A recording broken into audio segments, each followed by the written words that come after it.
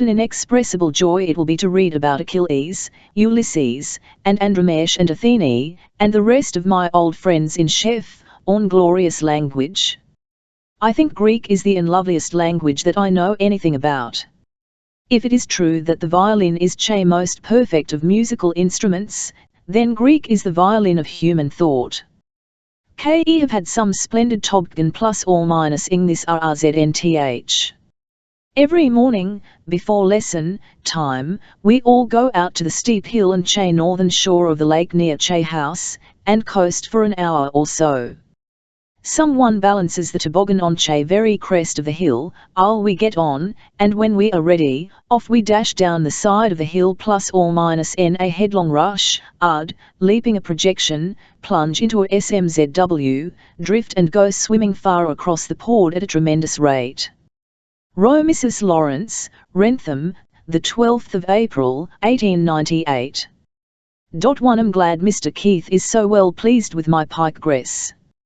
It is true algebra and geometry are growing easier all the time, especially algebra, and I have just received books in raised print which will greatly facilitate my work.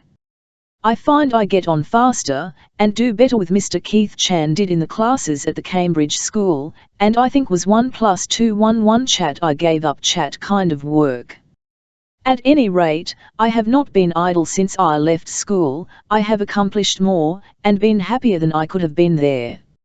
Mrs. Lawrence, Wrentham, the 29th of May, 1898. YY goes on bravely. Each day is filled to the brim with hard study, for I am anxious to accomplish as much as possible before I put away my hooks for the vacation. You will be pleased to hear I did 3 problems plus or minus in geometry yesterday with assistance. Mr. Keith and Leacher were quite enthusiastic over achievement, and plus or minus I must confess, I felt somewhat elated myself. Now I feel as if I should succeed in doing something in mathematics, although cannot see why it is so very important to know lines drawn from extremities of the base of an isosceles triangle, the middle points of the opposite sides are equal. The knowledge make life any sweeter happier, does it? And other hand, when we learn a new word, it is the key to untold treasures. Charles Dudley Carner Crentham, Mass. The 7th of June, 1898. I am afraid will conclude I am not very anxious for a tandem after all, since I have let nearly a week pass without answering your letter in regard to the kind wheel I should like. But really, I have been so constantly occupied with studies since we returned from New York, that I have not had time even to think of the fun would be to have a bicycle. You see, I am anxious to accomplish as much as possible before the long summer vacation begins. I'm glad, though, that I see nearly time to put away my books, for sunshine and flowers, and lovely lake in front of our house are doing their best to tempt me away from my Greek and mathematics, especially from latter. I am sure the daisies and buttercups have as little use for the science of geometry as I, in spite of fact they so beautifully illustrate its principles. But bless me, I mustn't forget the tandem. The truth is, I very little about bicycles. I have only ridden a sociable, which is very different from the ordinary tandem. The scusible is safer, perhaps, than the tandem, but plus or minus C is very heavy and awkward, and has a way of caking up greater part road. Besides, I have been told that sociables cost more than other kinds of bicycles. My teacher and other friends think I could ride a Columbia tandem in country with perfect safety. They also think your suggestion absent a fixed handlebar a good one. Ride with a divided skirt, and my teacher, but plus or minus C would be easier for her to mount a man's wheel far me, so, if plus or minus C could be arranged to have lady's seat behind, I think it would be better. Caroline Darby Crentham, the 11th of September, is 9s. 1 I'm out of doors all the time, rowing, serming, riding and doing a multitude of other pleasant things. This morning I rode over 12 miles on my tandem, on a rough road, and fell off 3 or 4 times, and am now awfully lame. But Che weather and Che scenery were so beautiful, and it was such fun to go scooting over the smoother part of the road, didn't mind Che mishaps in Che least. I have really learned to swim and dive, after a fashion. I can swim a little underwater, and do almost anything I like, without fear of getting drowned. Isn't Chat fine? It is almost no effort for me to row around Che Lake, no matter how heavy Che load be. SC can well imagine how strong and brown I am. Row Mrs. Lawrence 12 Newbury Street, Boston, the 23rd of October, 1898. This is the first opportunity I have had to write to since we came here last Monday. We have been in such a whirl ever since we decided to came Boston, it seemed as if we should never get settled. Poor teacher has had her hands full, attending to movers, and express, men, and all sorts of people. I wish were not such a bother to move, especially as we have to do ±C so often. 24. Keith comes here at 3:30 every day except Saturday. He says he prefers to come here for Che present. Reading the Iliad and Che Aeneid and Cicero, besides doing a lot in geometry and algebra. The Il+/- is beautiful with all the truth, and simplicity of a wonderfully childlike people, while the Aeneid is stately and is like a beautiful maiden, who always lived in a palace, surrounded by a magnificent court, while Che Il+/- is like a splendid Piath, who has had the earth for his playground. The weather has been awfully dismal all the week, but today is beautiful, our room is flooded with sunlight.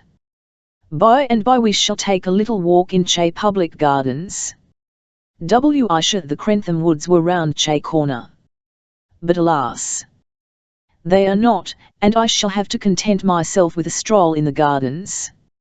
Somehow, after Che great fields and pastures and lofty pine, groves of Che country, they seem shut in and conventional. Even the trees seem self-conscious. Indeed, I doubt if they are speaking with their country cousins. I cannot help feeling sorry these trees with all Chet, fashionable airs. They are like the people whom they see every day, who prefer Che crowded, noisy city to the Zule and freedom of the country. Her even suspect high, circumscribed their lives are. They look down pityingly on Che country folk, have never had an opportunity to see Che great world. Oh my! If Che only realized their imitations, they would flee for their lives to the woods fields. What nonsense is Kai's? You will think I'm pining away for my beloved Wrentham, which is true in one sense and not in another. Do miss farm and the dear ones there dreadfully, but I am not unhappy. I have teacher and my books, and I have Che certainty chat something sweet and gold will come to me in this great city, where human beings struggle so bravely all their lives to wring happiness from cruel circumstances. I am glad to have my share in IE fair, whether it ze bright or sad. Row Mrs. William 4 Boston, the 6th of December, is 9s. My teacher and I had a jeered laugh over the girls' frolic. How funny they must have looked in their rough rider costumes, mounted upon their fiery steeds. Slim would describe them, they were anything like the saw horses I have seen. What jolly times they must have at it. I cannot help wishing sometimes that I could have some of the fun that other girls have. How quickly should lock up all these mighty warriors, and hoary sages, and impossible heroes, who are now almost my only companions, and dance and sing frolic like other girls. But I must not waste my time wishing idle wishes, and after all my ancient friends are very wise and interesting, and I usually enjoy their society very much indeed. It is once in a great while Chat I feel discontented, and liquor myself to wish for things I cannot hope for in this life. But, as UKNCRW, my heart is usually brimful of happiness. The Chat my dear Heavenly Father is always near, giving me abundantly of all those things, which truly enrich IIFE and make +T sweet and beautiful, makes every deprivation seem of little moment compared with the countless blessings I enjoy. Row Mrs. William Thor 12 Newbury Street, Boston, the 19th of December, 1898. 1 Realize now what a selfish, greedy girl I was to ask that my cup of happiness should be filled to overflowing, without stopping to think how many other people's cups were quite empty. I feel heartily ashamed of my thoughtlessness. One of Chai's disillusions, which it has hardest for me to get rid of, is that we have only to make our wishes KNCWN in order to have them granted. But I am slowly learning that there is not happiness enough plus or minus in the world everyone to have all that he wants, and it me to think that I should have forgotten, even for a moment, that I already have than my share, and that like poor Oliver Twist I should have asked for more. Row Mrs. Lawrence Hutton 12 Newbury Street, Boston. The 22nd of December, 1898. 1 Suppose M. Keith writes you chain news. If so, no chat. I have finished all Che geometry, and nearly all the algebra required for Che Harvard examinations, and after Christmas I shall begin a very careful review of both Sir Nects. You will be glad to hear chat Ings in mathematics now. Why, I can do long, complicated quadratic equations in my head quite easily, and plus or minus C is great fun. I think M. Keith is a wonderful teacher, and feel very grateful to him for having made me see the beauty of mathematics. Next to my own dear teacher, he has done more than anyone else to enrich and broaden my mind. Row Mrs. Lawrence Hutton 12 Newbury Street, Boston, the 17th of January, 1899. Have seen Kipling's Dreaming I Rue or Kitchener's School. It is a very strawy poem and set me dreaming too. Of course you have read about Che Gordon Memorial College, which the English people are to erect at Khartoum. While I was thinking over the blessings chat would come to Che people of Egypt through this college, and eventually to England herself, there came into my heart the strong desire that my own dear country should in a similar way convert the terrible loss of her brave sons on Che Main into a bless plus or minus RG to the people of Cuba. Would a college at Havana not be noblest and most enduring monument that could be raised to the brave men of the Main, as well as a source of infinite gok to all concerned? Imagine entering the Havana harbor, having Che Pier, where the Main was anchored CN that dreadful night, when she was so mysteriously destroyed, pointed out to you, being cold chat Che great, beautiful building overlooking the spot was the Main Memorial College, erected by Che American people, and having its object the education both of Cubans and Spaniards. What a glorious triumph such a monument would be of Che best and highest instincts of a Christian nation. In plus or minus C there would be no suggestion of hatred or revenge, nor a trace of the old, tired belief that might makes right. On the other hand, plus or minus C would be a pledge to the world chat we intend to stand by our declaration of war, give Cuba to the Cubans, as scan as we have fitted them to assume Che duties and responsibilities of a people. Row UR. John Hitz 12 Newbury Street, Boston, February S. ISE. 1 Had an exceedingly interesting experience last Monday. A kind friend took me over in the morning to Che Boston Art Museum. She had previously obtained permission from General Loring, superintendent of the museum, for me to touch Che statues, especially Chase which represented my old friends in the Iliad art in Eid. Cass that not lovely? While I was there, General Loring himself came in, and showed me some of the most beautiful statues, among which were Che Venus of Medici, the Minerva of the Parthenon, Diana, plus or minus in her hunting costume, with her hand on Che quiver and a doe by her side, and Che unfortunate Lacoon and his two little sons, struggling in the fearful coils of two huge and stretching arms tc skies with heart-rending cries. I also saw Apollo Belvedere. He had just slain Che Python and was standing by a great pillar of rock, extending his graceful hand plus or minus in triumph over the terrible snake. Oh, he was simply beautiful. Venus entranced me. She looked as if she had just risen from Che foam of Che sea, and her iconiness was Z plus or minus Ke, a strain of heavenly music. I also saw poor Niobe with her youngest child clinging close to her while she implored Che cruel goddess not to kill her last darling. I Rust cried, +or-C was also real and tragic. General Laurie R.G. kindly showed me a copy of one of the wonderful bronze doors of Che Baptistry of Florence, and I felt of the graceful pillars, resting on the backs of fierce lions. So see, I had a foretaste of Che pleasure which I hope someday to have a visiting Florence. My friend said, she would sometime show me Che copies of Che marbles brought away by Lord Elgin from the Parthams, but somehow, should prefer to see Che originals +or-N the place where genius meant them to remain, not only as a hymn of praise to the GCDS, but also as a monument of the glory of Greece. It really seems wrong to snatch such sacred things away from Che sanctuary of Che past where Che belong, Ro U R. William Boston, February IGTH, 1899. KHY, bless you, I thought I wrote to you Che day after Che eclogues arrived, and told you how glad I was to have them. Perhaps you never got that letter. At any rate, I thank you, dear friend, for tack +or-RG such a world of trouble for me. You will be glad to hear that the books from England are coming. Already have Che 7th and 8th books of Che Aeneid and one book of the Iliad, all of which is fortunate, as I have come almost to Che end of my embossed text, books. It gives me great pleasure to hear how much is being done for Che deaf, blind. The more I learn of them, the more kindness I find.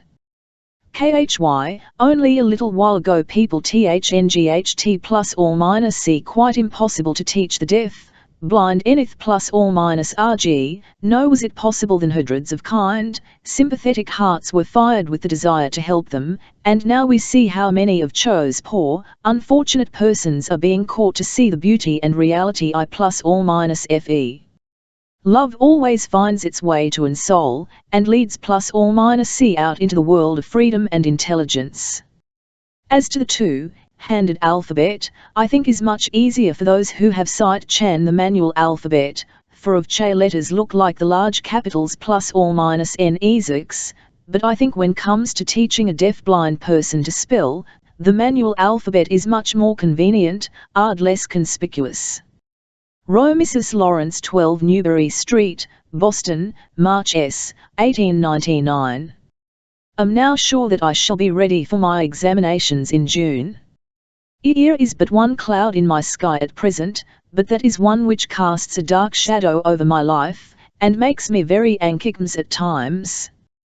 My teacher's eyes are no better, indeed, I think they grow more troublesome, though she is very brave and patient, and will not give up. But it is most distressing to me to feel that she is sacrificing her sight for me. I feel as if I ought to give up the idea of going to college altogether, for not all Che knowledge in Che could make me happy, at such a cost. I do wish, Mrs. Hutton, you would try to persuade teacher to take a rest, and have her eyes created. She will not listen to me.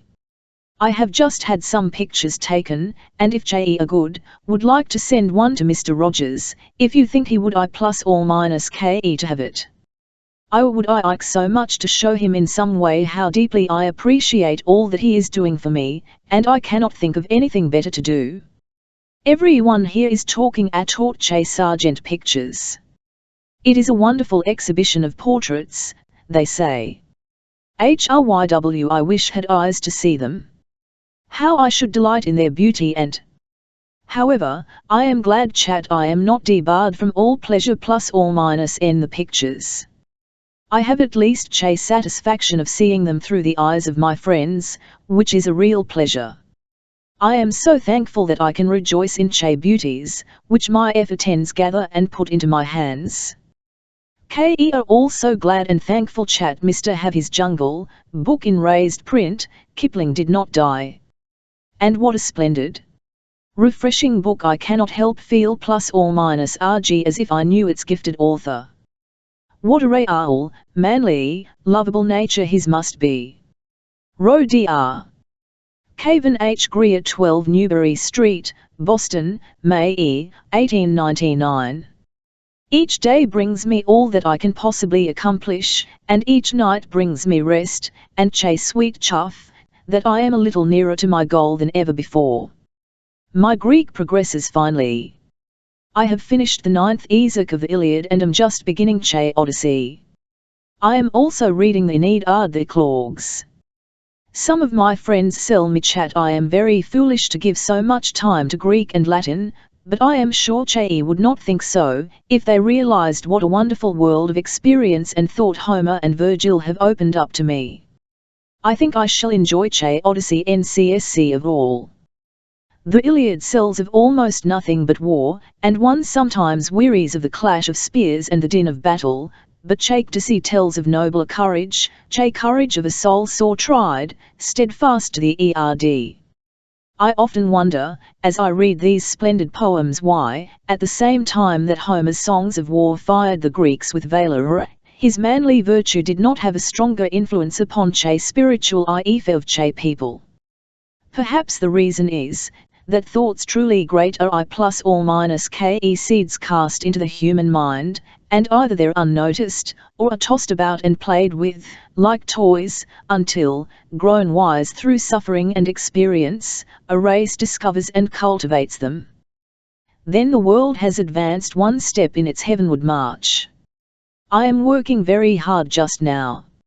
I intend to take my examinations ± in June, and there is a great deal to be done, before I shall feel ready to meet the ordeal. You will be glad to hear that my mother, our little sister and brother are coming north to spend this summer with me.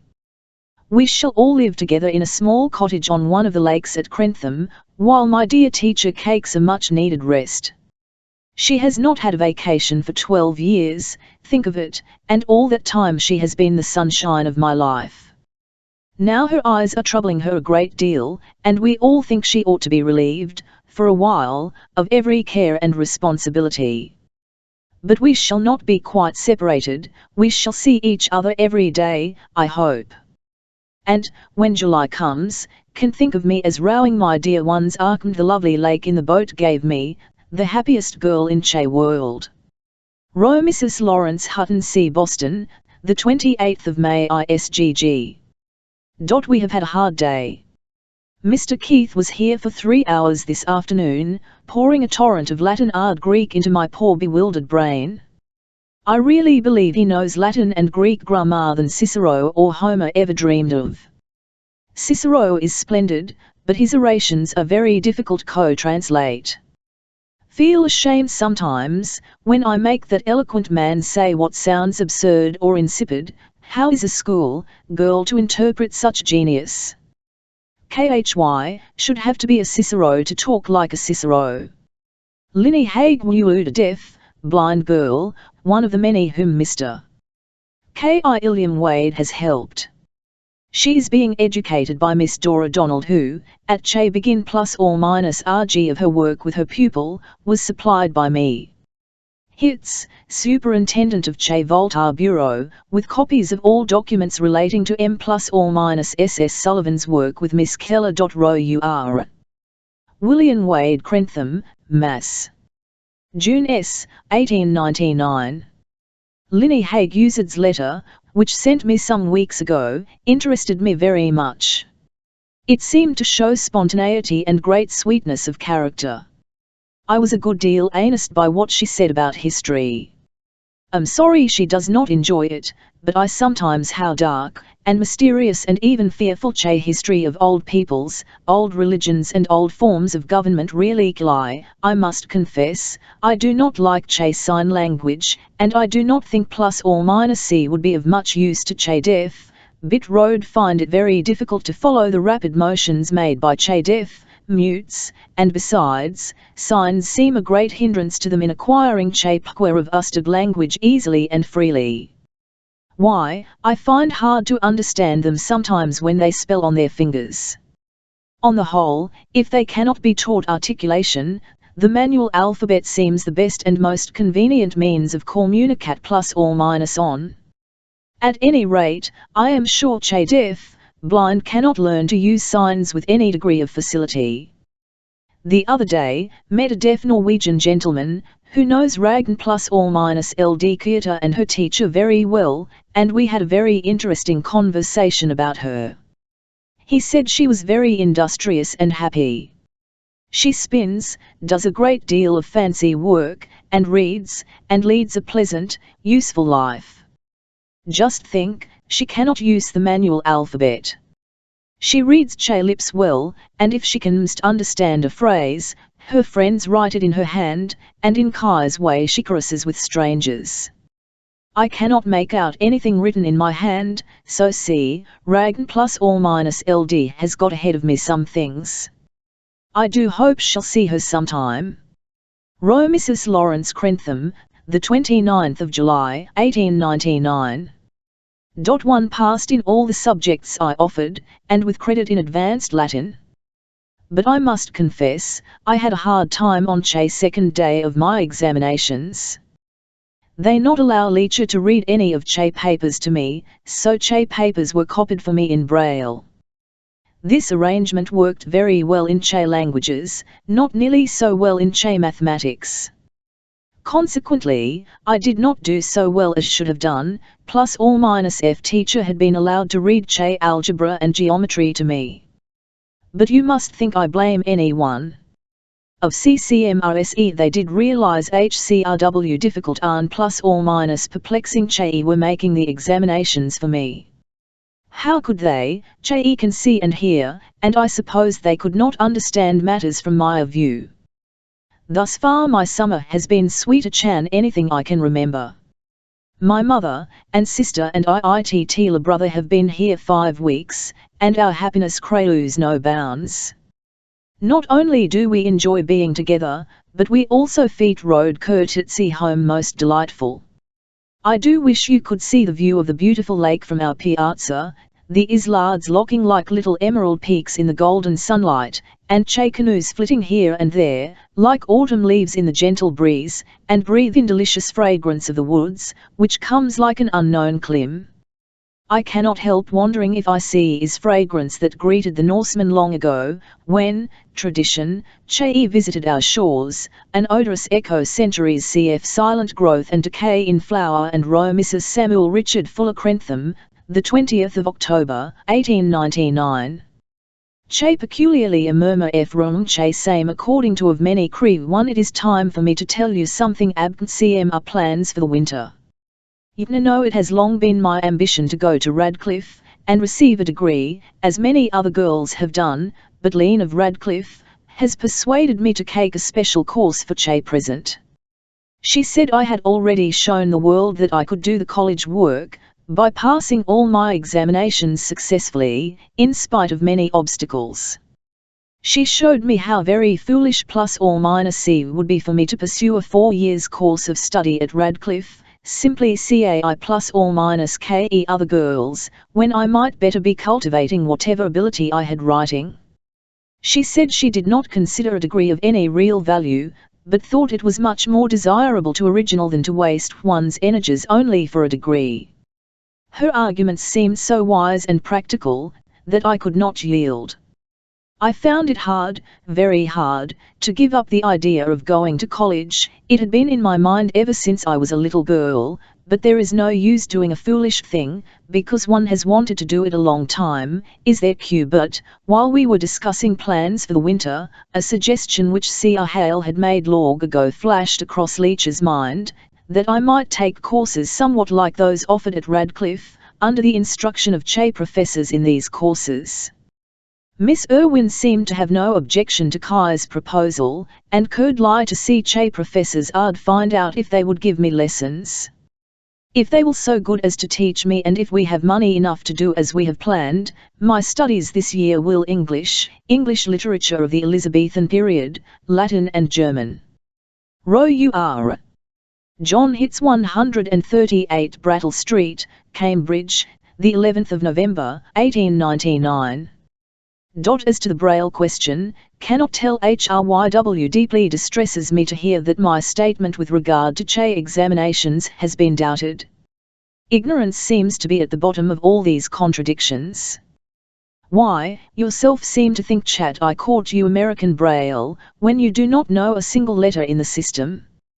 I could not help laughing when you said you had been writing to me in American Braille, and they were writing your letter in English Braille.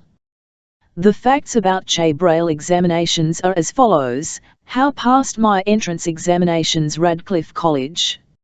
On the 29th and 30th of June, is 99, I took my examinations for Radcliffe College.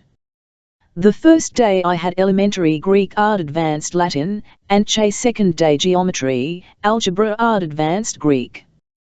The college authorities would not permit Miss Sullivan to read the examination papers me, so Mr. Eugene C. Vining, one of the instructors at Che Perkins Institution for the Blind, was employed to copy the papers me in Braille. Mr. Vining was a perfect stranger to me, and could not command plus or minus Kate with me except by writing plus or minus N Braille. The proctor also was a stranger, did not attempt to communicate with me in any way, and, as Che were both unfamiliar with my speech, they could not readily understand plus or minus what said to them. However, the Braille worked well enough in the languages, but when it came to geometry and algebra, plus or minus C was different. I was sorely perplexed, and felt quite discouraged, and wasted much precious time, especially in algebra. It true that I am perfectly familiar with all literary Braille, English, American, and New York point, but Che method of writing the various signs used in geometry and algebra in the three systems is very different, and 2 days before the examinations knew only the English method. I had used it all through my school work, and never any other system. In geometry, my chief difficulty was that I had always been accustomed to reading the propositions in zine print, having them spelled into my hand, and skmens, although Che propositions were right before me, yet the Braille confused me, and I could not fix in my mind clearly what I was reading. But, when I took up algebra, I had a harder time still. I was terribly handicapped by my imperfect knowledge of the notation. The signs, which I had learned the day before, and which thought I knew perfectly, confused me. Consequently my work was painfully slow, and I was obliged to read the examples over and over before I could form a clear idea of what I was rezu plus or minus read ca do. Indeed, I am not sure now that read all Che signs correctly, especially as I was much distressed, and plus or minus found it very hard to keep my wits at sussy me.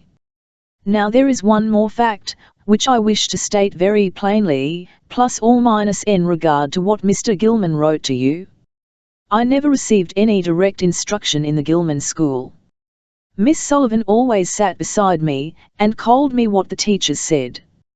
I teach Miss Hall, my teacher in physics, how to write the American Braille, but she never gave me any instruction by means of plus or minus C, unless a few problems written for practice, which made me waste much precious time them, can be called plus or minus instruction. Dear Frau Great learned the manual alphabet, and used to teach me herself, but Kai's was in private lessons, which were paid for by my effortens. In Che German class Miss Sullivan interpreted to me as well as she could what Che teacher said.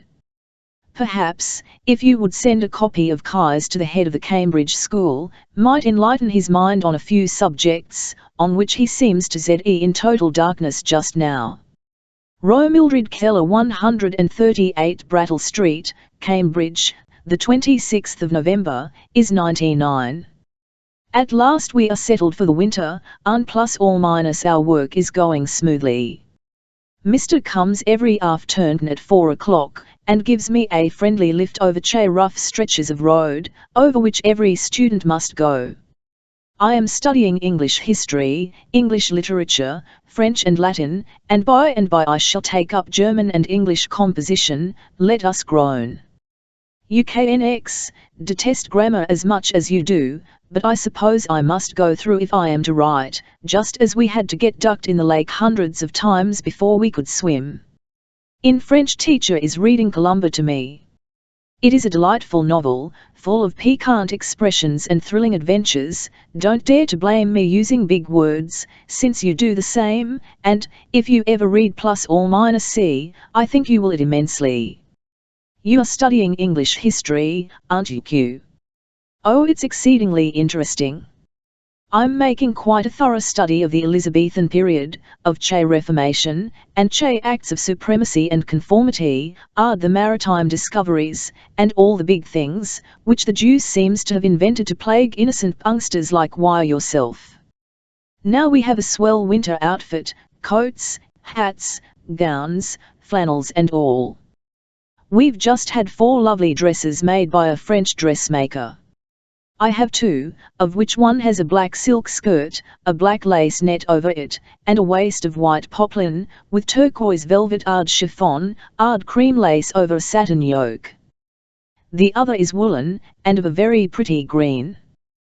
The waist is trimmed with and green brocade velvet, and white lace, think, and has double reefers on the front, tucked and trimmed with velvet, and also a row of tiny white buttons. Lecha Ku has a dress. Skirt is black, while the waist is mostly yellow, trimmed with delicate lavender chiffon, and black velvet bousard lace.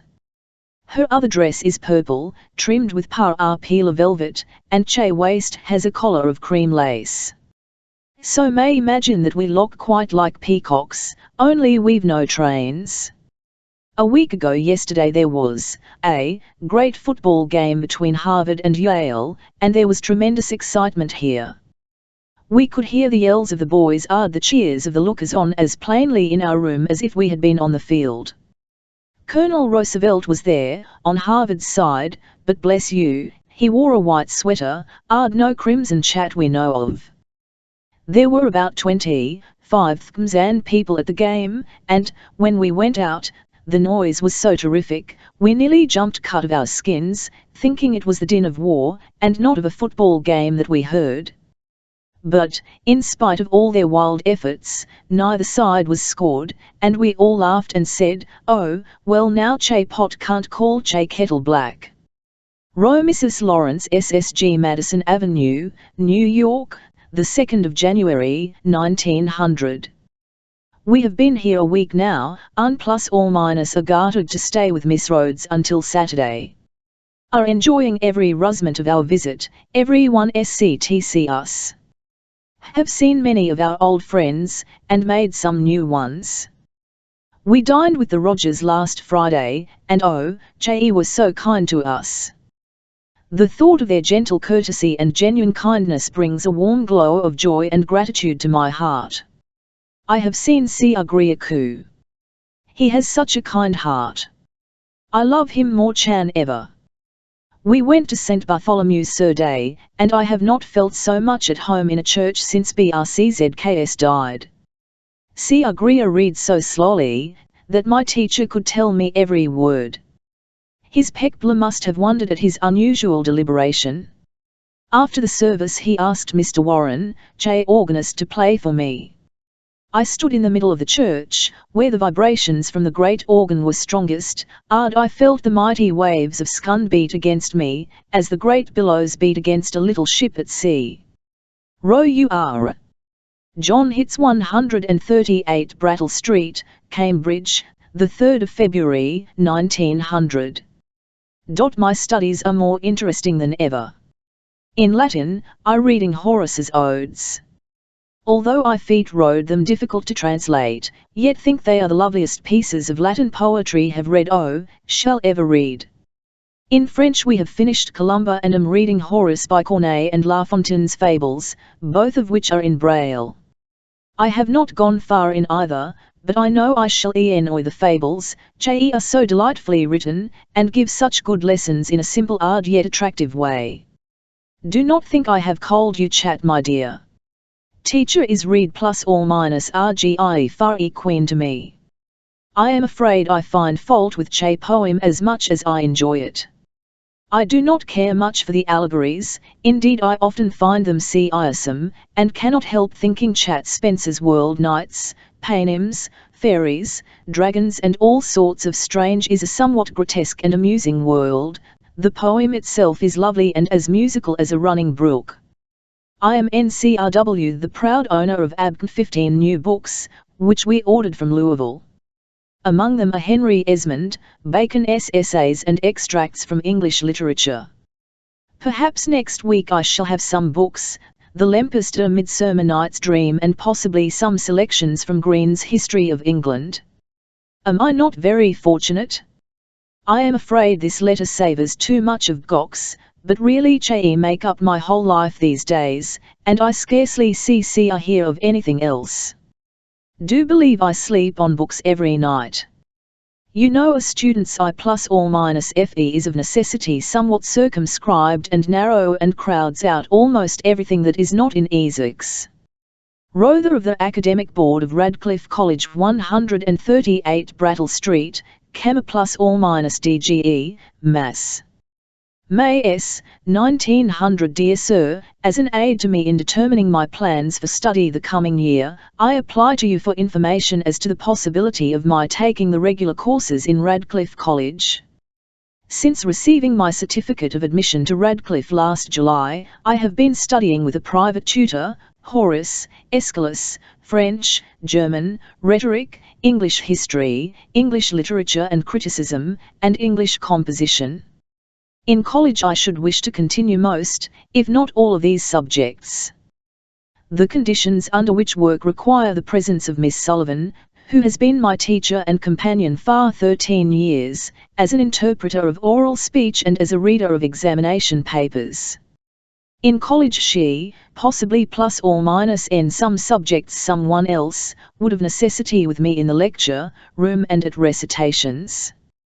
I should do my written work on a typewriter, and a professor could not understand my speech. I could write out my answers to his questions and hand them to him after the recitation. Is it possible for the college to accommodate itself to these unprecedented conditions, so as to enable me to pursue my studies at Radcliffe?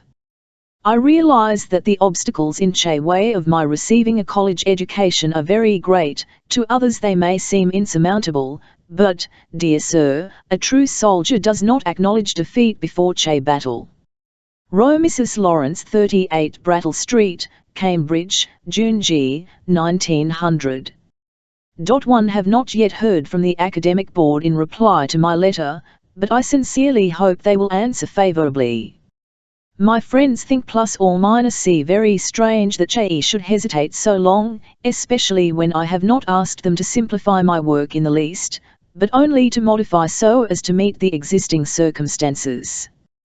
Cornell has offered to make arrangements suited to the court at plus or minus on the order which I work, if I should decide to go to that college, and the University of Chicago has made a similar offer, but I'm afraid if I went to any other college, it would be thought I did not pass my examinations for Radcliffe satisfactorily.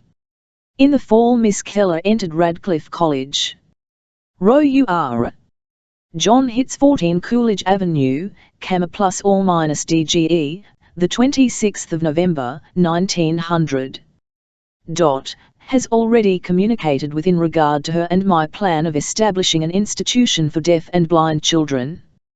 At first I was most enthusiastic in its substance, and I never dreamed that any grave objections could be raised except indeed by those who are hostile to literature, but now, after thinking seriously and consulting my friends, have decided S plan is by no means feasible.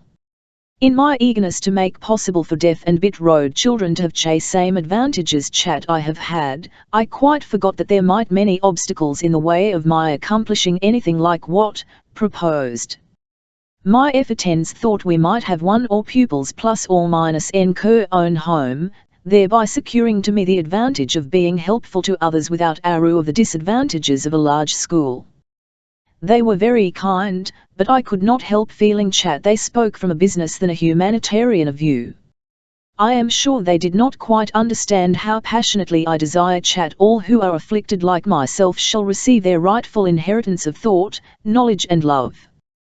Still I could shut my eyes to force and weight of their arguments, and I saw plainly that I must abandon scheme as impracticable.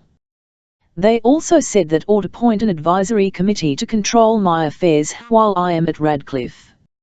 I considered this suggestion carefully, then I told Mr. Rhodes I SHCMLD and glad to have wise friends to whom I see CMLD always turn for advice in all important matters. For Kai's committee chose 6, my mother, Leacher, because she is like a mother to me, Mrs. Hutton, me. Rhodes, C. R. Greer and Mr. Rogers, because it is they who have supported me all these years and made +or- possible for me to enter college. Mrs. Hutton had already written to Mother, asking her to telegraph if she was willing for me to have other advisers besides herself art teacher. This we received word that Mother had given her consent ca this arrangement. Now remains for me to write to Do. Greer and Mr. Rogers. K.E. had a long talk with Dr. Bell. Finally he proposed a plan which delighted us all beyond. He said that +or- was a gigantic blunder to attempt to found a school for deaf and blind children, because then they would lose the most precious opportunities of entering into the fuller, richer, freer life of seeing and hearing children. Had misgivings on Kai's point, but could not see how we were to help +or- Mr. Bell suggested Chat, and all her friends who are interested in her scheme should organize an association for the promotion of the education of the deaf and blind, Leacher and myself being included of course. Under his plan they were to appoint teacher to train others to instruct deaf and blind children in their 07M homes, just as she had taught me. Funds were to be raised for Che teachers' lodgings and also their salaries. At Che same time Dr. Bell added that could rest content and fight my way through Radcliffe in competition with seeing and hearing girls, while the great desire of my heart was being fulfilled. We clapped our hands and shouted, went away beaming with pleasure, and teacher and I felt more light of heart than we had for some time. Of course we can do nothing just NCW but Che painful anxiety about my college work and Che future welfare of the deaf and blind has been lifted from our minds. Tell me what you think about C.R. Bell's suggestion. It seems most practical and wise to me, but I must know all that there is to be known about +or- before I speak or act +or- the matter. Rour. John D. Wright, Cambridge, the 9th of December, 1900. Do you think me a villain? And I can't think of a bad answer to express your opinion of me, unless indeed horse, thief will answer the purpose. Tell me truly, do you think me as bad as that? I hope not. I have thought many letters to you which never got on paper, and I am delighted to get your good letter, really was, and I to answer it immediately, but yes, the days slip by unnoticed when one is busy, and have been very busy this fall. You must leave Chat. Radcliffe girls are always up to their ears in WRK. If doubt it, you'd better come and see for yourself. Yes, 1 a.m. caking the regular college CCMRSE for a degree. When I'm a BA, suppose you will not dare call me a villain. Studying English, Soppensimper English, if please, though can't see that is different from just plain English, German, French and history. I'm enjoying my work even more than expected to, which is another way of saying that I'm glad I came. It is hard, very hard at times, but +or- hasn't swamped me yet. No, I am not studying Yathimac +or- or Greek or Latin either. The courses at Radcliffe are elective, only certain courses in English are prescribed. I passed off my English and advanced French before I entered college, and I choose Che courses I like best.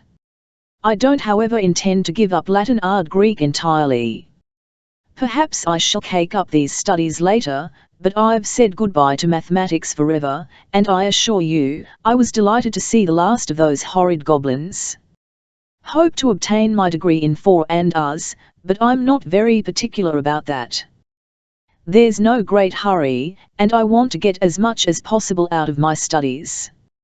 Many of my friends be well pleased if I would take 2 or even 1 course a year, _LT I rather object to spending the rest of my life in college. Rour. William Wade 14 Coolidge Avenue, Cambridge, December the 9th. Since you are so much interested in Che deaf and blind, I will begin by telling you of several cases I have come across lately. Last October heard of an unusually bright little girl in Riggs. Her name is Ruby Rice, she is 13 years old, I think. She has never been caught, but Che say she can sew and likes to help others in Kai's sort of work. Her sense of smell is wonderful. Why, when she enters a store, she will go straight to the showcases, she can also distinguish her own things. Her parents are very AMX plus or minus or use plus or minus a deed to find a teacher for her. They have also written to Mr. Hitz about her. I also know a child at the Institution for the Deaf in Mississippi. Her name is Maud Scott, and she is 6 years old. Miss Watkins, the lady who has charge of her, wrote me a most interesting letter. She said Chat Maud was born deaf and lost her sight when she was only 3 months old, and that when she went to the institution a few 1 plus or minus X ago, she was quite helpless. She could not even walk and had very titsy use of her hands. When they tried to teach her to string beads, her little hands fell to her side. Evidently her sense of touch has been developed, and as yet she can walk only when she holds someone's hand. _LT She seems to be an exceed plus or minus RGLY bright child. Miss Catkins adds that she is very pretty. I have written to her that when Maud learns to read, I shall have many stories to serve her. The dear, sweet little girl, it makes my heart ache to think how utterly she is cut off from all that is good and desirable plus or minus in life. But Miss Watkins seems to be just Che kind of teacher she needs. I was in New York not long ago and I saw Miss Rhodes, who told me that she had seen Katie McJer. She said Che poor young girl acted exactly like a little child. Katie played with Miss Rhodes's rings and took them away, saying with a merry laugh, "You shall have them again." She could only understand Miss Rhodes when she talked about the simplest things. The latter wished to send her some books, but she could not find anything simple enough for her. She said Katie was very sweet indeed, but sadly in need of proper instruction. Was much surprised to hear all this, for I judged from your letters Chat Katie was a very precocious girl. A few days ago met Stringer in the railroad station at Grantham. He is a great, strong NCW, and he will soon need a man to take care of him. He is really too big for a lady to manage. He goes to Che Public School, here, his progress is astonishing, they say, but it doesn't show as yet in his conversation, which is I imitate to yes and no row Mr. Charles I. The 20th of December, 1900. My dear Mr. Copeland, I venture to write to you because I am afraid Chat if I do not explain why I have stopped writing themes, you will think I have become discouraged, or perhaps Chat co-escasselticism have beat a cowardly retreat from class. Please do not think either of these very unpleasant thoughts. I am not discouraged, nor am I afraid. I am confident that I could go on writing themes like Cho's I have written, and I suppose I should get through the course with fairly good marks, but this sort of literary patch work has lost all interest for me. Have never been satisfied with my work, but I never knew what my difficulty was until you pointed it out to me. When came to your class last October, I was crying WICH all my might to be like everybody else, to forget as entirely as possible my limitations and peculiar environment. Now, however, I see the folly of attempt turn J to hitch one's wagon to a star with harness that does not belong to it. I have always accepted other people's experiences and observations as a matter course. It occurred to me that it might be worthwhile to make my own observations and describe the experiences peculiarly my CVM. Henceforth I am resolved to be myself, to live my CWN life and write my own thoughts when I have any. When I have written something that seems CAB fresh and spontaneous and worthy of your criticisms, will bring to PU, if I may, and if you think plus or minus C good, I shall be happy, but if your verdict is unfavourable, I shall try again and yet again until I have succeeded in pleasing you. Row Mrs. Lawrence 14 Coolidge Avenue, Cambridge, the 27th of December, 1900. So read about our class luncheon in the Pagas? How in the world do the papers find out everything, I wonder? I am sure no reporter was present. I had a splendid time. the toasts and speeches were great fun. I only spoke a few words, as I did not know was expected to speak until a few minutes before was called upon. Think I wrote you that I had been elected vice president of the freshman class of Radcliffe. Did tell you ± my last letter that I had a new dress, a real party dress with low neck and short sleeves and quite a train. Is pale blue, trimmed with chiffon of same collar. I have worn only once. Then I felt Chat-Solo-Rusn in all his glory was not to be compared with me. Anyway, he certainly never had a dress like mine. A gentleman in Philadelphia has just written to my teacher Abzusi, a deaf and blind child in Paris, whose parents are Poles. The mother is a physician and brilliant man, he says. His little boy could speak 2013 languages before he lost his hearing through sickness, and he is now only about 5 years old. Poor little fellow, I wish I could do something for him, but he is so young, my teacher thinks would be too bad to separate him from his Rotha. Have had a letter from Mrs. Thor with regard to possibility of doing something for these children. Bell thinks present census will show that there are more than 1,000 in the United States alone, i.e. number of deaf, bit road young in cut to be benefited by education is not so large as this, but education of Kai's class of defectives has been neglected, and Mrs. Thor thinks if all my friends were to unite their efforts, ± would be an easy mat, establish at the beginning of Kai's new century a new line which mercy might travel, and the rescue of these unfortunate children. CCMLD be accomplished. Row UR. William Wade, Cambridge, the 2nd of February, 1901. By the way, have any specimens of English Braille especially printed for those who have lost their sight late in life, have fingers hardened by long coil, so that couch is less sensitive than that of other blind people? I read an account of such a system ± in one of my English magazines, and I am anxious to KNCRW more about it. If it is as efficient as say, see no reason why English Braille should not adopted by blind of all countries. Why, I see is the print that can be most readily adapted to many different languages. Even Greek can be embossed in it, as no. Then, Q, ± will be rendered still more efficient by the interpointing system, which will save an immense amount of space and paper.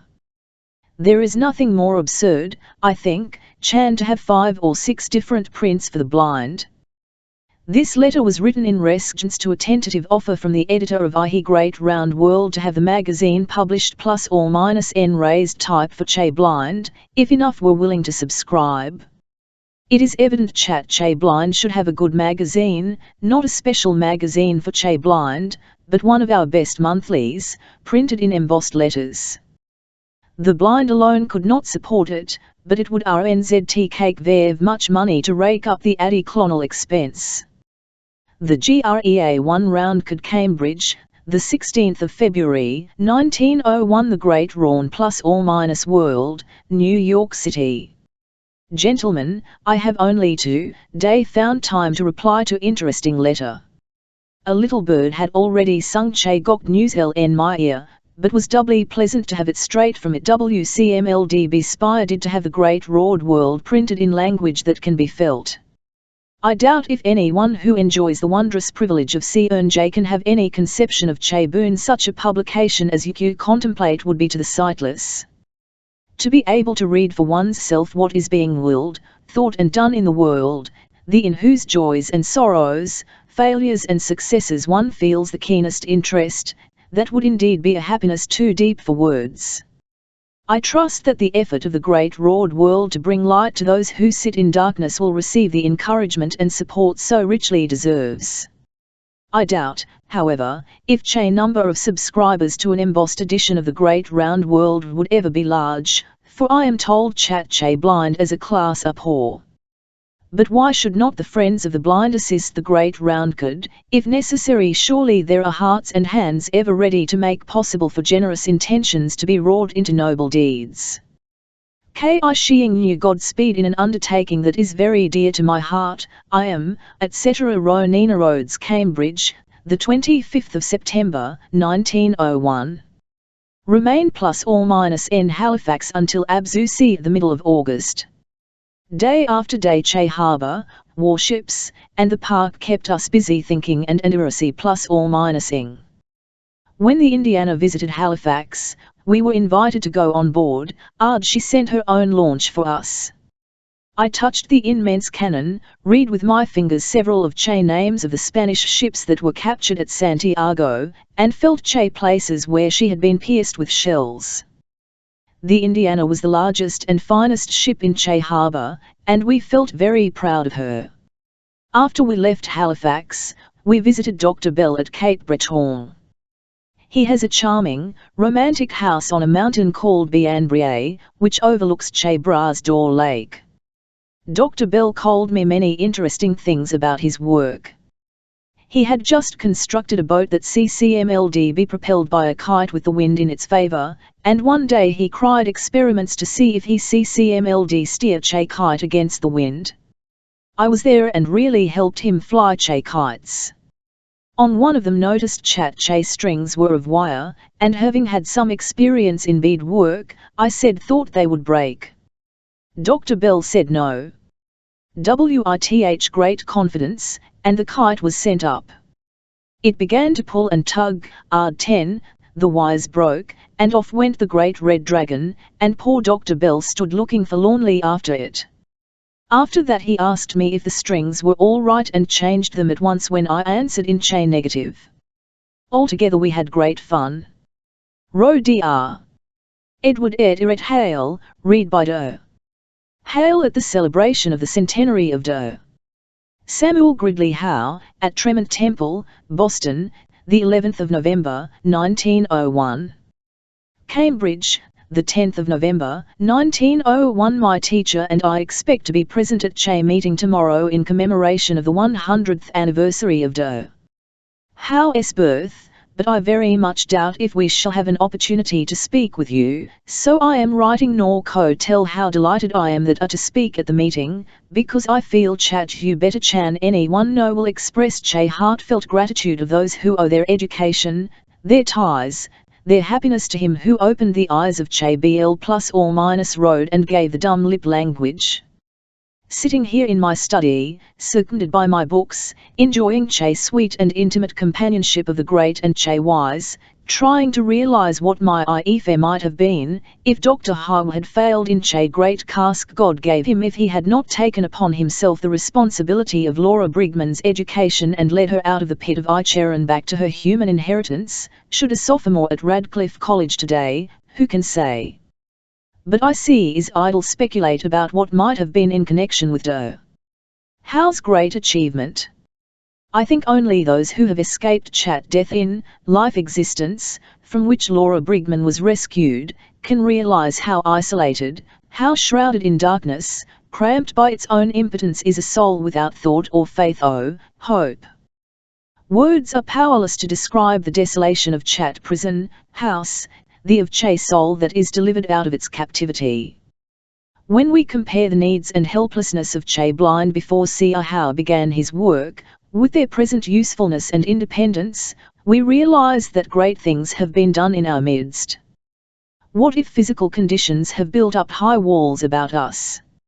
I hanks TC our friend and helper, our world iis upward, the length and breadth and sweep of the heavens occurs. It is pleasant to think Chat Dr. Howe's noble deeds will receive their due tribute of affection and gratitude, in Che City, which was Che scene of his great labours and spirited victories for human ± tie. Kith kind greetings, in which my teacher joins me. I am affectionately your friend, Helen Keller. Row the Hun George Frisbee Hall, Cambridge, Mass. The 25th of November, 1901. My dear Senator Hoare, I am glad you liked my letter about Doe Howe. It was written out of my heart, and perhaps that is why response in other hearts. I will ask letter, so chat I can make a copy of you see, I use a typewriter, it is my speak. Without it I do not see all my themes and examinations on it, only one drawback, and that probably it met a sympathetic Doe Hail to lend me the it for right hand ran, so to CCMLD go to college. I write even Greek. Indeed, it is regarded as an advantage by the professors, is that one's mistakes may detected at a glance, for there is no chance to hide them in illegible writing. I know you will be amused when tell you chat I am deeply interested in. I like to have Che papers read to me, and I try to understand Che great questions of the day, but am afraid my knowledge is very unstable. I change my opinions with every new book I read. I used to think that when I studied civil government and economics, all my difficulties and perplexities would blossom into beautiful certainties. Alas, I find that there are more cares than wheat in these fertile fields of knowledge. 3. A supplementary account of Helen Keller's life and education. Chapter 1. The writing of the book. It is fitting that Miss Keller's story of my life should appear at this time. What is remarkable in her career is already accomplished, and whatever she may do in the future will be but a relatively slight addition to the success which distinguishes her now. That success has just been assured, for it is her work at Radcliffe during the last 2 years which has shown that she can carry her education as far as if she was studying under normal conditions. Whatever doubts Miss Keller herself may have had are now at rest. Several passages of her autobiography, as it appeared in serial form, have been made the subject of a grave editorial in a Boston newspaper, in which the writer regretted Miss Keller's apparent disillusionment in regard to the value of her college life. He quoted the passages in which she explains that college is not the universal Athens she had hoped to find, and cited the cases of other remarkable persons whose college life had proved disappointing. But it is to be remembered that Miss Keller has written many things in her autobiography for the fun of writing them, and the disillusion, which the writer of the editorial took seriously, is in great part humorous. Miss Keller does not suppose her views to be of great importance, and when she utters her opinions on important matters she takes it for granted that her reader will receive them as the opinions of a junior in college, not of one who writes with the wisdom of maturity. For instance, it surprised her that some people were annoyed at what she said about the Bible, and she was amused that they did not see, what was plain enough, that she had been obliged to read the whole Bible in a course in English literature, not as a religious duty put upon her by her teacher or her parents. I ought to apologize to the reader and to Miss Keller for presuming to say what her subject matter is worth, but one more explanation is necessary. In her account of her early education, Miss Keller is not giving a scientifically accurate record of her life, nor even of the important events. She cannot know in detail how she was taught, and her memory of her childhood is in some cases an idealized memory of what she has learned later from her teacher and others. She is less able to recall events of 15 years ago than most of us are to recollect our childhood. That is why her teacher's records may be found to differ in some particulars from Miss Keller's account. The way in which Miss Keller wrote her story shows, as nothing else can show, the difficulties she had to overcome. When we write, we can go back over our work, shuffle the pages, interline, rearrange, see how the paragraphs look in proof, and so construct the whole work before the eye, as an architect constructs his plans. When Miss Keller puts her work in typewritten form, she cannot refer to it again unless someone reads it to her by means of the manual alphabet. This difficulty is in part obviated by the use of her Braille machine, which makes a manuscript that she can read, but as her work must be put ultimately in typewritten form, and as a Braille machine is somewhat cumbersome, she has got into the habit of writing directly on her typewriter. She depends so little on her Braille manuscript, that, when she began to write her story more than a year ago and had put in Braille 100 pages of material and notes, she made the mistake of destroying these notes before she had finished her manuscript. Thus she composed much of her story on the typewriter, and in constructing it as a whole depended on her memory to guide her in putting together the detached episodes, which Miss Sullivan read over to her. Last July, when she had finished under great pressure of work her final chapter, she set to work to rewrite the whole story. Her good friend, Mr. William Wade, had a complete Braille copy made for her from the magazine proofs. Then for the first time she had her whole manuscript under her finger at once. She saw imperfections in the arrangement of paragraphs and the repetition of phrases. She saw, too, that her story properly fell into short chapters and redivided it. Partly from temperament, partly from the conditions of her work, she has written rather a series of brilliant passages than a unified narrative.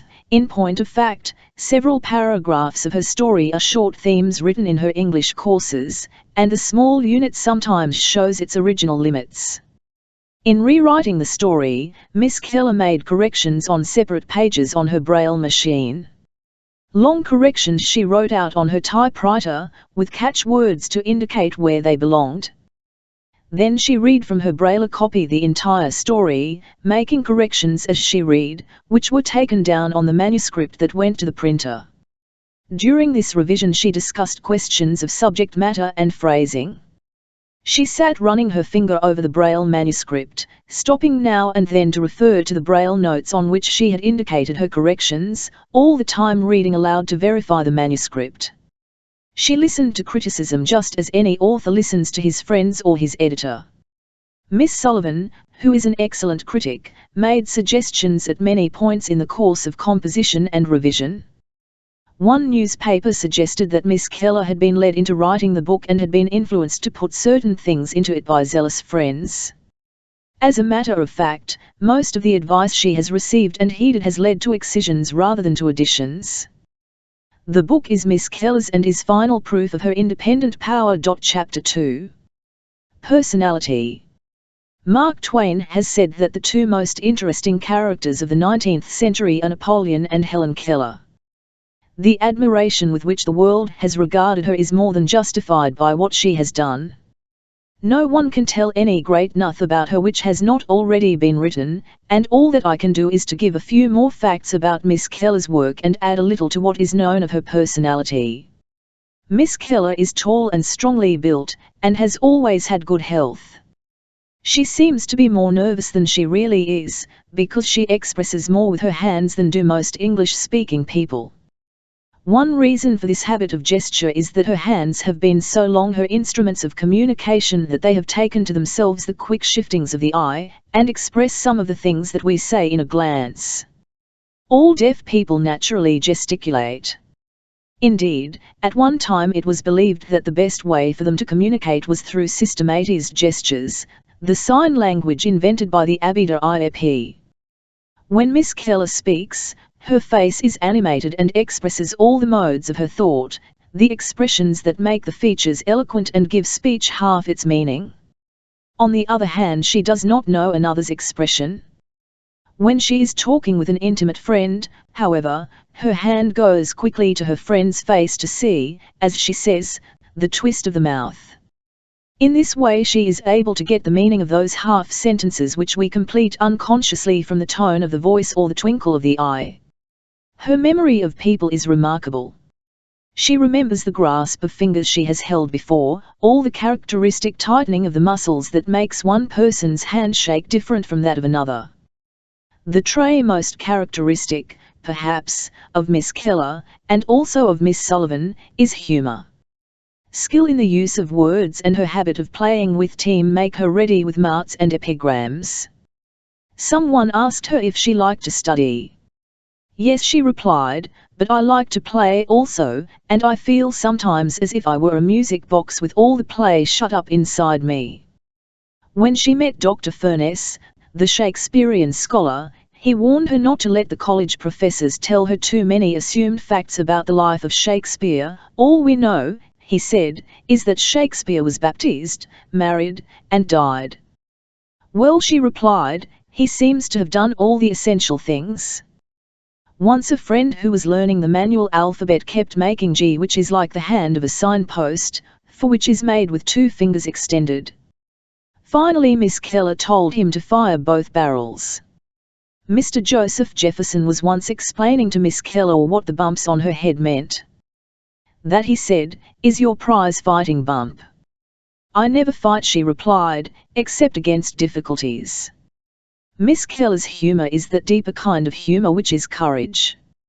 13 years ago she made up her mind to learn to speak, and she gave her teacher no rest until she was allowed to take lessons, although wise people, even Miss Sullivan, the wisest of them all, regarded it as an experiment unlikely to succeed and almost sure to make her unhappy.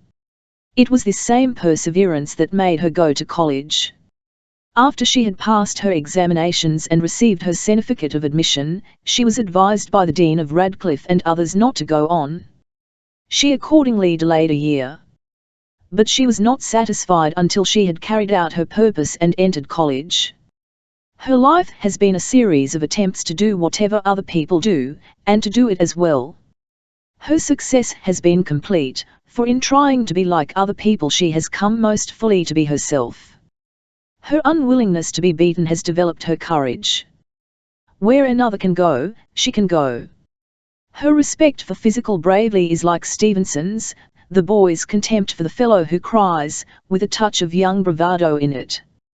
She takes tramps in the woods, plunging through the underbrush, where she is scratched and bruised, yet you could not get her to admit that she is hurt, and you certainly could not persuade her to stay at home next time. So when people TTY experiments with her, she displays a sportsmanlike determination to win in any test, however unreasonable, that one may wish to put her to. If she does not know the answer to a question, she guesses with mischievous assurance. Ask her the color of your coat, no blind person can tell color, she will feel it and say black. If it happens to be blue, and you tell her so triumphantly, she is likely to answer, thank you. I am glad you know. Why did you ask me?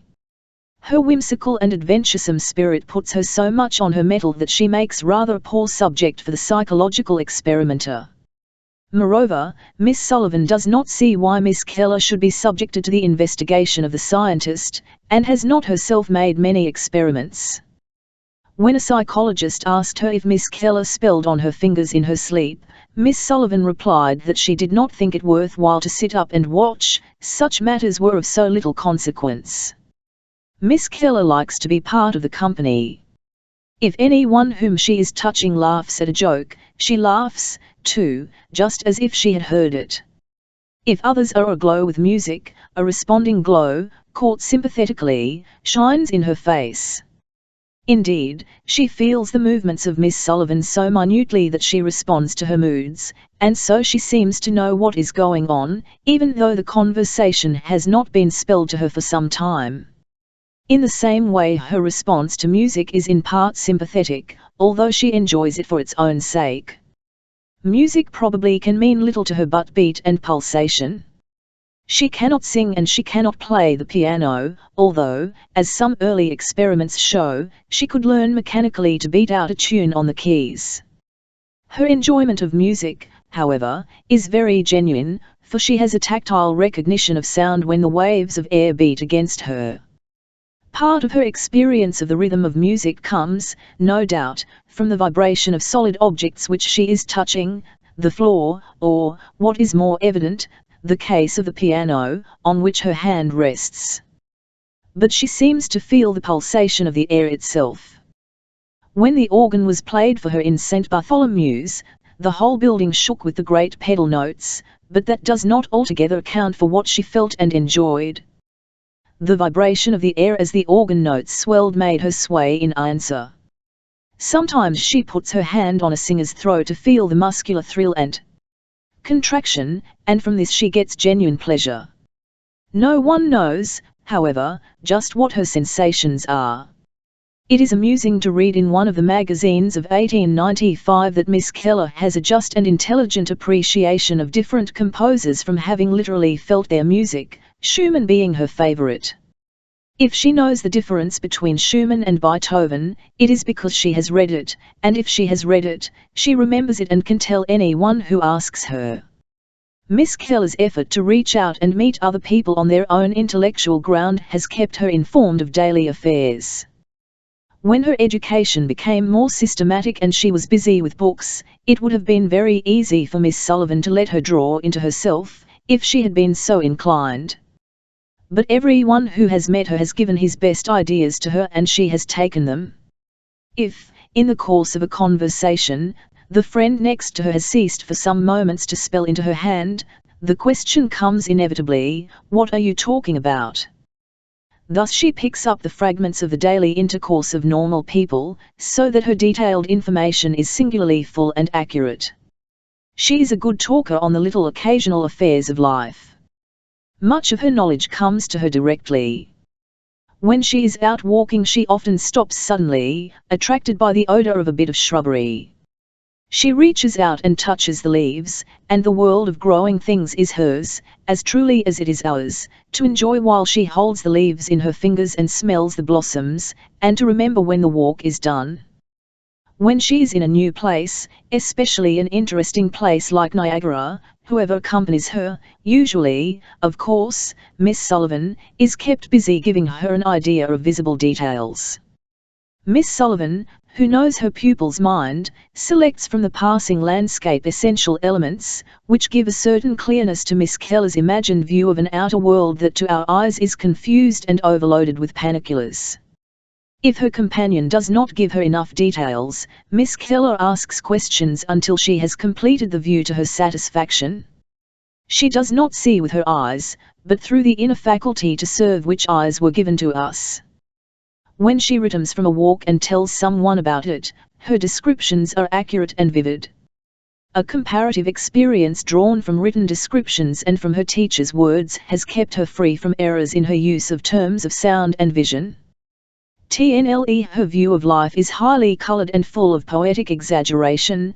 The universe, as she sees it, is no doubt a little better than it really is. But her knowledge of it is not so incomplete as one might suppose. Occasionally she astonishes you by ignorance of some fact which no one happens to have told her. For instance, she did not know, until her first plunge into the sea, that it is salt. Many of the detached incidents and facts of our daily life pass around and over her unobserved, but she has enough detailed acquaintance with the world to keep her view of it from being essentially defective. Most that she knows at first hand comes from her sense of touch.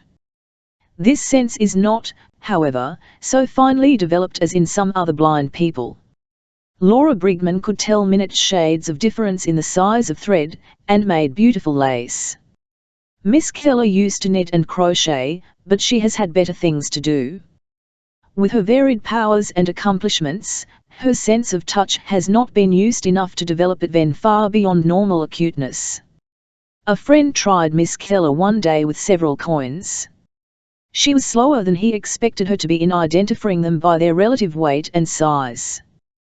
But it should be said she almost never handles money, one of the many sordid and petty details of life, by the way, which she has been spared. She recognizes the subject and general intention of a statuette 6 inches high. Anything shallower than a half-inch bas-relief is a blank to her, so far as it expresses an idea of beauty. Large statues, of which she can feel the sweep of line with her whole hand, she knows in their higher aesthetic value. She suggests herself that she can know them better than we do, because she can get the TNLE dimensions and appreciate more immediately the solid nature of a sculptured figure. When she was at the Museum of Fine Arts in Boston she stood on a stepladder and let both hands play over the statues. When she felt a bas-relief of dancing girls she asked, "Where are the singers?" When she found them she said, "One is silent." The lips of the singer were closed.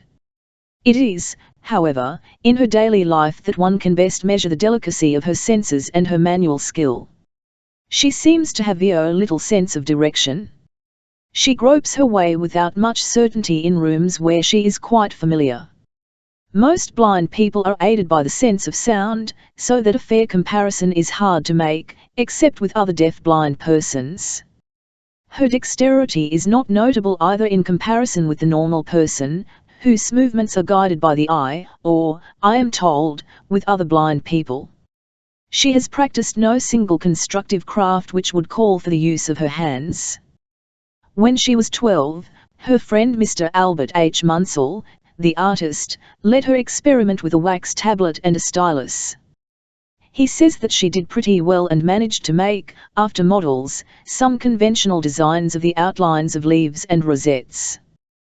The only thing she does which requires skill with the hands is her work on the typewriter. Although she has used the typewriter since she was 11 years old, she is rather careful than rapid. She writes with fair speed and absolute sureness. Her manuscripts seldom contain typographical errors when she hands them to Miss Sullivan to read. Her typewriter has no special attachments. She keeps the relative position of the keys by an occasional touch of the little finger on the outer edge of the board. Miss Keller's reading of the manual alphabet by her sense of touch seems to cause some perplexity. Even people who know her fairly well have written in the magazines about Miss Sullivan's mysterious telegraphic communications with her pupil. The manual alphabet is that in use among all educated deaf people. Most dictionaries contain an engraving of the manual letters. The deaf person with sight looks at the fingers of his companion, but it is also possible to feel them. Miss Keller puts her fingers lightly over the hand of one who is talking to her and gets the words as rapidly as they can be spelled. As she explains, she is not conscious of the single letters or of separate words. Miss Sullivan and others who live constantly with the deaf can spell very rapidly, fast enough to get a slow lecture, not fast enough to get every word of a rapid speaker. Anybody can learn the manual letters in a few minutes, use them slowly in a day, and in 30 days of constant use talk to Miss Keller or any other deaf person without realizing what his fingers are doing. If more people knew this, and the friends and relatives of deaf children learned the manual alphabet at once, the deaf all over the world would be happier and better educated. Miss Keller reads by means of embossed print or the various kinds of braille.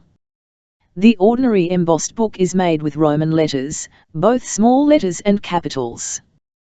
These letters are of simple, square, angular design. The small letters are about 3/16 of an inch high, and are raised from the page the thickness of the thumbnail. The books are large, about the size of a volume of an encyclopedia. Green's short history of the English people is in 6 large volumes. The books are not heavy, because the leaves with the raised type do not lie close. The time that one of Miss Keller's friends realizes most strongly that she is blind is when he comes on her suddenly in the dark and hears the rustle of her fingers across the page. The most convenient print for the blind is Braille, which has several variations, too many, indeed, English, American, New York point. Miss Keller reads them all.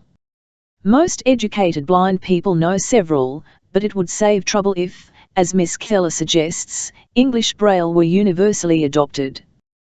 The facsimile on page 15, omitted from the text, gives an idea of how the raised dots look. Each character, either a letter or a special Braille contraction, is a combination made by varying in place and number points in 6 possible positions. Miss Keller has a Braille writer on which she keeps notes and writes letters to her blind friends. There are 6 keys, and by pressing different combinations at a stroke, as one plays a chord on the piano, the operator makes a character at a time in a sheet of thick paper, and can write about half as rapidly as on a typewriter. Braille is especially useful in making single manuscript copies of books. Books for the blind are very limited in number. They cost a great deal to publish and they have not a large enough sale to make them profitable to the publisher, but there are several institutions with special funds to pay for embossed books. Miss Keller is more fortunate than most blind people in the kindness of her friends who have books made especially for her, and in the willingness of gentlemen, like Mr. E. Allen of the Pennsylvania Institute for the Instruction of the Blind, to print, as he has on several occasions, editions of books that she has needed. Miss Keller does not as until read very fast, but she reads deliberately, not so much because she feels the words less quickly than we see then, as because it is one of her habits of mind to do things thoroughly and well. When a passage interests her, or she needs to remember it for some future use, she flutters it off swiftly on the fingers of her right hand. Sometimes this finger play is unconscious. Miss Keller talks to herself absent-mindedly in the manual alphabet. When she is walking up or down the hall or along the veranda, her hands go flying along beside her like a confusion of birds' wings. There is, I am told, tactile memory as well as visual and oral memory. Miss Sullivan says that both she and Miss Keller remember in their fingers what they have said. For Miss Keller to spell a sentence in the manual alphabet impresses it on her mind just as we learn a thing from having heard it many times and can call back the memory of its sound. Like every deaf or blind person, Miss Keller depends on her sense of smell to an unusual degree. When she was a little girl she smelled everything and knew where she was, what neighbor's house she was passing, by the distinctive odors. As her intellect grew she became less dependent on this sense.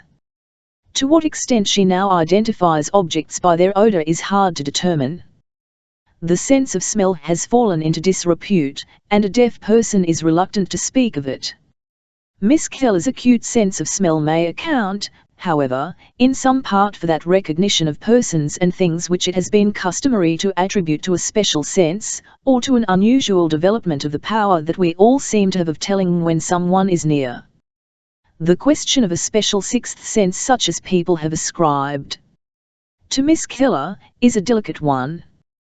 This much is certain, she cannot have any sense that other people may not have, and the existence of a special sense is not evident to her or to anyone who knows her. Miss Keller is distinctly not a singular proof of occult and mysterious theories, and any attempt to explain her in that way fails to reckon with her normality. She is no more mysterious and complex than any other person. All that she is, all that she has done, can be explained directly, except such things in every human being as never can be explained. She does not, it would seem, prove the existence of spirit without matter, or of innate ideas, or of immortality, or anything else that any other human being does not prove. Philosophers have tried to find out what was her conception of abstract ideas before she learned language. If she had any conception, there is no way of discovering it now, for she cannot remember, and obviously there was no record at the time. She had no conception of God before she heard the word God, as her comments very clearly show. Her sense of time is excellent, but whether it would have developed as a special faculty cannot be known, for she has had a watch since she was 7 years old. Miss Keller has 2 watches, which have been given her. They are, I think, the only ones of their kind in America. The watch has on the back cover a flat gold indicator which can be pushed freely around from left to right until, by means of a pin inside the case, it locks with the hour hand and takes a corresponding position. The point of this gold indicator bends over the edge of the case, round which are set 11 raised points. The stem forms the 12th. Thus the watch, an ordinary watch with a white dial for the person who sees, becomes for a blind person by this special attachment in effect one with a single raised hour hand and raised figures.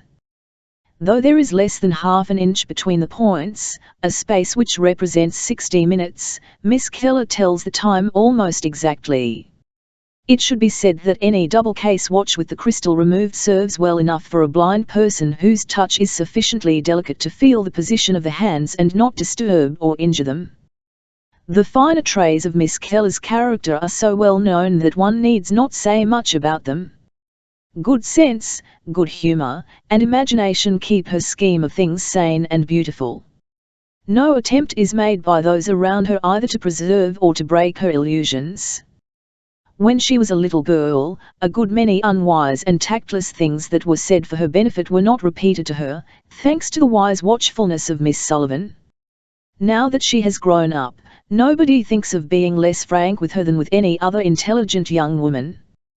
What her good friend, Charles Dudley Warner, wrote about her in Harper's Magazine in 1896 was TNLE then, and it remains true now, believe she is the purest-minded human ever in existence.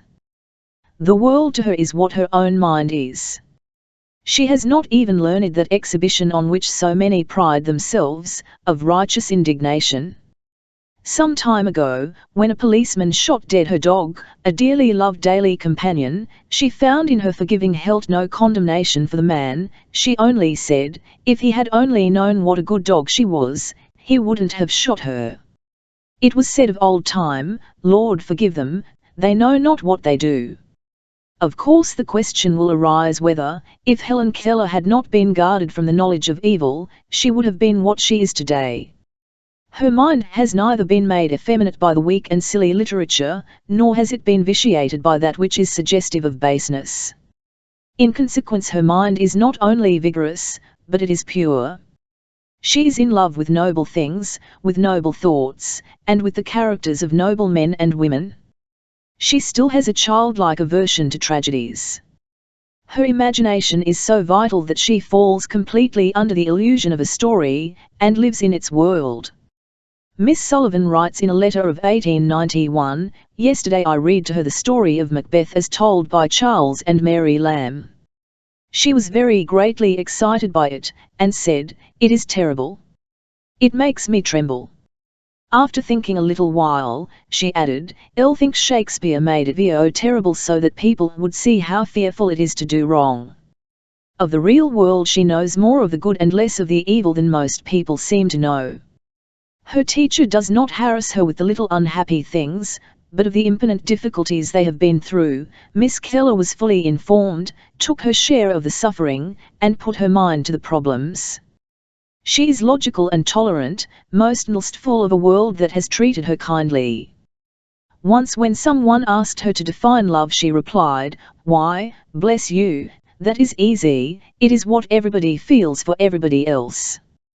Toleration, she said once, when she was visiting her friend Mrs. Lawrence Hutton, is the greatest gift of the mind. It requires the same effort of the brain that it takes to balance oneself on a bicycle.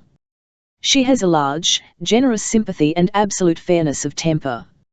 So far as she is noticeably different from other people, she is less bound by convention. She has the courage of her metaphors and lets them take her skyward when we poor self-conscious folk would think them rather too bookish for ordinary conversation.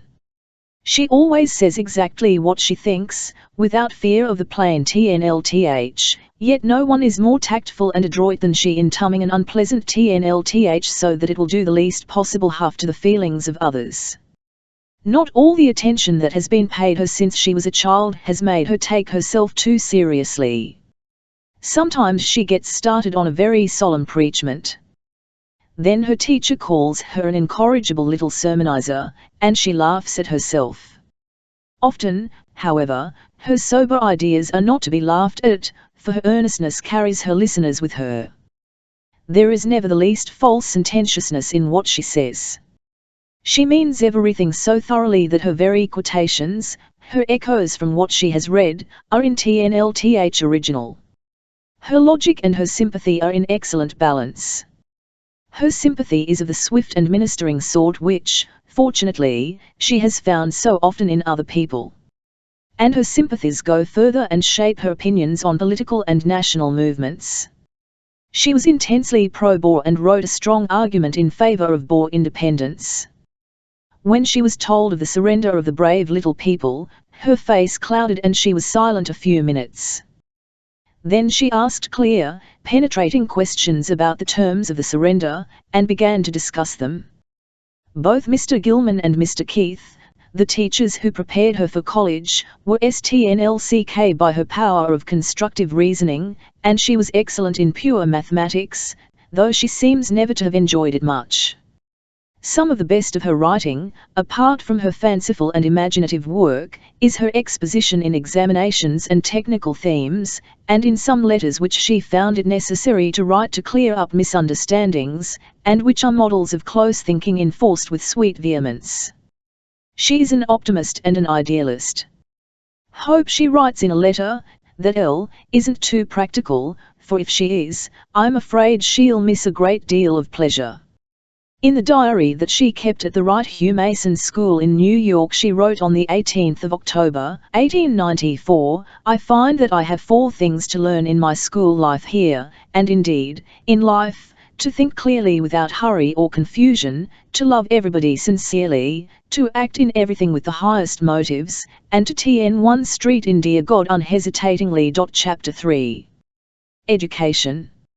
It is now 65 years since Dr. Samuel Gridley Howe knew that he had made his way through Laura Brigman's fingers to her intelligence.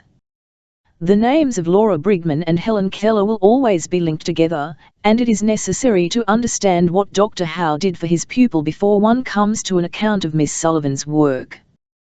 For Dr. Howe is the great pioneer on whose work that of Miss Sullivan and other teachers of the deaf-blind immediately depends. Dr. Samuel Gridley Howe was born in Boston, the 10th of November, 1801, and died in Boston, the 9th of January, 1876. He was a great philanthropist, interested especially in the education of all defectives, the feeble-minded, the blind, and the deaf. Far in advance of his time he advocated many public measures for the relief of the poor and the diseased, for which he was laughed at then, but which have since been put into practice. As head of the Perkins Institution for the Blind in Boston, he heard of Laura Brigman and had her brought to the institution on the 4th of October, 1837. Laura Brigman was born at Hanover, New Hampshire, the 21st of December, 1829, so she was almost 8 years old when Dr. Howe began his experiments with her. At the age of 26 months scarlet fever left her without sight or hearing. She also lost her sense of smell and taste. Dr. Howe was an experimental scientist and had in him the spirit of New England transcendentalism with its large faith and large charities. Science and faith together led him to try to make his way into the soul which he believed was born in Laura Brigman as in every other human being. His plan was to teach Laura by means of raised types. He pasted raised labels on objects and made her fit the labels to the objects and the objects to the labels. When she had learned in this way to associate raised words with things, in much the same manner, he says, as a dog learns tricks, he began to resolve the words into their letter elements and to teach her to put together KEYCAP. His success convinced him that language can be conveyed through type to the mind of the blind deaf child, who, before education, is in the state of the baby who has not learned to prattle, indeed, is in a much worse state, for the brain has grown in years without natural nourishment. After Laura's education had progressed for 2 months with the use only of raised letters, Dr. Howe sent one of his teachers to learn the manual alphabet from a deaf mute. She taught it to Laura, and from that time on the manual alphabet was the means of communicating with her. After the first year or two Dr. Howe did not teach Laura Brigman himself, but gave her over to other teachers, who under his direction carried on the work of teaching her language. Too much cannot be said in praise of Dr. Howe's work. As an investigator he kept always the scientist's attitude. He never forgot to keep his records of Laura Brigman in the fashion of one who works in a laboratory. The result is, his records of her are systematic and careful. From a scientific standpoint it is unfortunate that it was impossible to keep such a complete record of Helen Keller's development. This in itself is a great comment on the difference between Laura Brigman and Helen Keller. Laura always remained an object of curious study. Helen Keller became so rapidly a distinctive personality that she kept her teacher in a breathless race to meet the needs of her pupil, with no time or strength to make a scientific study. In some ways this is unfortunate. Miss Sullivan knew at the beginning that Helen Keller would be more interesting and successful than Laura Brigman, and she expresses in one of her letters the need of keeping notes. But neither temperament nor training allowed her to make her pupil the object of any experiment or observation which did not help in the child's development. As soon as a thing was done, a definite goal passed, the teacher did not always look back and describe the way she had come. The explanation of the fact was unimportant compared to the fact itself and the need of hurrying on. There are 2 other reasons why Miss Sullivan's records are incomplete. It has always been a severe tax on her eyes to write, and she was early discouraged from publishing data by the inaccurate use made of what she at first supplied.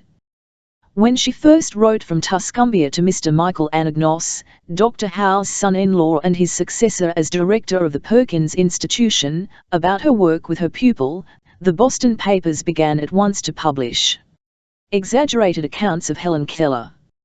Miss Sullivan protested. In a letter dated the 10th of April, 1887, only 5 weeks after she went to Helen Keller, she wrote to a friend, "Sent me a Boston Herald containing a stupid article about Helen. How perfectly absurd to say that Helen is already talking fluently. Why, one might just as well say that a 2-year-old child converses fluently when he says apple give or baby walk go. I suppose if you included his screaming, crowing, whimpering, grunting, squalling, with occasional kicks, in his conversation, it might be regarded as fluent, even eloquent. Then it is amusing to read of the elaborate preparation I underwent to fit me for the great task my friends entrusted to me. I am sorry that preparation didn't include spelling, it would have saved me such a lot of trouble. On the 4th of March, 1888, she writes in a letter, "Indeed, I am heartily glad that I don't know all that is being said and written about Helen and myself. I assure you I know quite enough. Nearly every mail brings some absurd statement, printed or written. The truth is not wonderful enough to suit the newspapers, so they enlarge upon it and invent ridiculous embellishments. One paper has Helen demonstrating problems in geometry by means of her playing blocks. I expect to hear next that she has written a treatise on the origin and future of the planets." In December, 1887, appeared the first report of the director of the Perkins Institution, which deals with Helen Keller. For this report Miss Sullivan prepared, in reluctant compliance with the request of Mr. Anagnos, an account of her work. This, with the extracts from her letters, scattered through the report, is the first valid source of information about Helen Keller. Of this report Miss Sullivan in a letter dated the 30th of October, 1887, "Have you seen the paper I wrote for the report?" Mr. Anagnos was delighted with it. He says Helen's progress has been a triumphal march from the beginning and he has many flattering things to say about her teacher. I think he is inclined to exaggerate, at all events, his language is too glowing, and simple facts are set forth in such a manner that they bewilder one. Doubtless the work of the past few months does seem like a triumphal march to him, but then people seldom see the halting and painful steps by which the most insignificant success is achieved. As Mr. Anagnos was the head of a great institution, what he said had much more effect than the facts in Miss Sullivan's account on which he based his statements. The newspapers caught Mr. Anagnos's spirit and exaggerated 100-fold. In a year after she first went to Helen Keller, Miss Sullivan found herself and her pupil the centre of a stupendous fiction. Then the educators all over the world said their say and for the most part did not help matters. There grew up a mass of controversial matter which it is amusing to read now. Teachers of the deaf proved a priori that what Miss Sullivan had done could not be, and some discredit was reflected on her statements, because they were surrounded by the vague eloquence of Mr. Anagnos. Thus the story of Helen Keller, incredible when told with moderation, had the misfortune to be heralded by exaggerated announcements, and naturally met either an ignorant credulity or an incredulous hostility. In November, 1888, another report of the Perkins Institution appeared with a second paper by Miss Sullivan, and then nothing official was published until November, 1891, when Mr. Anagnos issued the last Perkins Institution report containing anything about Helen Keller. For this report Miss Sullivan wrote the fullest and largest account she has ever written, and in this report appeared the Frost King, which is discussed fully in a later chapter. Then the controversy waxed fiercer than ever. Finding that other people seemed to know so much more about Helen Keller than she did, Miss Sullivan kept silent and has been silent for 10 years, except for her paper in the first Voltaire Bureau souvenir of Helen Keller and the paper which, at Dr. Bell's request, she prepared in 1894 for the meeting at Chautauqua of the American Association to promote the teaching of speech to the deaf. When Dr. Bell and others tell her, what is certainly true from an impersonal point of view, that she owes it to the cause of education to write what she knows, she answers very properly that she owes all her time and all her energies to her pupil. Although Miss Sullivan is still rather amused than distressed when someone, even one of her friends, makes mistakes in published articles about her and Miss Keller, still she sees that Miss Keller's book should include all the information that the teacher could at present furnish. So she consented to the publication of extracts from letters which she wrote during the first year of her work with her pupil. These letters were written to Mrs. Sophia C. Hopkins, the only person to whom Miss Sullivan ever wrote freely. Mrs. Hopkins has been a matron at the Perkins Institution for 20 years, and during the time that Miss Sullivan was a pupil there she was like a mother to her. In these letters we have an almost weekly record of Miss Sullivan's work.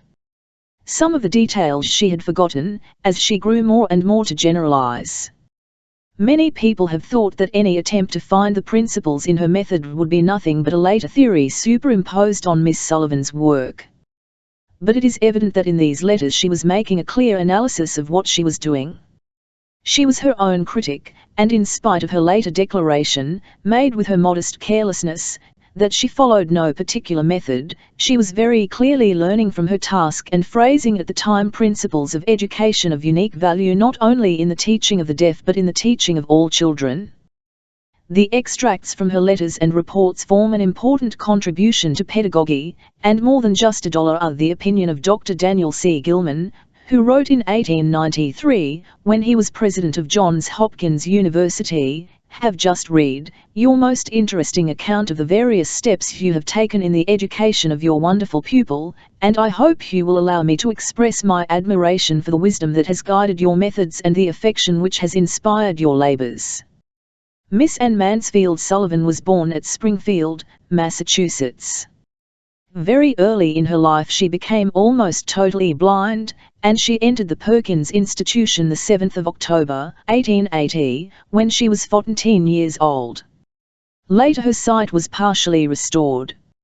Mr. Anagnos says in his report of 1887, she was obliged to begin her education at the lowest and most elementary point, but she showed from the very start that she had in herself the force and capacity which ensure success. She has finally reached the goal for which she strove so bravely. The golden words that Dr. Howe uttered and the example that he left passed into her thoughts and heart and helped her on the road to usefulness, and now she stands by his side as his worthy successor in one of the most cherished branches of his work. Miss Sullivan's talents are of the highest order. In 1886 she graduated from the Perkins Institution. When Captain Keller applied to the director for a teacher, Mr. Anagnos recommended her. The only time she had to prepare herself for the work with her pupil was from August, 1886, when Captain Keller wrote, to February, 1887. During this time she read Dr. Howe's reports. She was further aided by the fact that during the 6 years of her school life she had lived in the house with Laura Brigman. It was Dr. Howe who, by his work with Laura Brigman, made Miss Sullivan's work possible, but it was Miss Sullivan who discovered the way to teach language to the deaf-blind. It must be remembered that Miss Sullivan had to solve her problems unaided by previous experience or the assistance of any other teacher. During the first year of her work with Helen Keller, in which she taught her pupil language, they were in Tuscumbia, and when they came north and visited the Perkins Institution, Helen Keller was never a regular student there or subject to the discipline of the institution. The impression that Miss Sullivan educated Helen Keller under the direction of Mr. Anagnos is erroneous. In the 3 years during which at various times Miss Keller and Miss Sullivan were guests of the Perkins Institution, the teachers there did not help Miss Sullivan, and Mr. Anagnos did not even use the manual alphabet with facility as a means of communication. Mr. Anagnos wrote in the report of the Perkins Institution, dated the 27th of November, 1888, at my urgent request, Helen, accompanied by her mother and her teacher, came to the North in the last week of May, and spent several months with us as our guests. We gladly allowed her to use freely our library of embossed books, our collection of stuffed animals, seashells, models of flowers and plants, and the rest of our apparatus for instructing the blind through the sense of touch. I do not doubt that she derived from them much pleasure and not a little profit. But whether Helen stays at home or makes visits in other parts of the country, her education is always under the immediate direction and exclusive control of her teacher. No one interferes with Miss Sullivan's plans, or shares in her tasks. She has been allowed entire freedom in the choice of means and methods for carrying on her great work, and, as we can judge by the results, she has made a most judicious and discreet use of this privilege.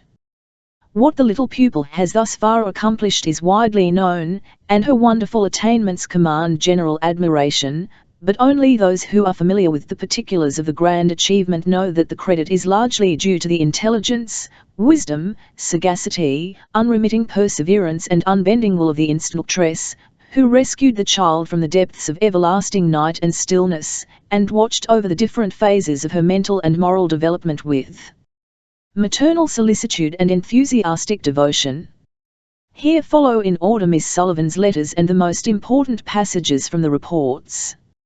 I have omitted from each succeeding report what has already been explained and does not need to be repeated.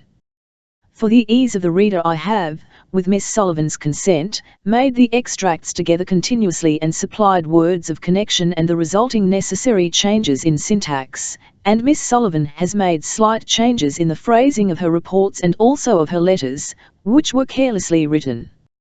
I have also italicized a few important passages. Some of her opinions Miss Sullivan would like to enlarge and revise. That remains for her to do at another time. At present we have here the fullest record that has been published. The first letter is dated the 6th of March, 1887, 3 days after her arrival in Tuscumbia. It was 6:30 when I reached Tuscumbia. I found Mrs. Keller and Mr. James Keller waiting for me. They said somebody had met every train for 2 days. The drive from the station to the house, a distance of 1 mile, was very lovely and restful. I was surprised to find Mrs. Keller a very young-looking woman, not much older than myself, I should think. Captain Keller met us in the yard and gave me a cheery welcome and a hearty handshake. My first question was, "Where is Helen?" I tried with all my might to control the eagerness that made me tremble so that I could hardly walk. As we approached the house I saw a child standing in the doorway, and Captain Keller said, "There she is. She has known all day that someone was expected, and she has been wild ever since her mother went to the station for you." I had scarcely put my foot on the steps, when she rushed toward me with such force that she would have thrown me backward if Captain Keller had not been behind me.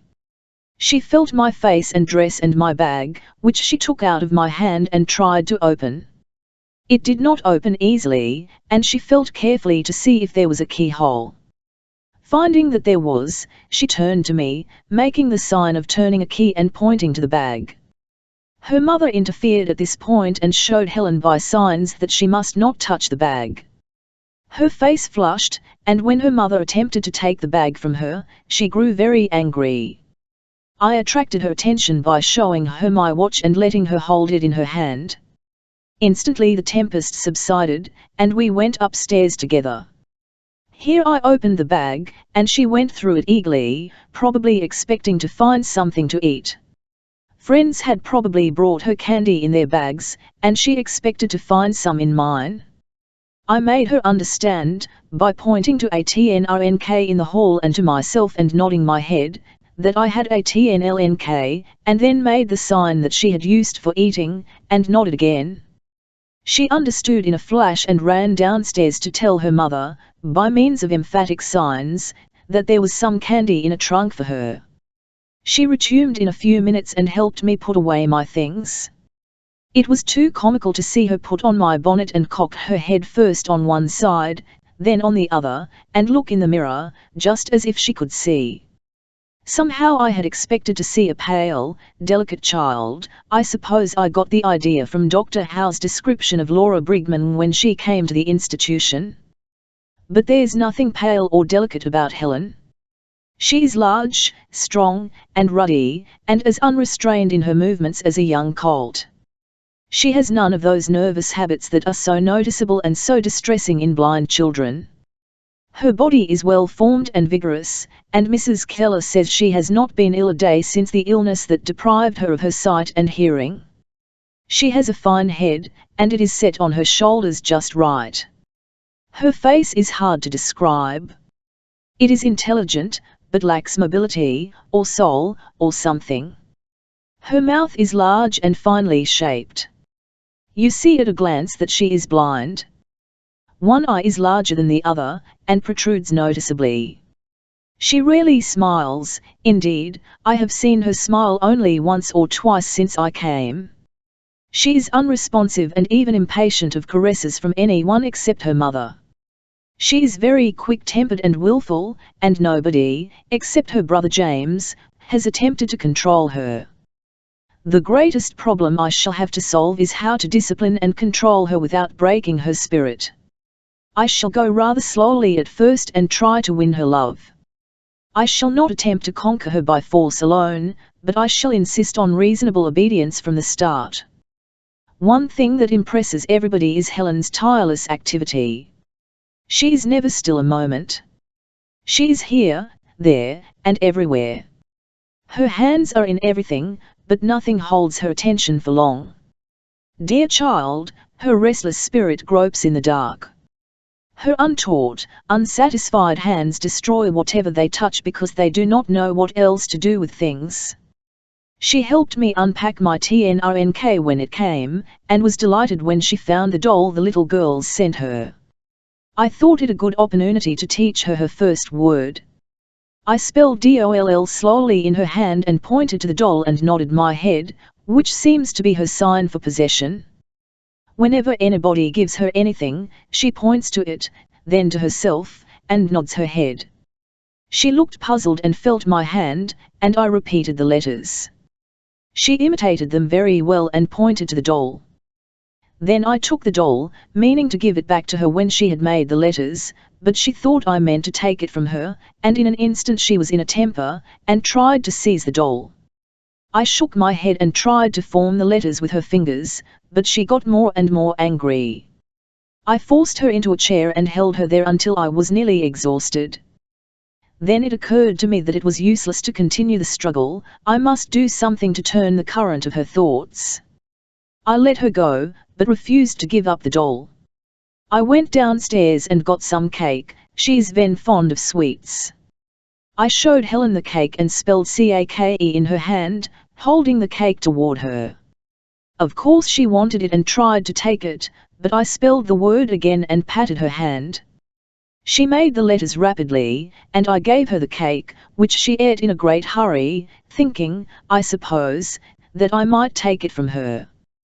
Then I showed her the doll and spelled the word again, holding the doll toward her as I held the cake. She made the letters DOL and I made the other L and gave her the doll. She ran downstairs with it and could not be induced to return to my room all day. Yesterday I gave her a sewing card to do. I made the first row of vertical lines and let her feel it and notice that there were several rows of little holes. She began to work delightedly and finished the card in a few minutes, and did it very neatly indeed. I thought I would try another word, so I spelled CARD. She made the CA, then stopped and thought, and making the sign for eating and pointing downward she pushed me toward the door, meaning that I must go downstairs for some cake. The two letters CAUC had reminded her of Fridays that she had any idea that cake was the name of the thing, but it was simply a matter of association, I suppose. I finished the word CAKE and obeyed her command. She was delighted. Then I spelled IDOLL and began to hunt for it. She follows with her hands every motion you make, and she knew that I was looking for the doll. She pointed down, meaning that the doll was downstairs. I made the signs that she had used when she wished me to go for the cake, and pushed her toward the door. She started forward, then hesitated a moment, evidently debating within herself whether she would go or not. She decided to send me instead. I shook my head and spelled DOLL more emphatically, and opened the door for her, but she obstinately refused to obey. She had not finished the cake she was eating, and I took it away, indicating that if she brought the doll I would give her back the cake. She stood perfectly still for one long moment, her face crimson, then her desire for the cake triumphed, and she ran downstairs and brought the doll, and of course I gave her the cake, but could not persuade her to enter the room again. She was very troublesome when I began to write this morning. She kept coming up behind me and putting her hand on the paper and into the ink bottle. These blots are her handiwork. Finally I remembered the kindergarten beads, and set her to work stringing them. First I put on 2 wooden beads and 1 glass bead, then made her feel of the string and the 2 boxes of beads. She nodded and began at once to fill the sewing with wooden beads. I shook my head and took them all off and made her feel of the 2 wooden beads and the 1 glass bead. She examined them thoughtfully and began again. This time she put on the glass bead first and the 2 wooden ones next. I took them off and showed her that the 2 wooden ones must go on first, then the glass bead. She had no further trouble and filled the string quickly, too quickly, in fact. She tied the ends together when she had finished the string, and put the beads round her neck.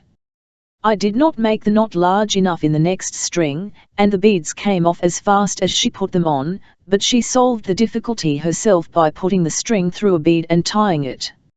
I thought this very clever. She amused herself with the beads until dinner time, bringing the strings to me now and then for my approval. My eyes are very much inflamed. I know this letter is very carelessly written. I had a lot to say, and couldn't stop to think how to express things neatly. Please do not show my letter to anyone. If you want to, you may read it to my friends. Monday PM. I had a battle royal with Helen this morning. Although I try very hard not to force issues, I find it very difficult to avoid them. Helen's table manners are appalling. She puts her hands in our plates and helps herself, and when the dishes are passed, she grabs them and takes out whatever she wants. This morning I would not let her put her hand in my plate. She persisted, and a contest of wills followed. Naturally, the family was much disturbed, and left the room. I locked the dining room door, and proceeded to eat my breakfast, though the food almost choked me. Helen was lying on the floor, kicking and screaming and trying to pull my chair from under me. She kept this up for half an hour, then she got up to see what I was doing. I let her see that I was eating, but did not let her put her hand in the plate. She pinched me, and I slapped her every time she did it. Then she went all round the table to see who was there, and finding no one but me, she seemed bewildered. After a few minutes she came back to her place and began to eat her breakfast with her fingers. I gave her a spoon, which she threw on the floor. I forced her out of the chair and made her pick it up. Finally I succeeded in getting her back in her chair again, and held the spoon in her hand, compelling her to take up the food with it and put it in her mouth. In a few minutes she yielded and finished her breakfast peaceably. Then we had another tussle over folding her napkin.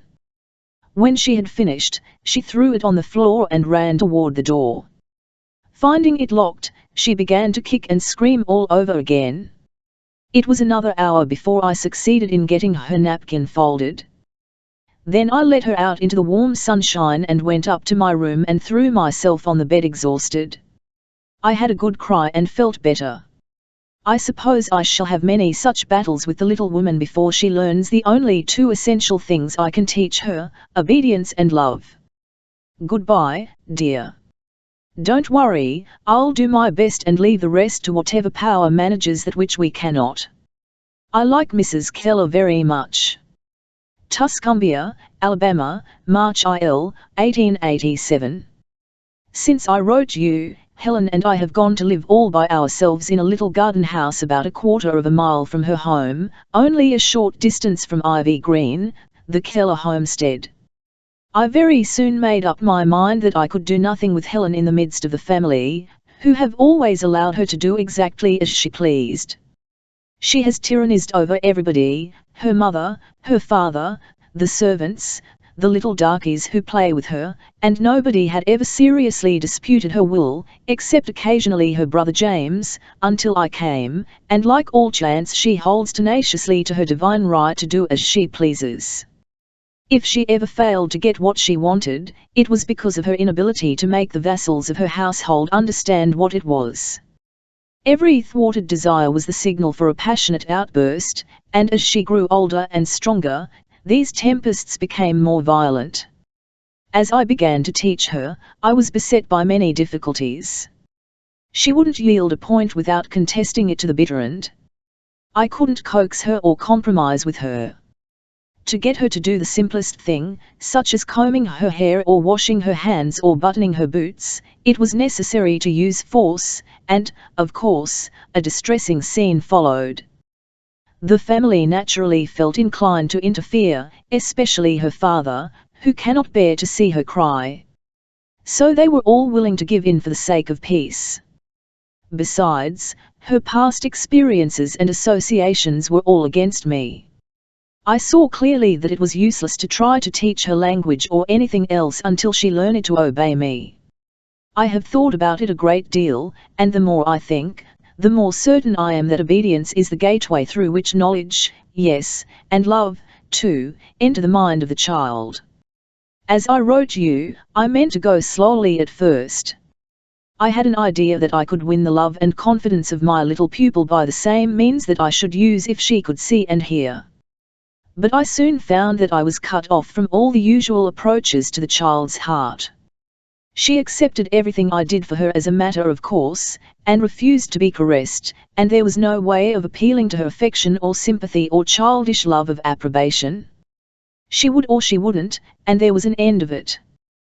Thus it is, we study, plan and prepare ourselves for a task, and when the hour for action arrives, we find that the system we have followed with such labor and pride does not fit the occasion, and then there's nothing for us to do but rely on something within us, some innate capacity for knowing and doing, which we did not know we possessed until the hour of our great need brought it to light. I had a good, frank talk with Mrs. Keller, and explained to her how difficult it was going to be to do anything with Helen under the existing circumstances. I told her that in my opinion the child ought to be separated from the family for a few weeks at least, that she must learn to depend on and obey me before I could make any headway. After a long time Mrs. Keller said that she would think the matter over and see what Captain Keller thought of sending Helen away with me. Captain Keller fell in with the scheme most readily and suggested that the little garden house at the old place be got ready for us. He said that Helen might recognize the place, as she had often been there, but she would have no idea of her surroundings, and they could come every day to see that all was going well, with the understanding, of course, that she was to know nothing of their visits. I hurried the preparations for our departure as much as possible, and here we are. The little house is a genuine bit of paradise. It consists of one large square room with a great fireplace, a spacious bay window, and a small room where our servant, a little Negro boy, sleeps. There is a piazza in front, covered with vines that grow so luxuriantly that you have to part them to see the garden beyond. Our meals are brought from the house, and we usually eat on the piazza. The little Negro boy takes care of the fire when we need one, so I can give my whole attention to Helen. She was greatly excited at first, and kicked and screamed herself into a sort of stupor, but when supper was brought she ate heartily and seemed brighter, although she refused to let me touch her. She devoted herself to her dolls the first evening, and when it was bedtime she undressed very quietly, but when she felt me get into bed with her, she jumped out on the other side, and nothing that I could do would induce her to get in again. But I was afraid she would take cold, and I insisted that she must go to bed. We had a terrific tussle, I can tell you. The struggle lasted for nearly 2 hours. I never saw such strength and endurance in a child. But fortunately for us both, I am a little stronger, and quite as obstinate when I set out. I finally succeeded in getting her on the bed and covered her up, and she lay curled up as near the edge of the bed as possible. The next morning she was very docile, but evidently homesick. She kept going to the door, as if she expected someone, and every now and then she would touch her cheek, which is her sign for her mother, and shake her head sadly. She played with her dolls more than usual, and would have nothing to do with me. It is amusing and pathetic to see Helen with her dolls. I don't think she has any special tenderness for them, I have never seen her caress them, but she dresses and undresses them many times during the day and handles them exactly as she has seen her mother and the nurse handle her baby sister. This momming Nancy, her favorite doll, seemed to have some difficulty about swallowing the milk that was being administered to her in large spoonfuls, for Helen suddenly put down the cup and began to slap her on the back and turn her over on her knees, trotting her gently and patting her softly all the time. This lasted for several minutes, then this mood passed, and Nancy was thrown ruthlessly on the floor and pushed to one side, while a large, pink-cheeked, fuzzy-haired member of the family received the little mother's undivided attention. Helen knows several words now, but has no idea how to use them, or that everything has a name. I think, however, she will learn quickly enough by and by. As I have said before, she is wonderfully bright and active and as quick as lightning in her movements. The 13th of March, 1887. You will be glad to hear that my experiment is working out finely. I have not had any trouble at all with Helen, either yesterday or today. She has learned 3 new words, and when I give her the objects, the names of which she has learned, she spells them unhesitatingly, but she seems glad when the lesson is over. We had a good frolic this morning out in the garden. Helen evidently knew where she was as soon as she touched the boxwood hedges, and made many signs which I did not understand.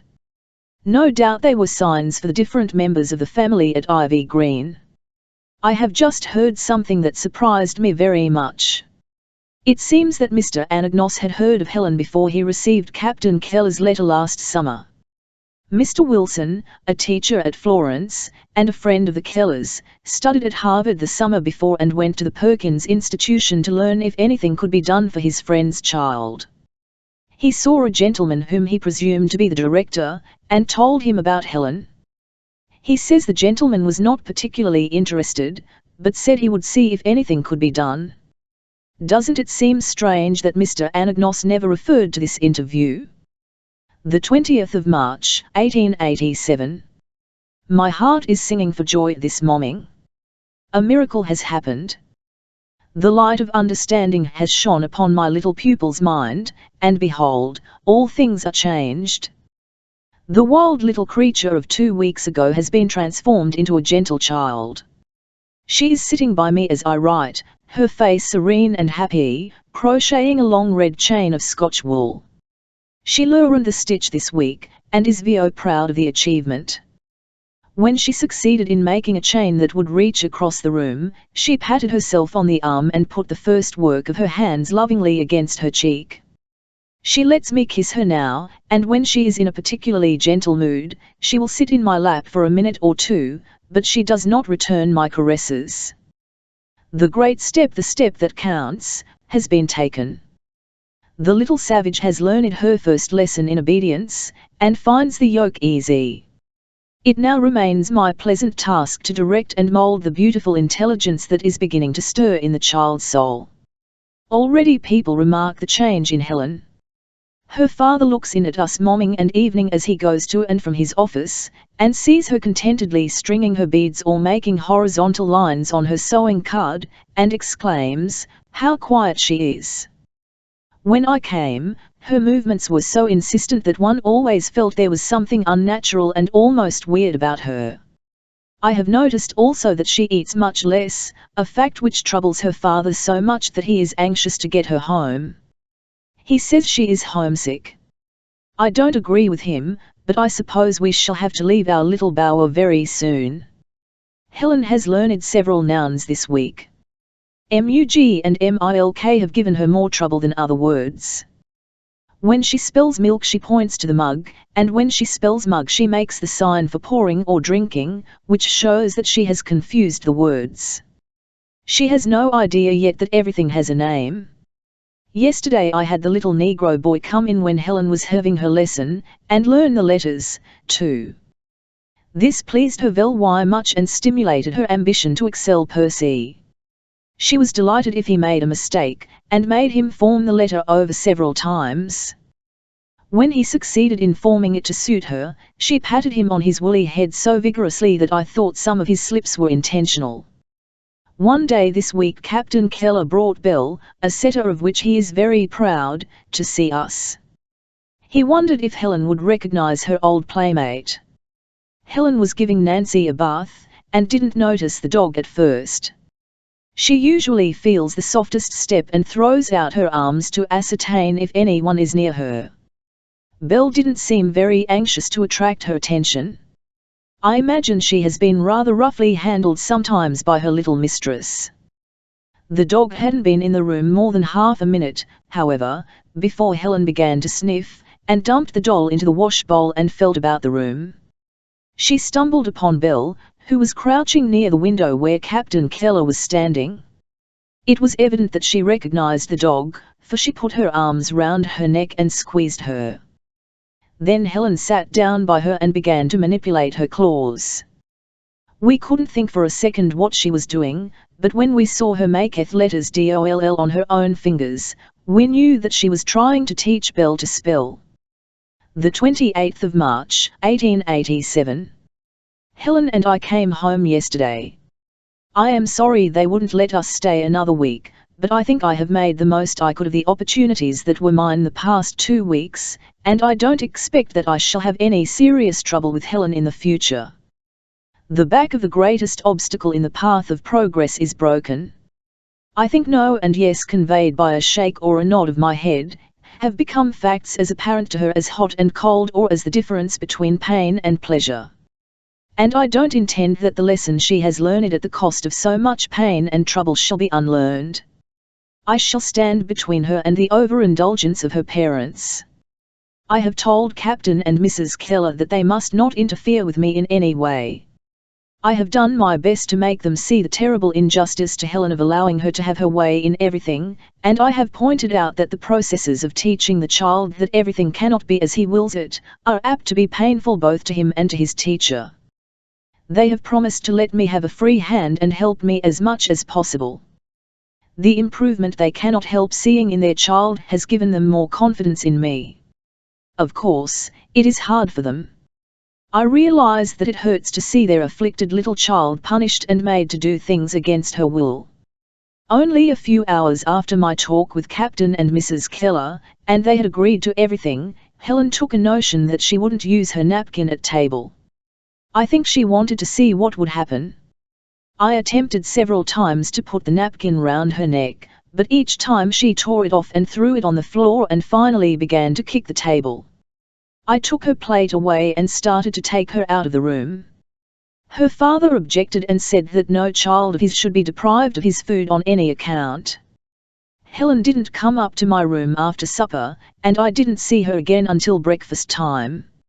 She was at her place when I came down. She had put the napkin under her chin, instead of pinning it at the back, as was her custom. She called my attention to the new arrangement, and when I did not object she seemed pleased and patted herself. When she left the dining room, she took my hand and patted it. I wondered if she was trying to make up. I thought I would try the effect of a little belated discipline. I went back to the dining room and got a napkin. When Helen came upstairs for her lesson, I arranged the objects on the table as usual, except that the cake, which I always give her in bits as a reward when she spells a word quickly and correctly, was not there. She noticed this at once and made the sign for it. I showed her the napkin and pinned it round her neck, then tore it off and threw it on the floor and shook my head. I repeated this performance several times. I think she understood perfectly well, for she slapped her hand 2 or 3 times and shook her head. We began the lesson as usual.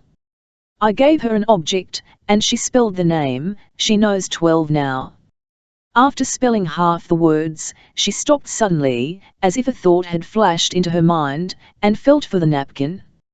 She pinned it round her neck and made the sign for cake. It didn't occur to her to spell the word, you see. I took this for a promise that if I gave her some cake she would be a good girl.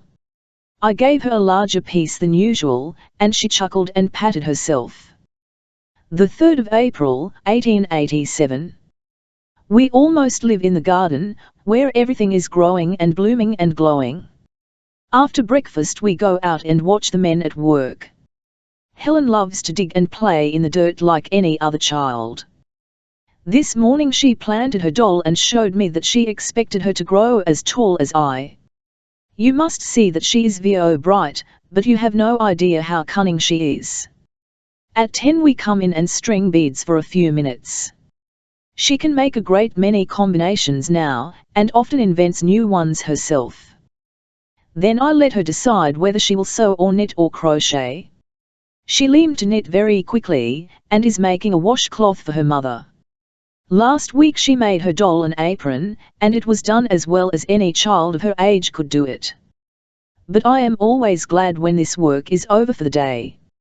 Sewing and crocheting are inventions of the devil, I think. I'd rather break stones on the King's Highway than hem a handkerchief. At 11 we have gymnastics. She knows all the freehand movements and the anvil chorus with the dumbbells. Her father says he is going to fit up a gymnasium for her in the pump house, but we both like a good romp better than set exercises. The hour from 12 to 1 is devoted to the learning of new words. But you mustn't think this is the only time one spell to Helen, for one spell in her hand everything we do all day long, although she has no idea as yet what the spelling means. After dinner one rest for an hour, and Helen plays with her dolls or frolics in the yard with the little darkies, who were her constant companions before I came. Later I join them, and we make the rounds of the outhouses. We visit the horses and mules in their stalls and hunt for eggs and feed the turkeys. Often, when the weather is fine, we drive from 4 to 6, or go to see her aunt at Ivy Green or her cousins in the town. Helen's instincts are decidedly social. She likes to have people about her and to visit her friends, partly, I think, because they always have things she likes to eat. After supper we go to my room and do all sorts of things until 8, when I undress the little woman and put her to bed. She sleeps with me now. Mrs. Keller wanted to get a nurse for her, but I concluded I'd rather be her nurse than look after a stupid, lazy negress. Besides, I like to have Helen depend on me for everything, and I find it much easier to teach her things at odd moments than at set times. On the 31st of March I found that Helen knew 18 nouns and 3 verbs. Here is a list of the words. Those with a cross after them are words she asked for herself: doll, mug, pin, key, dog, hat, cup, box, water, milk, candy, eye, X, finger, X, toe, X, head, X, cake, baby, mother, sit, stand, walk. On the 1st of April she named the nouns knife, fork, spoon, saucer, tea, papa, bed, and the verb run. The 5th of April, 1887. I must write you a line this morning because something very important has happened. Helen has taken the second great step in her education. She has learned that everything has a name, and that the manual alphabet is the key to everything she wants to know. In a previous letter I think I wrote you that mug and milk had given Helen more trouble than all the rest. She confused the nouns with the verb drink. She didn't know the word for drink but went through the pantomime of drinking whenever she spelled mug or milk. This morning, while she was washing, she wanted to know the name for water. When she wants to know the name of anything, she points to it and pats my hand. I spelled water and thought no more about it until after breakfast. Then it occurred to me that with the help of this new word I might succeed in straightening out the mug milk difficulty. We went out to the pump house, and I made Helen hold her mug under the spout while I pumped. As the cold water gushed forth, filling the mug, I spelled water in Helen's free hand. The word coming so close upon the sensation of cold water rushing over her hand seemed to startle her. She dropped the mug and stood as one transfixed. A new light came into her face. She spelled water several times. Then she dropped on the ground and asked for its name and pointed to the pump and the trellis, and suddenly turning round she asked for my name. I spelled teacher. Just then the nurse brought Helen's little sister into the pump house, and Helen spelled baby and pointed to the nurse. All the way back to the house she was highly excited, and learned the name of every object she touched, so that in a few hours she had added 13 new words to her vocabulary. Here are some of them: door, open, shut, give, go, come, and a great many more. P.S. I didn't finish my letter in time to get it posted last night, so I shall add a line. Helen got up this morning like a radiant fairy. She has flitted from object to object, asking the name of everything and kissing me for very gladness. Last night when I got in bed, she stole into my arms of her own accord and kissed me for the first time, and I thought my heart would burst, so full was it of joy. The 10th of April, 1887. I see an improvement in Helen day to day, almost from hour to hour. Everything must have a name now. Wherever we go, she asks eagerly for the names of things she has not learned at home. She is anxious for her friends to spell, and eager to teach the letters to every one she meets. She drops the signs and pantomime she used before, as soon as she has words to supply their place, and the acquirement of a new word affords her the liveliest pleasure. And we notice that her face grows more expressive each day. One have decided not to try to have regular lessons for the present. 1 am going to treat Helen exactly like her 2-year-old child. It occurred to me the other day that it is absurd to require a child to come to a certain place at a certain time and recite certain lessons, when he has not yet acquired a working vocabulary. I sent Helen away and sat down to think. I asked myself, how does a normal child learn language? The answer was simple, by imitation. The child comes into the world with the ability to learn, and he learns of himself, provided he is supplied with sufficient outward stimulus. He sees people do things, and he tries to do them. He hears others speak, and he tried to speak. But long before he utters his first word, he understands what is said to him. One have been observing Helen's little cousin lately. She is about 15 months old, and already understands a great deal. In response to questions she points out prettily her nose, mouth, eye, chin, cheek, ear. If I say, "Where is baby's other ear?" she points it out correctly. If I hand her a flower, and say, "Give it to Mama," she takes it to her mother. If I say, "Where is the little rogue?" she hides behind her mother's chair, or covers her face with her hands and peeps out at me with an expression of genuine roguishness. She obeys many commands like these: "Come kiss, go to Papa, shut the door, give me the biscuit." But I have not heard her try to say any of these words, although they have been repeated hundreds of times in her hearing, and it is perfectly evident that she understands them. These observations have given me a clue to the method to be followed in teaching Helen language. L shall talk into her hand as we talk into the baby's ears. I shall assume that she has the normal child's capacity of assimilation and imitation. I shall use complete sentences in talking to her, and fill out the meaning with gestures and her descriptive signs when necessity requires it, but I shall not try to keep her mind fixed on any one thing. I shall do all I can to interest and stimulate it, and wait for results. The 24th of April, 1887. The new scheme works splendidly. Helen knows the meaning of more than 100 words now, and learns new ones daily without the slightest suspicion that she is performing a most difficult feat. She learns because she can't help it, just as the bird learns to fly. But don't imagine that she talks fluently. Like her baby cousin, she expresses whole sentences by single words. Milk with a gesture means, "Give me more milk." Mother accompanied by an inquiring look means, "Where is Mother?" Go means, "I want to go out." But when I spell into her hand, "Give me some bread," she hands me the bread, or if I say, "Get your hat and we will go to walk," she obeys instantly. The two words, hat and walk, would have the same effect, but the whole sentence, repeated many times during the day, must in time impress itself upon the brain, and by she will use it herself. We play a little game which I find most useful in developing the intellect, and which incidentally answers the purpose of a language lesson. It is an adaptation of hide the thimble. I hide something, a ball or a spool, and we hunt for it. When we first played this game 2 or 3 days ago, she showed no ingenuity at all in finding the object.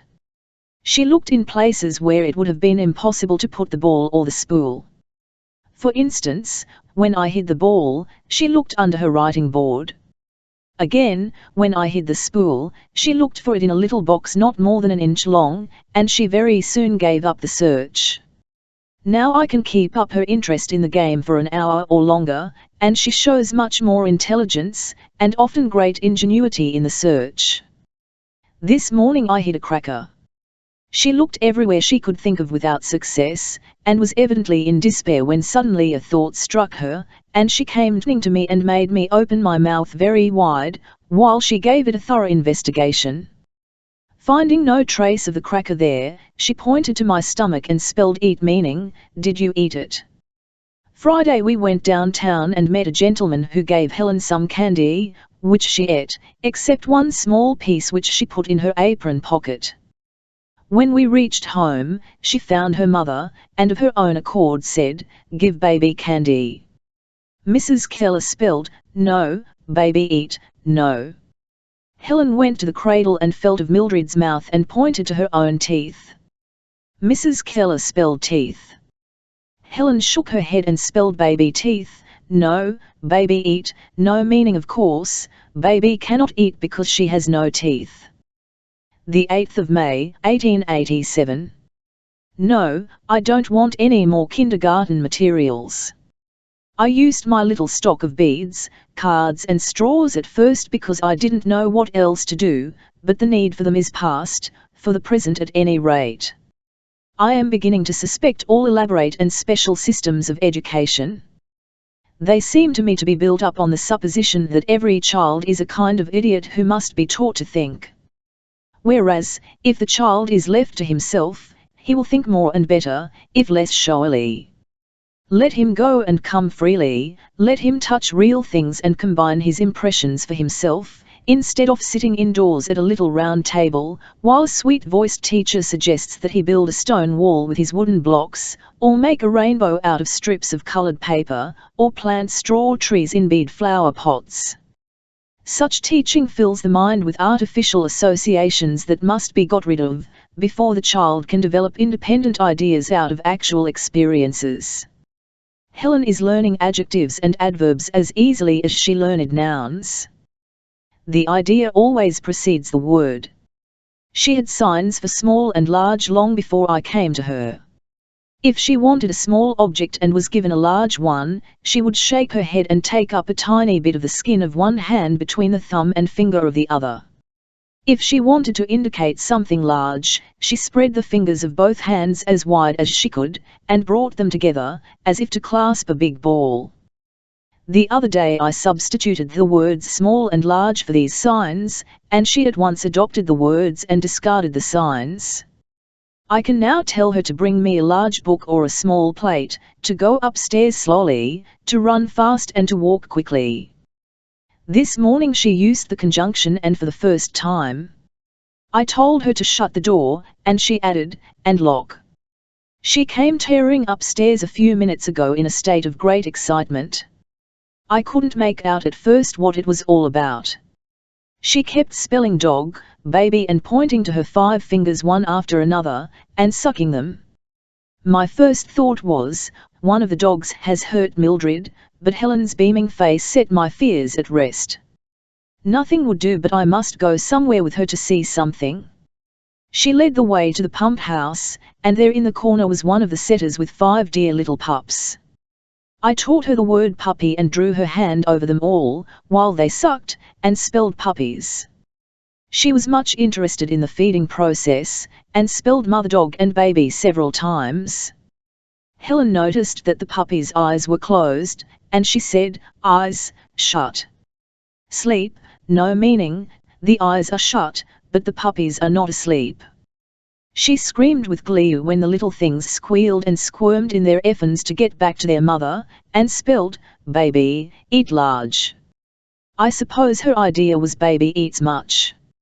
She pointed to each puppy, one after another, and to her 5 fingers, and I taught her the word 5. Then she held up one finger and said baby. I knew she was thinking of Mildred, and I spelled, 1 baby and 5 puppies. After she had played with them a little while, The thought occurred to her that the puppies must have special names, like people, and she asked for the name of each pup. I told her to ask her father, and she said, "No, mother." She evidently thought mothers were more likely to know about babies of all sorts. She noticed that one of the puppies was much smaller than the others, and she spelled small, making the sign at the same time, and I said very small. She evidently understood that very was the name of the new thing that had come into her head, for all the way back to the house she used the word very correctly. One stone was small, another was very small. When she touched her little sister, she said, "Baby, small. Puppy, very small." Soon after, she began to vary her steps from large to small, and little mincing steps were very small. She is going through the house now, applying the new words to all kinds of. Since I have abandoned the idea of regular lessons, I find that Helen learns much faster. I am convinced that the time spent by the teacher in digging out of the child what she has put into him, for the sake of satisfying herself that it has taken root, is so much time thrown away. It's much better, one think, to assume that the child is doing his part, and that the seed you have sown will bear fruit in due time. It's only fair to the child, anyhow, and it saves you much unnecessary trouble. The 16th of May, 1887. We have begun to take long walks every morning, immediately after breakfast. The weather is fine, and the air is full of the scent of strawberries. Our objective point is Keller's Landing, on the Tennessee, about 2 miles distant. We never know how we get there, or where we are at a given moment, but that only adds to our enjoyment, especially when everything is new and strange. Indeed, as if I had never seen anything until now, Helen finds so much to ask about along the way. We chase butterflies, and sometimes catch one. Then we sit down under a tree, or in the shade of a bush, and talk about it. Afterwards, if it has survived the lesson, we let it go, but usually its life and beauty are sacrificed on the altar of learning, though in another sense it lives forever, for has it not been transformed into living thoughts? It is wonderful how words generate ideas. Every new word Helen learns seems to carry with it necessity for many more. Her mind grows through its ceaseless activity. Keller's Landing was used during the war to land troops, but has long since gone to pieces, and is overgrown with moss and weeds. The solitude of the place sets one dreaming. Near the landing there is a beautiful little spring, which Helen calls Squirrel Cup because I told her the squirrels came there to drink. She has felt dead squirrels and rabbits and other wild animals, and is anxious to see a walk squirrel, which interpreted, means, I think, a live squirrel. We go home about dinner time usually, and Helen is eager to tell her mother everything she has seen. This desire to repeat what has been told her shows a marked advance in the development of her intellect, and is an invaluable stimulus to the acquisition of language. One asks all her friends to encourage her to tell them of her doings, and to manifest as much curiosity and pleasure in her little adventures as they possibly can. This gratifies the child's love of approbation and keeps up her interest in things. This is the basis of real intercourse. She makes many mistakes, of course, twists words and phrases, puts the cart before the horse, and gets herself into hopeless tangles of nouns and verbs, but so does the hearing child. I am sure these difficulties will take care of themselves. The impulse to tell is the important thing. I supply a word here and there, sometimes a sentence, and suggest something which she has omitted or forgotten. Thus her vocabulary grows apace, and the new words germinate and bring F01th new ideas, and they are the stuff out of which heaven and earth are made. The 22nd of May, 1887. My work grows more absorbing and interesting every day. Helen is a wonderful child, so spontaneous and eager to learn. She knows about 300 words now and a great many common idioms, and it is not 3 months yet since she learned her first word. It is a rare privilege to watch the birth, growth, and first feeble struggles of a living mind, This privilege is mine, and moreover, it is given me to rouse and guide this bright intelligence. If only I were better fitted for the great task. I feel every day more and more inadequate. My mind is full of ideas, but I cannot get them into working shape. You see, my mind is undisciplined, full of skips and jumps, and here and there a lot of things huddled together in dark corners. How I long to put it in order. Oh, if only there were someone to help me. I need a teacher quite as much as Helen. I know that the education of this child will be the distinguishing event of my life, if I have the brains and perseverance to accomplish it. I have made up my mind about one thing: Helen must learn to use books. Indeed, we must both learn to use them, and that reminds me, will you please ask Mr. Anagnos to get me Perez's and Sully's psychologies? I think I shall find them helpful. We have reading lessons every day. Usually we take one of the little readers up in a big tree near the house and spend an hour or two finding the words Helen already knows. We make a sort of game of it and try to see who can find the words most quickly, Helen with her fingers, or I with my eyes, and she learns as many new words as I can explain with the help of those she knows. When her fingers light upon words she knows, she fairly screams with pleasure and hugs and kisses me for joy, especially if she thinks she has me beaten. It would astonish you to see how many words she learns in an hour in this pleasant manner. Afterward I put the new words into little sentences in the frame, and sometimes it is possible to tell a little story about a bee or a cat or a little boy in this way. I can now tell her to go upstairs or down, out of doors or into the house, lock or unlock a door, take or bring objects, sit, stand, walk, NLN, lie, creep, roll, or climb. She is delighted with action words, so it is no trouble at all to teach her verbs. She is always ready for a lesson, and the eagerness with which she absorbs ideas is very delightful. She is as triumphant over the conquest of a sentence as a general who has captured the enemy's stronghold. One of Helen's old habits, that is strongest and hardest to correct, is a tendency to break things. If she finds anything in her way, she flings it on the floor, no matter what it is, a glass, a pitcher, or even a lamp. She has a great many dolls, and every one of them has been broken in a fit of temper or ennui. The other day a friend brought her a new doll from Memphis, and I thought I would see if I could make Helen understand that she must not break it. I made her go through the motion of knocking the doll's head on the table and spelled to her, "No, no, Helen is naughty." Teacher is sad and let her feel the grieved expression on my face. Then I made her caress the doll and kiss the hurt spot and hold it gently in her hands, and I spelled to her, "Good Helen, teacher is happy," and let her feel the smile on my face. She went through these motions several times, mimicking every movement, then she stood very still for a moment with a troubled look on her face which suddenly cleared, and she spelled, "Good Helen," and wreathed her face in a very large, artificial smile.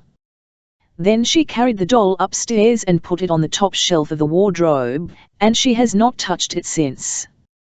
Please give my kind regards to Mr. Anagnos and let him see my letter, if you think best.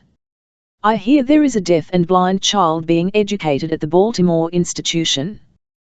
The 2nd of June, 1887. The weather is scorching.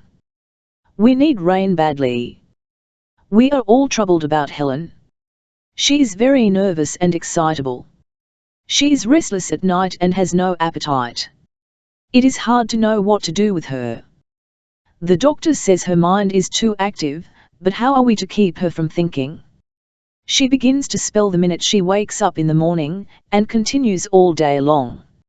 If I refuse to talk to her, she spells into her own hand, and apparently carries on the liveliest conversation with herself. I gave her my braille slate to play with, thinking that the mechanical pricking of holes in the paper would amuse her and rest her mind. But what was my astonishment when I found that the little witch was writing letters. I had no idea she knew what a letter was. She has often gone with me to the post office to mail letters, and I suppose I have repeated to her things I wrote to you. She knew, too, that I sometimes write letters to blind girls on the slate, but I didn't suppose that she had any clear idea what a letter was. One day she brought me a sheet that she had punched full of holes, and wanted to put it in an envelope and take it to the post office. She said, "Frank, letter." I asked her what she had written to Frank. She replied, "Much words. Puppy mother dog, 5. Baby, cry. Hot. Helen walk, no. Sunfire, bad. Frank, come. Helen, kiss Frank. Strawberries, very good." Helen is almost as eager to read as she is to talk. I find she grasps the import of whole sentences, catching from the context the meaning of words she doesn't know, and her eager questions indicate the outward reaching of her mind and its unusual powers. The other night when I went to bed, I found Helen sound asleep with a big book clasped tightly in her arms. She had evidently been reading, and fallen when I asked her about it in the morning. She said, "Book, cry," and completed her meaning by shaking and other signs of fear. I taught her the word afraid, and she said, "Helen is not afraid. Book is afraid. Book will sleep with girl." I told her that the book wasn't afraid, and must sleep in its case, and that girl mustn't read in bed. She looked very roguish, and apparently understood that I saw through her ruse. I am glad Mr. Anagnos thinks so highly of me as a teacher. But genius and originality are words we should not use lightly. If, indeed, they apply to me even remotely, I do not see that I deserve any laudation on that account. And right here I want to say something which is for your ears alone. Something within me tells me that I shall succeed beyond my dreams. Were it not for some circumstances that make such an idea highly improbable, even absurd, I should think Helen's education would surpass in interest and wonder Dr. Howe's achievement. I know that she has remarkable powers, and I believe that I shall be able to develop and mold them. I cannot tell how I know these things. I had no idea a short time ago how to go to work. I was feeling about in the dark, but somehow I know now, and I know that I know. I cannot explain it, but when difficulties arise, I am not perplexed or doubtful.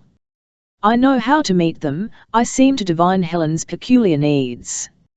It is wonderful. Already people are taking a deep interest in Helen. No one can see her without being impressed. She is no ordinary child, and people's interest in her education will be no ordinary interest. Therefore let us be exceedingly careful what we say and write about her. I shall write freely to you and tell you everything, on one condition. It is this: you must promise never to show my letters to anyone. My beautiful Helen shall not be transformed into a prodigy if I can help it. The 5th of June, 1887. The heat makes Helen languid and quiet. Indeed, the tophetic weather has reduced us all to a semi-liquid state. Yesterday Helen took off her clothes and sat in her skin all the afternoon. When the sun got round to the window where she was sitting with her book, she got up impatiently and shut the window. But when the sun came in just the same, she came over to me with a grieved look and spelled emphatically, "Sun is bad boy. Sun must go to bed." She is the dearest, cutest little thing now, and so loving. One day, when I wanted her to bring me some water, she said, "Legs vo tired. Legs cry much." She is much interested in some little chickens that are their way into the world this morning. I let her hold a shell in her hand, and feel the chicken chip, chip. Her astonishment, when she felt the tiny creature inside, cannot be put in a letter.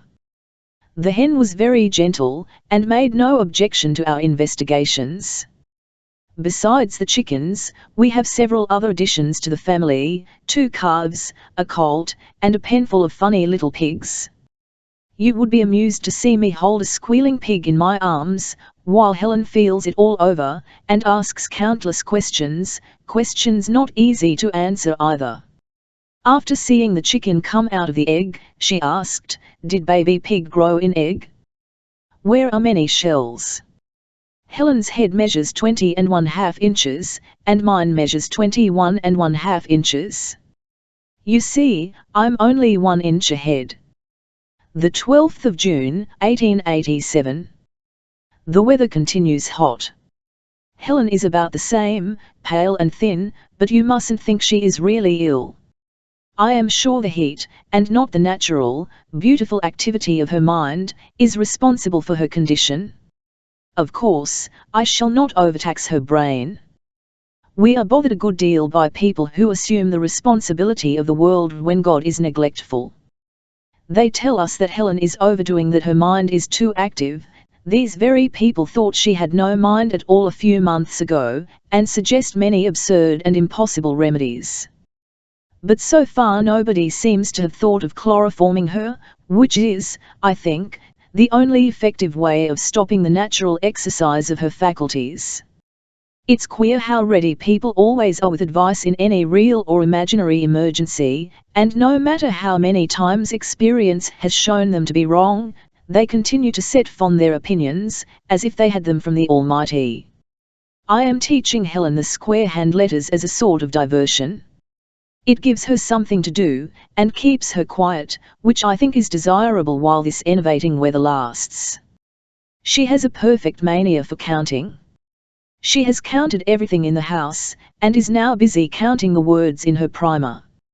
I hope it will not occur to her to count the hairs of her head. If she could see and hear, I suppose she would get rid of her superfluous energy in ways which would not, perhaps, tax her brain so much, although I suspect that the ordinary child takes his play pretty seriously. The little fellow who whirls his New York flyer round the nursery, making horseshoe curves undreamed of by less imaginative engineers, is concentrating his whole soul on his toy locomotive. She just came to say, with a worried expression, "Girl, not count very large, many words." I said, "No, go and play with Nancy." This suggestion didn't please her, however, for she replied, "No. Nancy is very sick." I asked what was the matter, and she said, many teeth do make Nancy sick. Mildred is teething. I happened to tell her the other day that the vine on the fence was a creeper. She was greatly amused, and began at once to find analogies: skip, bend, fall, climb, and swing, but she tells me roguishly that she is walk plant. Helen held some worsted for me last night while I wound it. Afterward she began to swing round and round, spelling to herself all the time, "Wind fast, wind slow," and apparently enjoying her conceit very much. The 15th of June, 1887. We had a glorious thunder tempest last night, and it's much cooler today. We all feel refreshed, as if we'd had a shower bath. Helen's as lively as a cricket. She wanted to know if men were shooting in the sky when she felt the thunder, and if the trees and flowers drank all the rain. June 19, 1887. My little pupil continues to manifest the same eagerness to learn as at first. Her every waking moment is spent in the endeavour to satisfy her innate desire for knowledge, and her mind works so incessantly that we have feared for her health. But her appetite, which left her a few weeks ago, has resumed, and her sleep seems more quiet and natural. She will be 7 years old the 27th of this month. Her height is 4 feet 1 inch, and her head measures 20½ inches in circumference, the line being drawn round the head so as to pass over the prominences of the parietal and frontal bones. Above this line the head rises 1¼ inches. During our walks she keeps up a continual spelling, and delights to accompany it with actions such as skipping, hopping, jumping, ilning, walking fast, walking slow, and the like. When she drops stitches she says, "Helen wrong, teacher will cry." If she wants water she says, "Give Helen drink water." She knows 400 words besides numerous proper nouns. In one lesson I taught her these words: bedstead, mattress, sheet, blanket, comforter, spread, pillow. The next day one found that she remembered all but spread. The same day she had learned, at different times, the words, house, weed, dust, swing, molasses, fast, slow, maple sugar and counter, and she had not forgotten one of these last. This will give you an idea of the retentive memory she possesses. She can count to 30 very quickly, and can write 7 of the square hand letters and the words which can be made with them. She seems to understand about writing letters, and is impatient to write frank letter. She enjoys punching holes in paper with the stiletto, and I supposed it was because she could examine the result of her work, but we watched her one day, and I was much surprised to find that she imagined she was writing a letter. She would spell Eva, a cousin of whom she is very fond, with one hand, then make believe to write it, then spell, sick in bed and write that. She kept this up for nearly an hour. She was, or imagined she was, putting on paper the things which had interested her. When she had finished the letter she carried it to her mother and spelled, frank letter and gave it to her brother to take to the post office. She had been with me to take letters to the post office. She recognizes instantly a person whom she has once met, and spells the name. Unlike Laura Brigman, she is fond of gentlemen, and we notice that she makes friends with a gentleman sooner than with a lady. She is always ready to share whatever she has with those about her, often keeping but very little for herself. She is very fond of dress and of all kinds of finery, and is very unhappy when she finds a hole in anything she is wearing. She will insist on having her hair put in curl papers when she is so sleepy she can scarcely stand. She discovered a hole in her boot the other morning, and, after breakfast, she went to her father and spelled, Helen Newboot Simpson, her brother, buggy stall man. One can easily see her meaning. The 3rd of July, 1887. There was a great rumpus downstairs this morning. I heard Helen screaming, and ran down to see what was the matter. I found her in a terrible passion. I had hoped this would never happen again.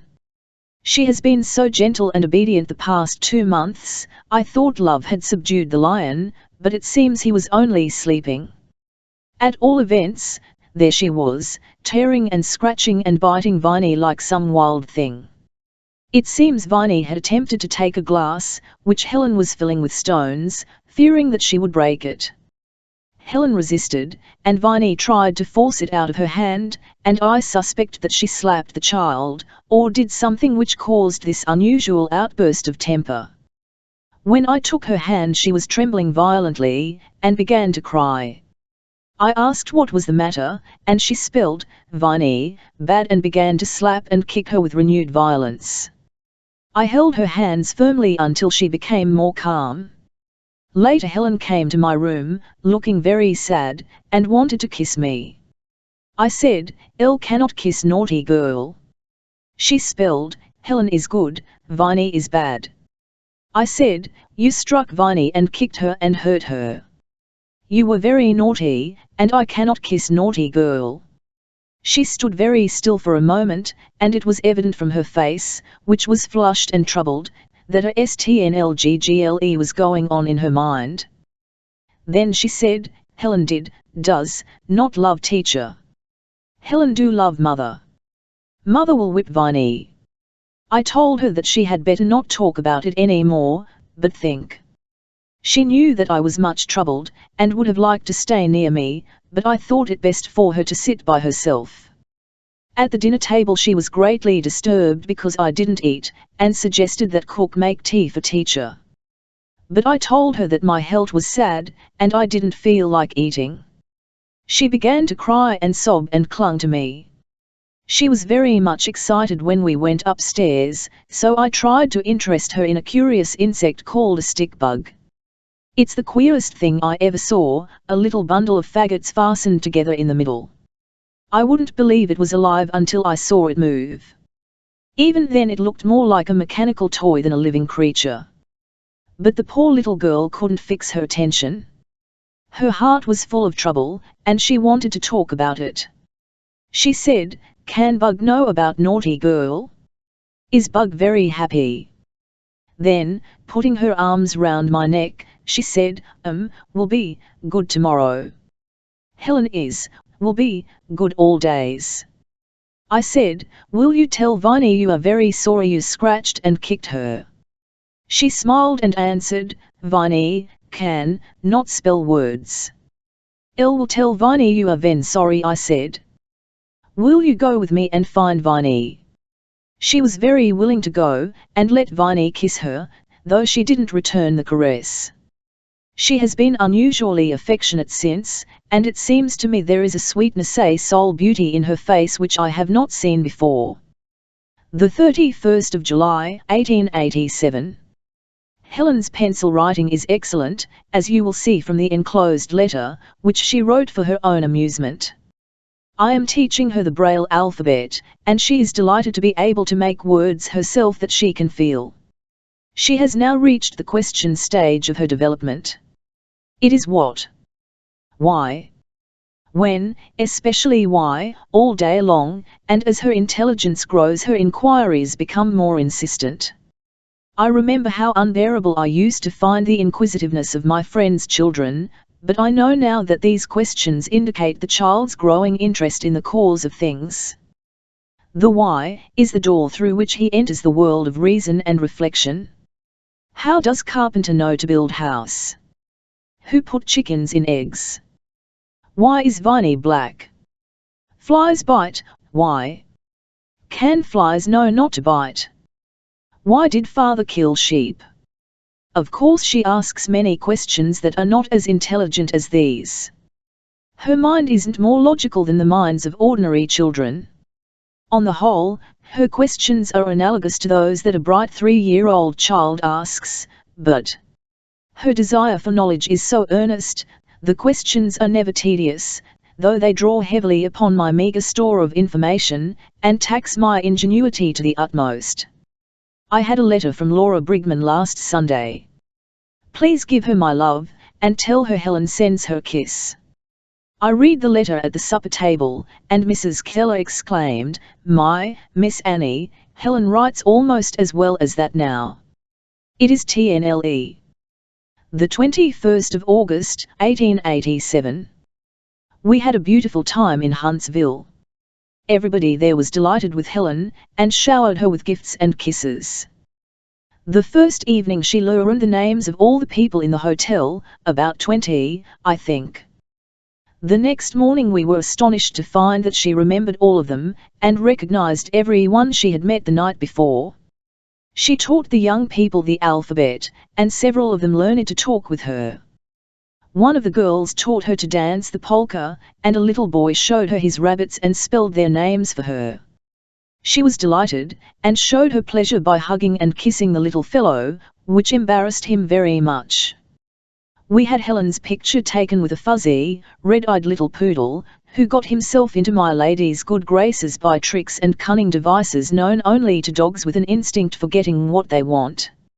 She has talked incessantly since her return about what she did in Huntsville, and we notice a very decided improvement in her ability to use language.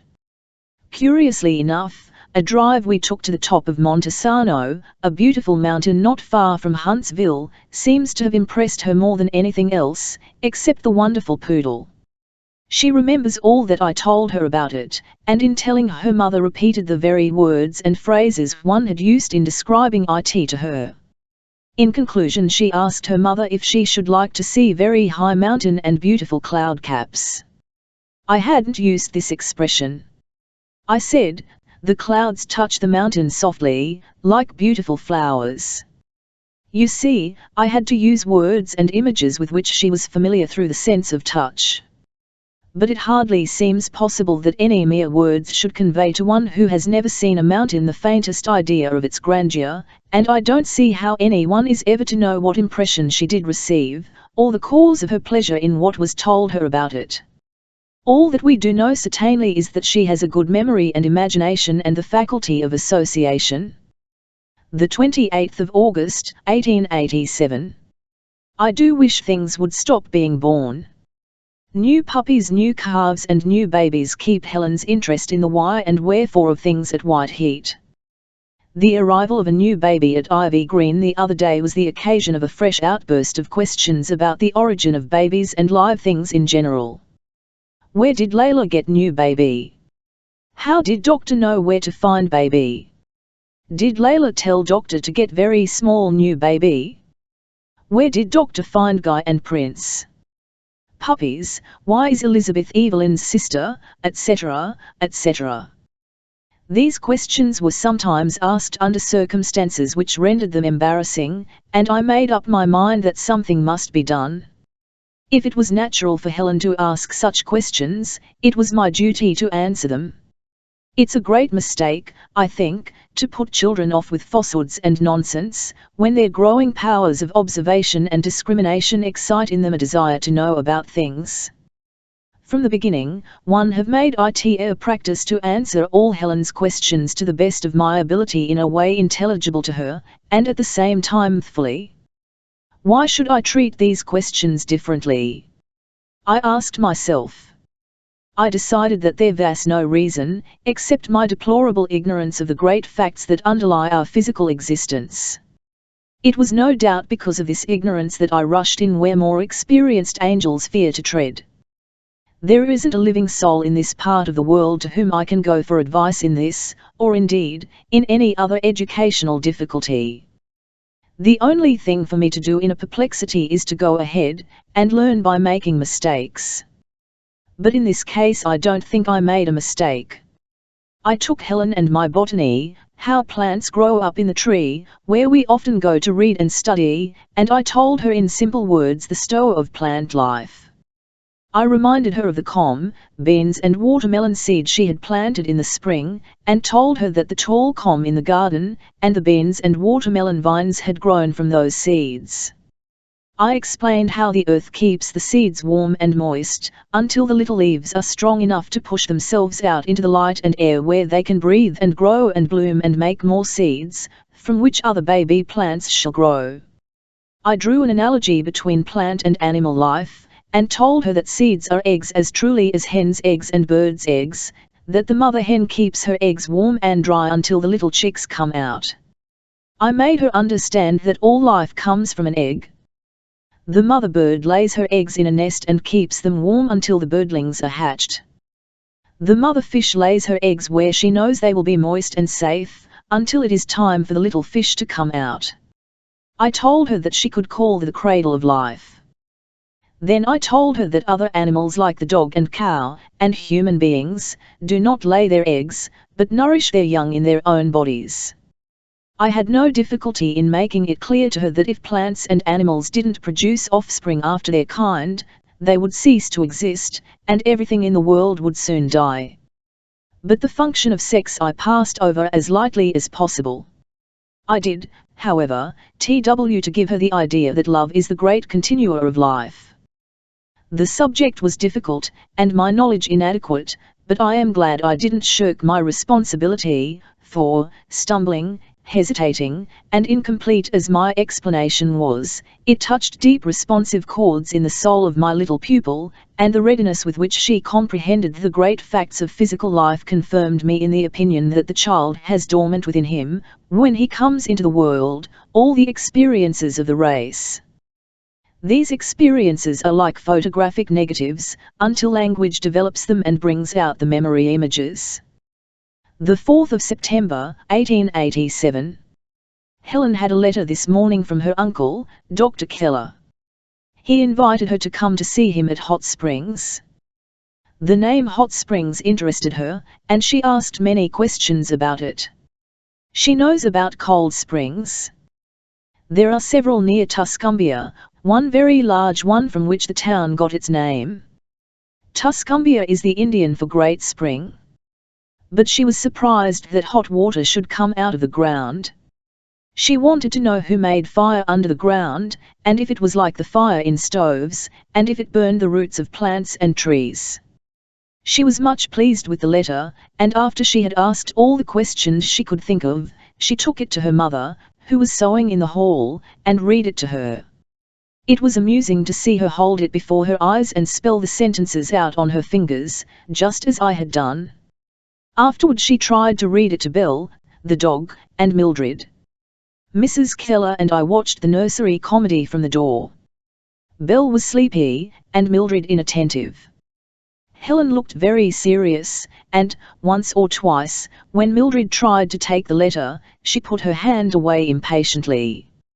Finally Belle got up, shook herself, and was about to walk away, when Helen caught her by the neck and forced her to lie down again. In the meantime Mildred had got the letter and crept away with it. Helen felt on the floor for it, but not finding it there, she evidently suspected, for she made the little sound which is her baby call. Then she got up and stood very still, as if listening with her feet for Mildred's thump, thump. When she had located the sound, she went quickly toward the little culprit and found her chewing the precious letter. This was too much for Helen. She snatched the letter and slapped the little hands soundly. Mrs. Keller took the baby in her arms, and when we had succeeded in pacifying her, I asked Helen, "What did you do to baby?" She looked troubled, and hesitated a moment before answering. Then she said, "Wrong girl did eat letter." Helen did slap very wrong girl. I told her that Mildred was very small, and didn't know that it was wrong to put the letter in her mouth. Did tell baby, no, much, many times, was Helen's reply. I said, Mildred doesn't understand your fingers, and we must be very gentle with her. She shook her head. Baby, not think. Helen will give baby pretty letter, and with that she ran upstairs and brought down a neatly folded sheet of braille, on which she had written some words, and gave it to Mildred, saying, "Baby can eat all words." The 18th of September, 1887. I do not wonder you were surprised to hear that I was going to write something for the report. I do not know myself how it happened, except that I got tired of saying no and Captain Keller urged me to do it. He agreed with Mr. Anagnos that it was my duty to give others the benefit of my experience. Besides, they said Helen's wonderful deliverance might be a boon to other afflicted children. When I sit down to write, my thoughts freeze, and when I get them on paper they look like wooden soldiers all in a row, and if a live one happens along, I put him in a straight jacket. It's easy enough, however, to say Helen is wonderful, because she really is. I kept a record of everything she said last week, and I found that she knows 600 words. This does not mean, however, that she always uses them correctly. Sometimes her sentences are like Chinese puzzles, but they are the kind of puzzles children make when they try to express their half-formed ideas by means of arbitrary language. She has the TNLE language impulse, and shows great fertility of resource in making the words at her command convey her meaning. Lately she has been much interested in color. She found the word brown in her primer and wanted to know its meaning. I told her that her hair was brown, and she asked, "Is brown very pretty?" After we had been all over the house, and I had told her the color of everything she touched, she suggested that we go to the hen houses and barns, but I told her she must wait until another day because I was very tired. We sat in the hammock, but there was no rest for the weary there. Helen was eager to know more color. I wonder if she has any vague idea of color, any reminiscent impression of light and sound. It seems as if a child who could see and hear until her 19th month must retain some of her first impressions, though ever so faintly.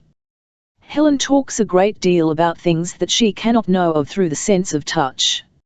She asks many questions about the sky, day and night, the ocean and mountains. She likes to have me tell her what I see in pictures. But I seem to have lost the thread of my discourse. What color is think, was one of the restful questions she asked, as we swung to and fro in the hammock. I told her that when we are happy our thoughts are bright, and when we are naughty they are sad. Quick as a flash she said, "NIY think is white, Viennese think is black." You see, she had an idea that the color of our thoughts matched that of our skin. I couldn't help laughing, for at that very moment Viney was shouting at the top of her voice, "Long to sit on DEM Jasper walls and see DEM sinners stumble and fall." The 3rd of October, 1887. My account for the report is finished and sent off. I have 2 copies, and will send you one, but you mustn't show it to anybody. It's Mr. Anagnos's property until it is published. I suppose the little girls enjoyed Helen's letter. She wrote it out of her own head, as the children say. She talks a great deal about what she will do when she goes to Boston. She asked the other day, who made all things and Boston? She says Mildred will not go there because baby does cry all days. The 25th of October, 1887. Helen wrote another letter to the little girls yesterday, and her father sent it to Mr. Anagnos. Ask him to let you see it. She has begun to use the pronouns of her own accord.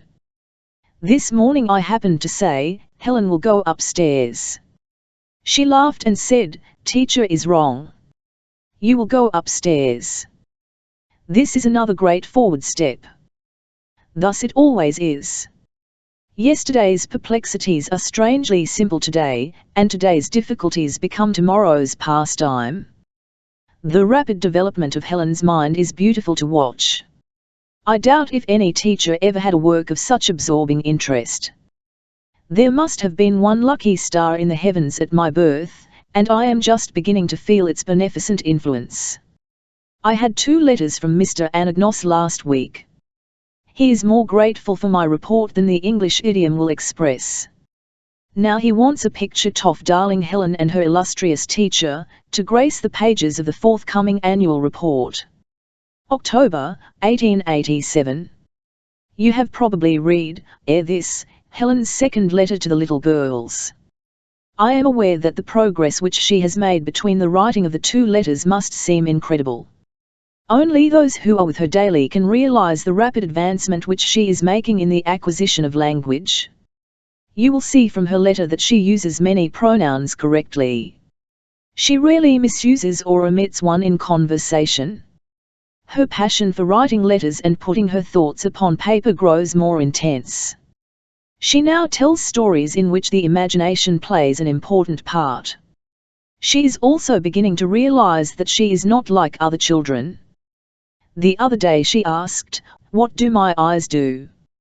I told her that I could see things with my eyes, and that she could see them with her fingers. After thinking a moment she said, My eyes are bad, then she changed it into My eyes are sick. Miss Sullivan's first report, which was published in the official report of the Perkins Institution for the year 1887, is a short summary of what is fully recorded in the letters. Here follows the last part, beginning with the great day, the 5th of April, when Helen learned water. In her reports Miss Sullivan speaks of lessons as if they came in regular order. This is the effect of putting it all in a summary. Lesson is too formal for the continuous daily work. One day I took her to the cistern.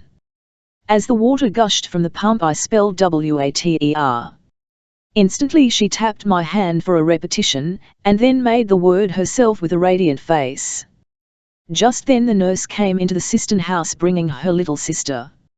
I put Helen's hand on the baby and formed the letters BABY, which she repeated without help and with the light of a new intelligence in her face. On our way back to the house everything she touched had to be named for her, and repetition was seldom necessary. Neither the length of the word nor the combination of letters seems to make any difference to the child. Indeed, she remembers heliotrope and chrysanthemum more readily than she does shorter names. At the end of August she knew 625 words. This lesson was followed by one on words indicative of place relations. Her dress was put in a trunk, and then on it, and these prepositions were spelled for her. Very soon she learned the difference between on and in, though it was some time before she could use these words in sentences of her own. Whenever it was possible she was made the actor in the lesson, and was delighted to stand on the chair, and to be put into the wardrobe. In connection with this lesson she learned the names of the members of the family, and the word is. Helen is in wardrobe, Mildred is in crib, box is on table, Papa is on bed are specimens of sentences constructed by her during the latter part of April. Next came a lesson on words expressive of positive quality. For the first lesson I had 2 balls, one made of worsted, large and soft, the other a bullet. She perceived the difference in size at once. Taking the bullet she made her habitual sign for small, that is, by pinching a little bit of the skin of one hand. Then she took the other ball and made her sign for large by spreading both hands over it. I substituted the adjectives large and small for those signs. Then her attention was called to the hardness of the one ball and the softness of the other, and she learned soft and hard. A few minutes afterward she felt of her little sister's head and said to her mother, "Mildred's head is small and hard." Next I tried to teach her the meaning of fast and slow. She helped me win some worsted one day, first rapidly and afterwards slowly. I then said to her with the finger alphabet, "Win fast or win slow," holding her hands and showing her how to do as I wished. The next day, while exercising, she spelled to me Helen win fast and began to walk rapidly. Then she said, "Helen win slow," again suiting the action to the words. I now thought it time to teach her to read printed words. A slip on which was printed, in raised letters, the word box was placed on the object, and the same experiment was tried with a great many articles, but she did not immediately comprehend that the label name represented the thing. Then I took an alphabet sheet and put her finger on the letter A, at the same time making a with my fingers. She moved her finger from one printed character to another as I formed each letter on my fingers. She learned all the letters, both capital and small, in one day. Next I turned to the first page of the primer and made her touch the word cat, spelling it 011 my fingers at the same time. Instantly she caught the idea, and asked me to find dog and many other words. Indeed, she was much displeased because I could not find her name in the book. Just then I had no sentences in raised letters which she could understand, but she would sit for hours feeling each word in her book. When she touched one with which she was familiar, a peculiarly sweet expression lighted her face, and we saw her countenance growing sweeter and more earnest every day. About this time I sent a list of the words she knew to Mr. Anagnos, and he very kindly had them printed for her. Her mother and I cut up several sheets of printed words so that she could arrange them into sentences. This delighted her more than anything she had yet done, and the practice thus obtained prepared the way for the writing lessons.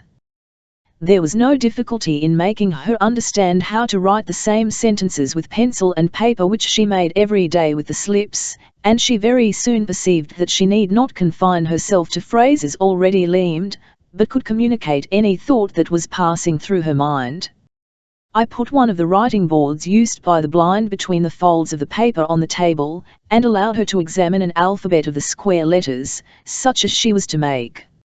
I then guided her hand to form the sentence, "Cat does drink milk." When she finished it she was overjoyed. She carried it to her mother, who spelled it to her. Day after day she moved her pencil in the same tracks along the grooved paper, never for a moment expressing the least impatience or sense of fatigue. As she had now learned to express her ideas on paper, I next taught her the Braille system. She learned it gladly when she discovered that she could herself read what she had written, and this still affords her constant pleasure. For a whole evening she will sit at the table writing whatever comes into her busy brain, and I seldom find any difficulty in reading what she has written. Her progress in arithmetic has been equally remarkable. She can add and subtract with great rapidity up to the sum of 100, and she knows the multiplication tables as far as the fives. She was working recently with the number 40, when I said to her, "Nlake tos." She replied immediately, 22s make 40. Later I said, "Make 15 threes and count." I wished her to make the groups of threes and supposed she would then have to count them in order to know what number 15 threes would make. But instantly she spelled the answer, 15 threes make 45. On being told that she was white and that one of the servants was black, she concluded that all who occupied a similar menial position were of the same hue, and whenever I asked her the color of a servant she would say black. When asked the color of someone whose occupation she did not know she seemed bewildered, and finally said blue. She has never been told anything about death or the burial of the bzui, and yet on entering the cemetery for the first time in her life, with her mother and me, to look at some flowers, she laid her hand on our eyes and repeatedly spelled cry, cry. Her eyes actually filled with tears. The flowers did not seem to give her pleasure, and she was very quiet while we stayed there.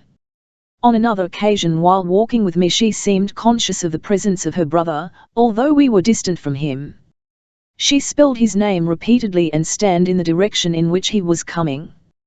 When walking or riding she often gives the names of the people we meet almost as soon as we recognize them. The letters take up the account again. The 13th of November, 1887. We took Helen to the circus, and had the time of our lives. The circus people were much interested in Helen, and did everything they could to make her first circus a memorable event. They let her feel the animals whenever it was safe. She fed the elephants, and was allowed to climb upon the back of the largest, and sit in the lap of the Oriental princess while the elephant marched majestically around the ring. She felt some young lions. They were as gentle as kittens, but I told her they would get wild and fierce as they grew older. She said to the keeper, "We'll take the baby lions home and teach them to be mild." The keeper of the bears made one big black fellow stand on his hind legs and hold out his great paw to us, which Helen shook politely. She was greatly delighted with the monkeys and kept her hand on the star performer while he went through his tricks, and laughed heartily when he took off his hat to the audience. One cute little fellow stole her hair ribbon, and another tried to snatch the flowers out of her hat. I don't know who had the best time, the monkeys, Helen or the spectators. One of the leopards licked her hands, and the man in charge of the giraffes lifted her up in his arms so that she could feel their ears and see how tall they were. She also felt a Greek chariot, and the charioteer would have liked to take her round the ring, but she was afraid of many swift horses.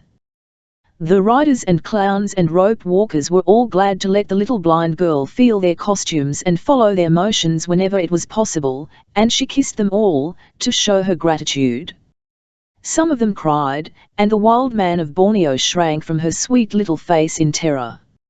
She has talked about nothing but the circus ever since. In order to answer her questions, I have been obliged to read a great deal about animals. At present I feel like a jungle on wheels. The 12th of December, 1887. I find it hard to realize that Christmas is almost here, in spite of the fact that Helen talks about nothing else. Do you remember what a happy time we had last Christmas? Helen has learned to tell the time at last, and her father is going to give her a watch for Christmas. Helen is as eager to have stories told her as any hearing child I ever knew. She has made me repeat the story of Little Red Riding Hood so often that I believe I could say it backward. She likes stories that make her cry. I think we all do. It's so nice to feel sad when you've nothing particular to be sad about. I am teaching her little rhymes and verses, too. They fix beautiful thoughts in her memory. I think, too, that they quicken all the child's faculties, because they stimulate the imagination. Of course I don't try to explain everything. If I did, there would be no opportunity for the play of fancy. Too much explanation directs the child's attention to words and sentences, so that he fails to get the thought as a whole. One do not think anyone can read, or talk for that matter, until he forgets words and sentences in the technical sense. January L, 1888. It is a great thing to feel that you are of some use in the world, that you are necessary to somebody. Helen's dependence on me for almost everything makes me strong and glad. Christmas week was a very busy one here, too. Helen is invited to all the children's entertainments, and I take her to as many as I can. I want her to know children and to be with them as much as possible. Several little girls have learned to spell on their fingers and are very proud of the accomplishment. One little chap, about 7, was persuaded to learn the letters, and he spelled his name for Helen. She was delighted, and showed her joy, by hugging and kissing him, much to his embarrassment. Saturday the school children had their tree, and I took Helen. It was the first Christmas tree she had ever seen, and she was puzzled, and asked many questions. Who made tree grow in house? Why? who put many things on tree. She objected to its miscellaneous fillets and began to remove them, evidently thinking they were all meant for her. It was not difficult, however, to make her understand that there was a present for each child, and to her great delight she was permitted to hand the gifts to the children. There were several presents for herself. She placed them in a chair, resisting all temptation to look at them until every child had received his gifts. One little girl had fewer presents than the rest, and Helen insisted on sharing her gifts with her. It was very sweet to see the children's eager interest in Helen, and their readiness to give her pleasure. The exercises began at 9, and it was 1 o'clock before we could leave. My fingers and head ached, but Helen was as fresh and full of spirit as when we left home. After dinner it began to snow, and we had a good frolic and an interesting lesson about the snow. Sunday morning the ground was covered, and Helen and the cook's children and I played snowball. By noon the snow was all gone. It was the first snow I had seen here, and it made me a little homesick. The Christmas season has furnished many lessons, and added scores of new words to Helen's vocabulary. For weeks we did nothing but talk and read and tell each other stories about Christmas. Of course I do not try to explain all the new words, nor does Helen fully understand the little stories I tell her, but constant repetition fixes the words and phrases in the mind, and little by little the meaning will come to her. I see no sense in faking conversation for the sake of teaching language. It's stupid and deadening to pupil and teacher. Talk should be natural and have for its object an exchange of ideas. If there is nothing in the child's mind to communicate, it hardly seems one while to require him to write on the blackboard, or spell on his fingers, cut and dried sentences about the cat, the bird, a dog.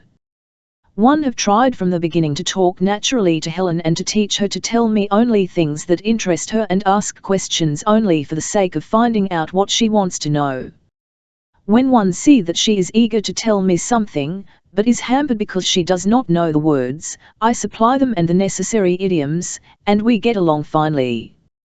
The child's eagerness and interest carry her over many obstacles that would be our undoing if we stopped to define and explain everything. What would happen, do you think, if someone should try to measure our intelligence by our ability to define the commonest words we use?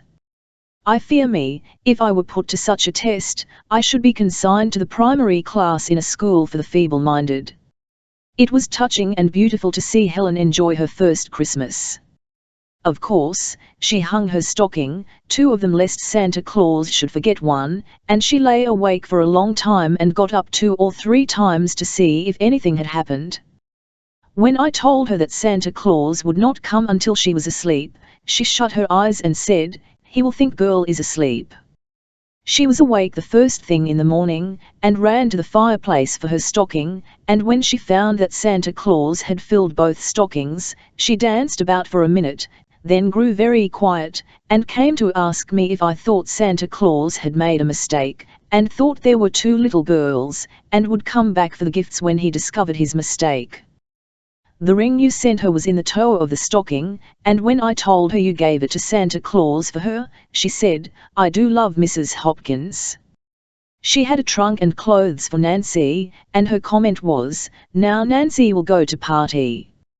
When she saw the braille slate and paper, she said, "I will write many letters, and I will thank Santa Claus very much." It was evident that everyone, especially Captain and Mrs. Keller, was deeply moved at the thought of the difference between this bright Christmas and the last, when their little girl had no conscious part in the Christmas festivities. As we came downstairs, Mrs. Keller said to me with tears in her eyes, "Miss Annie, I thank God every day of my life for sending you to us, but I never realized until this morning what a blessing you have been to us." Captain Keller took my hand, but could not speak.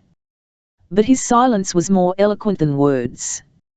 My heart, too, was full of gratitude and solemn joy.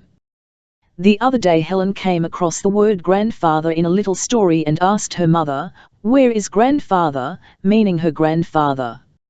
Mrs. Keller replied, "He is dead." "Did father shoot him?" Helen asked, and added, "Elle will eat grandfather for dinner." So far, Her only knowledge of death is in connection with things to eat. She knows that her father shoots partridges and deer and other game. This morning she asked me the meaning of carpenter, and the question furnished the text for the day's lesson. After talking about the various things that carpenters make, she asked me, "Did carpenter make me?" And before I could answer, she spelled quickly, "No, no, photographer made me in Sheffield." One of the greatest iron furnaces has been started in Sheffield, and we went over the other evening to see them make a run. Helen felt the heat and asked, "Did the sun fall?" The 9th of January, 1888. The report came last night. I appreciate the kind things Mr. Anagnos has said about Helen and me, but his extravagant way of saying them nibs me the wrong way. The simple facts would be so much more convincing. Why, for instance, does he take the trouble to ascribe motives to me that I never dreamed of?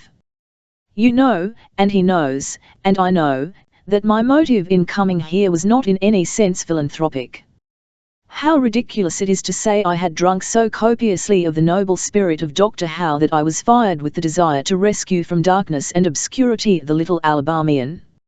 I came here simply because circumstances made it necessary for me to earn my living, and I seized upon the first opportunity that offered itself, although I did not suspect, nor did he, that I had any special fitness for the work.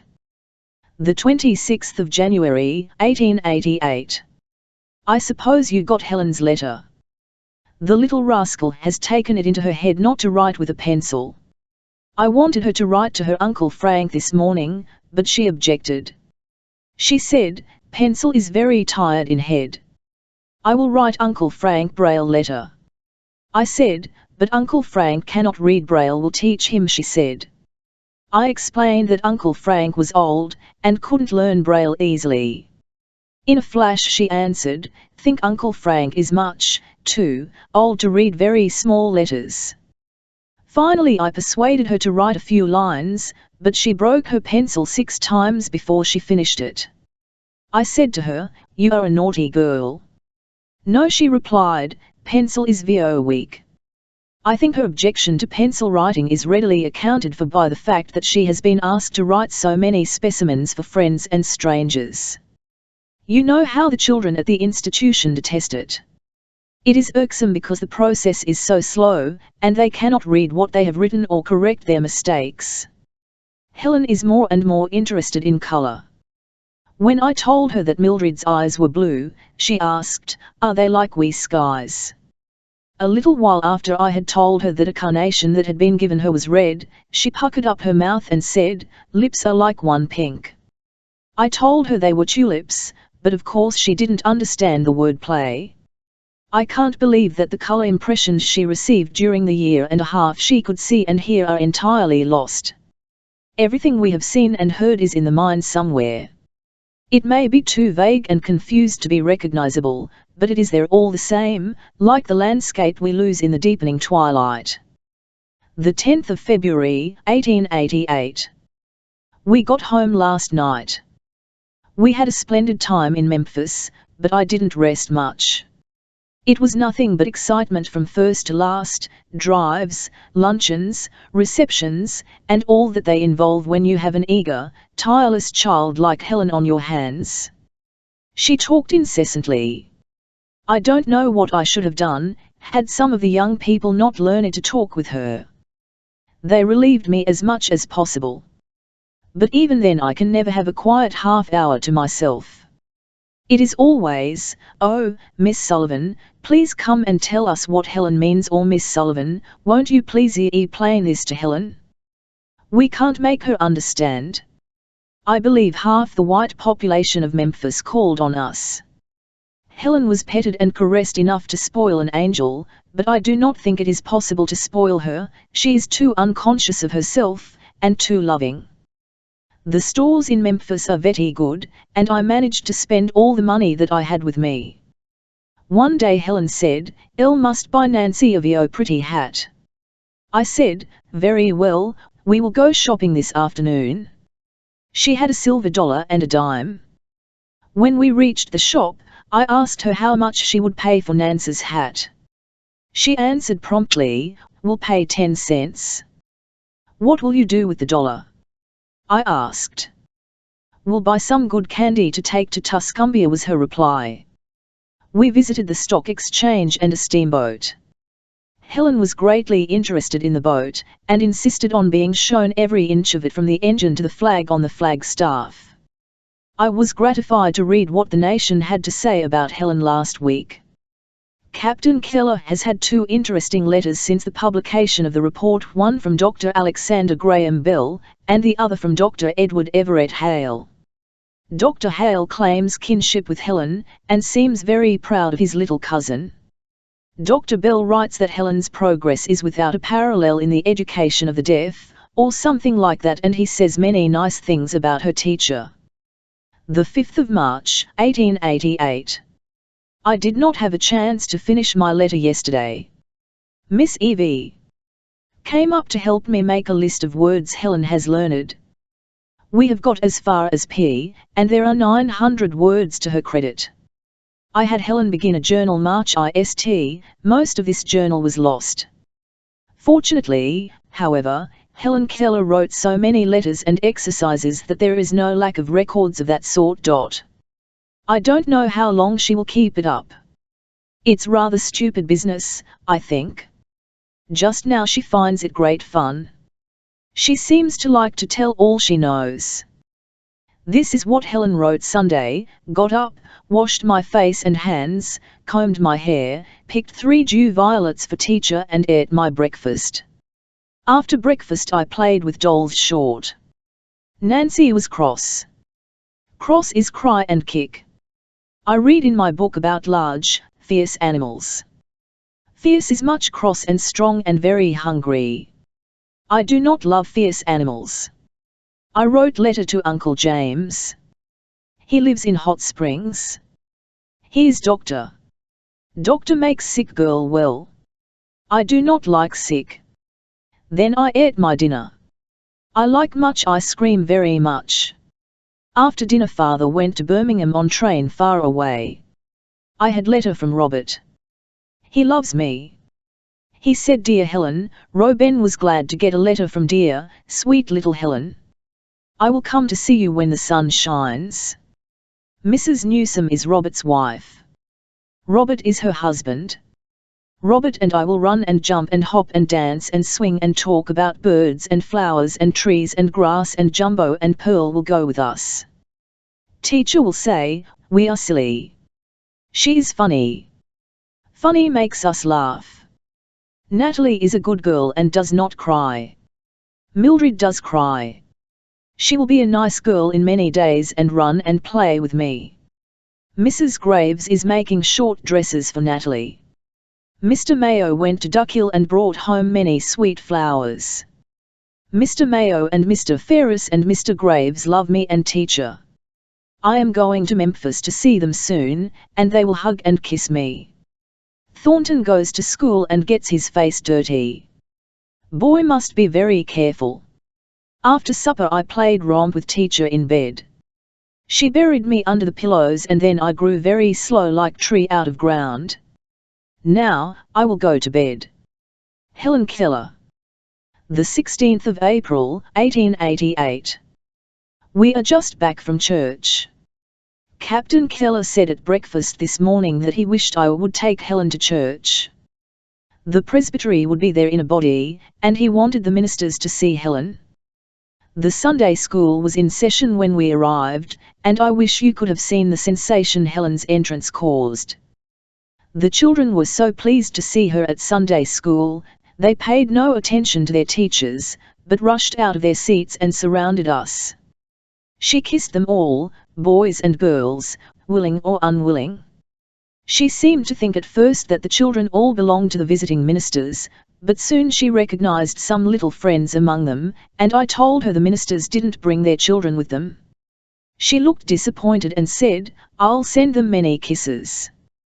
One of the ministers wished me to ask Helen, "What do ministers do?"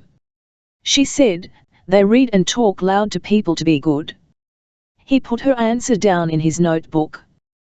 When it was time for the church service to begin, she was in such a state of excitement that I thought it best to take her away, but Captain Keller said, "No, she will be all right." So there was nothing to do but stay. It was impossible to keep Helen quiet. She hugged and kissed me, and the quiet-looking divine who sat on the other side of her. He gave her his watch to play with, but that didn't keep her still. She wanted to show it to the little boy in the seat behind us. When the communion service began, she smelled the wine, and sniffed so loud that everyone in the church could hear. When the wine was passed to our neighbour, he was obliged to stand up to prevent her taking it away from him. I never was so glad to get out of a place as I was to leave that church. I tried to hurry Helen out of doors, but she kept her arm extended, and every coat tail she touched must needs turn round and give an account of the children he left at home, and receive kisses according to their number. Everybody laughed at her antics, and you would have thought they were leaving a place of amusement rather than a church. Captain Keller invited some of the ministers to dinner. Helen was irrepressible. She described in the most animated pantomime, supplemented by spelling, what she was going to do in Brewster. Finally she got up from the table and went through the motion of picking seaweed and shells, and splashing in the water, holding up her skirts higher than was proper under the circumstances.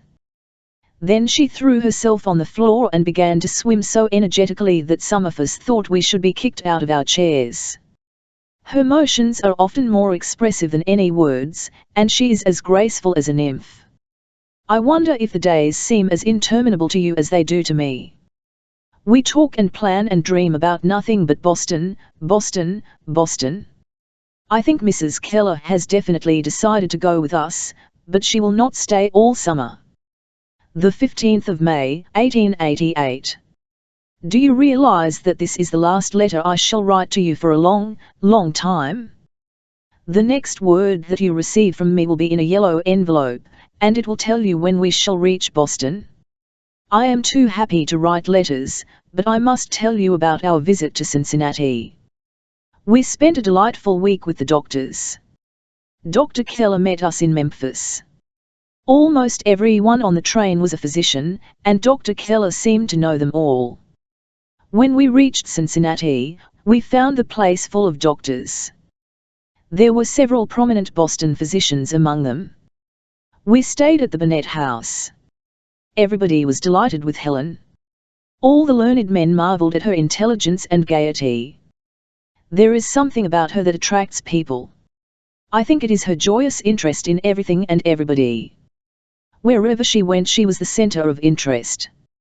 She was delighted with the orchestra at the hotel, and whenever the music began she danced round the room, hugging and kissing everyone she happened to touch. Her happiness impressed all, nobody seemed to pity her.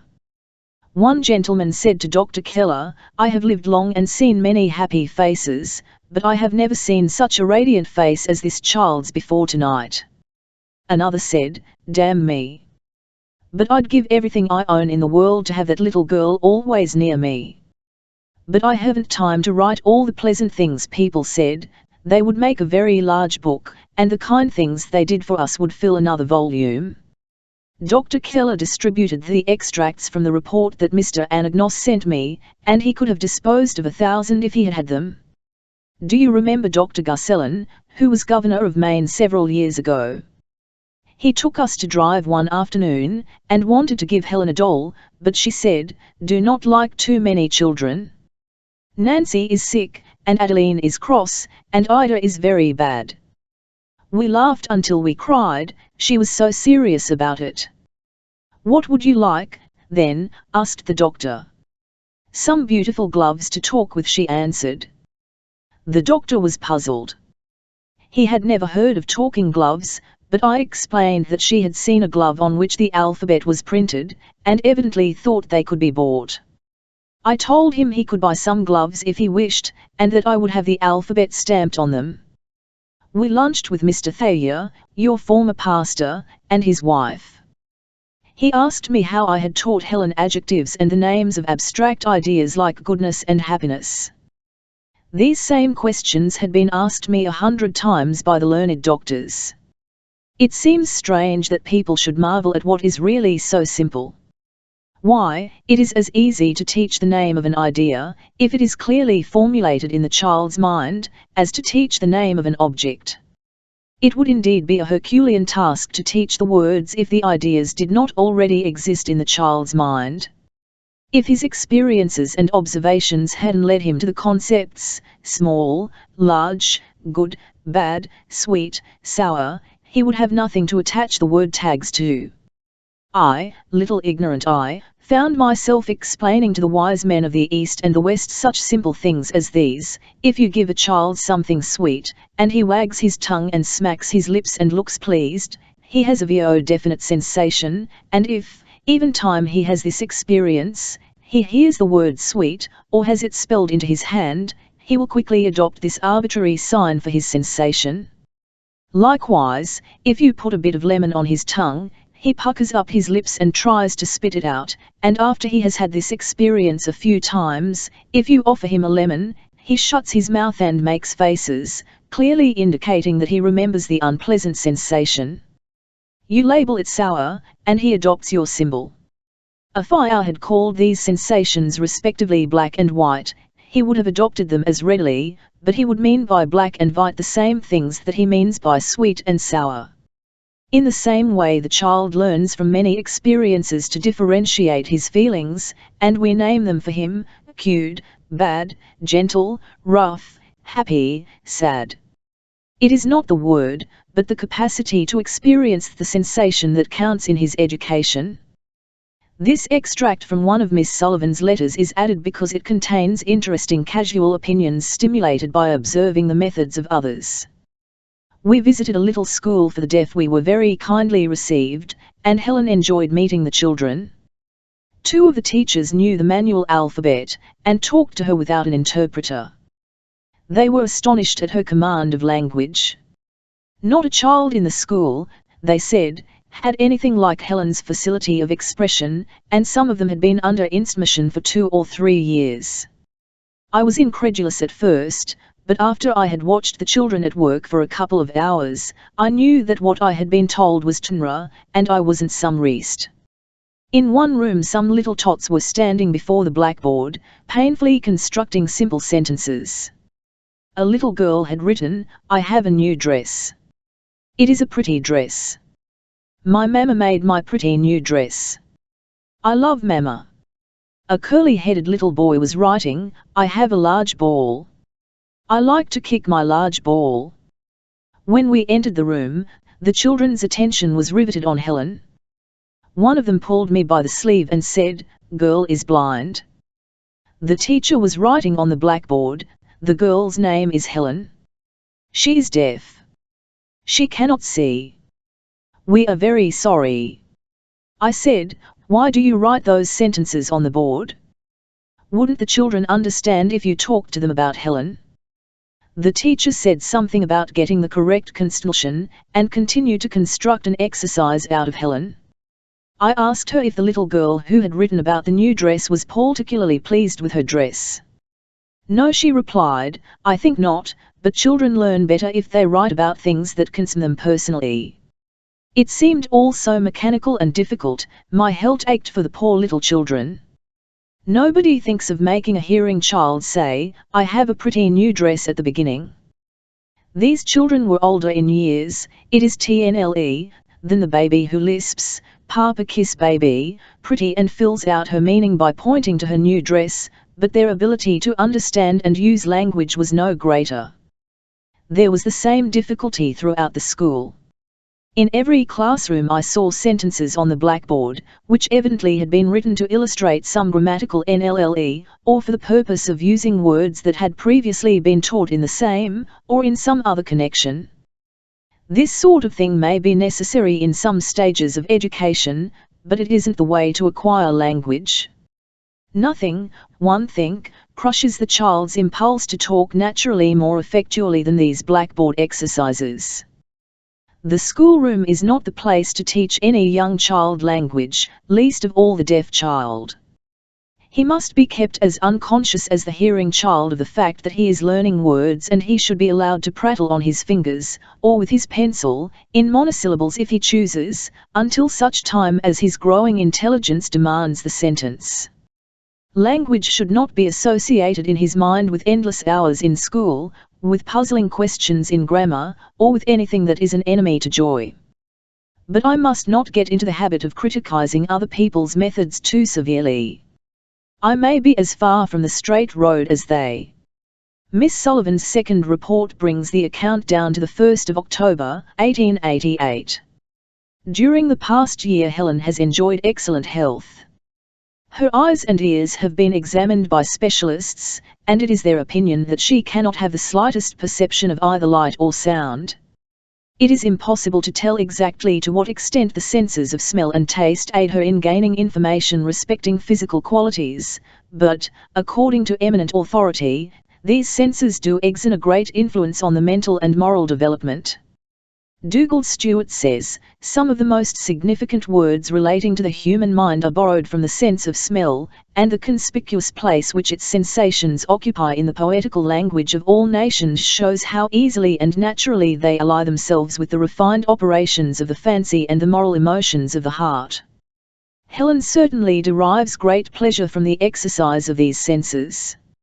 On entering a greenhouse her countenance becomes radiant, and she will tell the names of the flowers with which she is familiar, by the sense of smell alone. Her recollections of the sensations of smell are very vivid.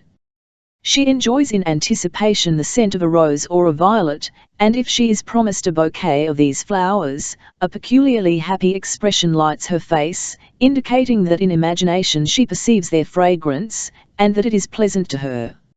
It frequently happens that the perfume of a flower or the flavor of a fruit recalls to her mind some happy event in home life, or a delightful birthday party. Her sense of touch has sensibly increased during the year, and has gained in acuteness and delicacy. Indeed, her whole body is so finely organized that she seems to use it as a medium for bringing herself into closer relations with her fellow creatures. She is able not only to distinguish with great accuracy the different undulations of the air and the vibrations of the floor made by various sounds and motions, and to recognize her friends and acquaintances the instant she touches their hands or clothing, but she also perceives the state of mind of those around her. It is impossible for anyone with whom Helen is conversing to be particularly happy or sad, and withhold the knowledge of this fact from her.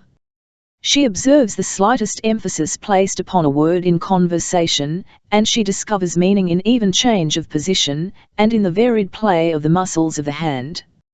She responds quickly to the gentle pressure of affection, the pat of approval, the jerk of impatience, the firm motion of command, and to the many other variations of the almost infinite language of the feelings, and she has become so expert in interpreting this unconscious language of the emotions that she is often able to divine our very thoughts. In my account of Helen last year, I mentioned several instances where she seemed to have called into use an inexplicable mental faculty, but it now seems to me, after carefully considering the matter, that this power may be explained by her perfect familiarity with the muscular variations of those with whom she comes into contact, caused by their emotions. She has been forced to depend largely upon this muscular sense as a means of ascertaining the mental condition of those about her. She has learned to connect certain movements of the body with anger, others with joy, and others still with sorrow. One day, while she was out walking with her mother and Mr. Anagnos, a boy threw a torpedo, which startled Mrs. Keller. Helen felt the change in her mother's movements instantly, and asked, "What are we afraid of?" On one occasion, while walking on the common with her, I saw a police officer taking a man to the station house. The agitation which I felt evidently produced a perceptible physical change, for Helen asked, excitedly, "What do you see?" A striking illustration of this strange power was recently shown while her ears were being examined by the aurists in Cincinnati. Several experiments were tried, to determine positively whether or not she had any perception of sound. All present were astonished when she appeared not only to hear a whistle, but also an ordinary tone of voice. She would turn her head, smile, and act as though she had heard what was said. I was then standing beside her, holding her hand. Thinking that she was receiving impressions from me, I put her hands upon the table, and withdrew to the opposite side of the room. The aurists then tried their experiments with quite different results. Helen remained motionless through them all, not once showing the least sign that she realized what was going on. At my suggestion, one of the gentlemen took her hand, and the tests were repeated. This time her countenance changed whenever she was spoken to, but there was not such a decided lighting up of the features as when I had held her hand. In the account of Helen last year it was stated that she knew nothing about death, or the burial of the body, yet on entering a cemetery for the first time in her life, she showed signs of emotion, her eyes actually filling with tears. A circumstance equally remarkable occurred last summer, but, before relating it, I will mention what she now knows with regard to death. Even before I knew her, she had handled a dead chicken, or bird, or some other small animal. Some time after the visit to the cemetery before referred to, Helen became interested in a horse that had met with an accident by which one of his legs had been badly injured, and she went daily with me to visit him. The wounded leg soon became so much worse that the horse was suspended from a beam. The animal groaned with pain, and Helen, perceiving his groans, was filled with pity. At last it became necessary to kill him, and, when Helen next asked to go and see him, I told her that he was dead. This was the first time that she had heard the word. I then explained that he had been shot to relieve him from suffering, and that he was now buried, put into the ground. I am inclined to believe that the idea of his having been intentionally shot did not make much impression upon her, but I think she did realize the fact that life was extinct in the horse as in the dead birds she had touched, and also that he had been put into the ground. Since this occurrence, I have used the word dead whenever occasion required, but with no further explanation of its meaning. While making a visit at Brewster, Massachusetts, she one day accompanied my friend and me through the graveyard. She examined one stone after another, and seemed pleased when she could decipher a name.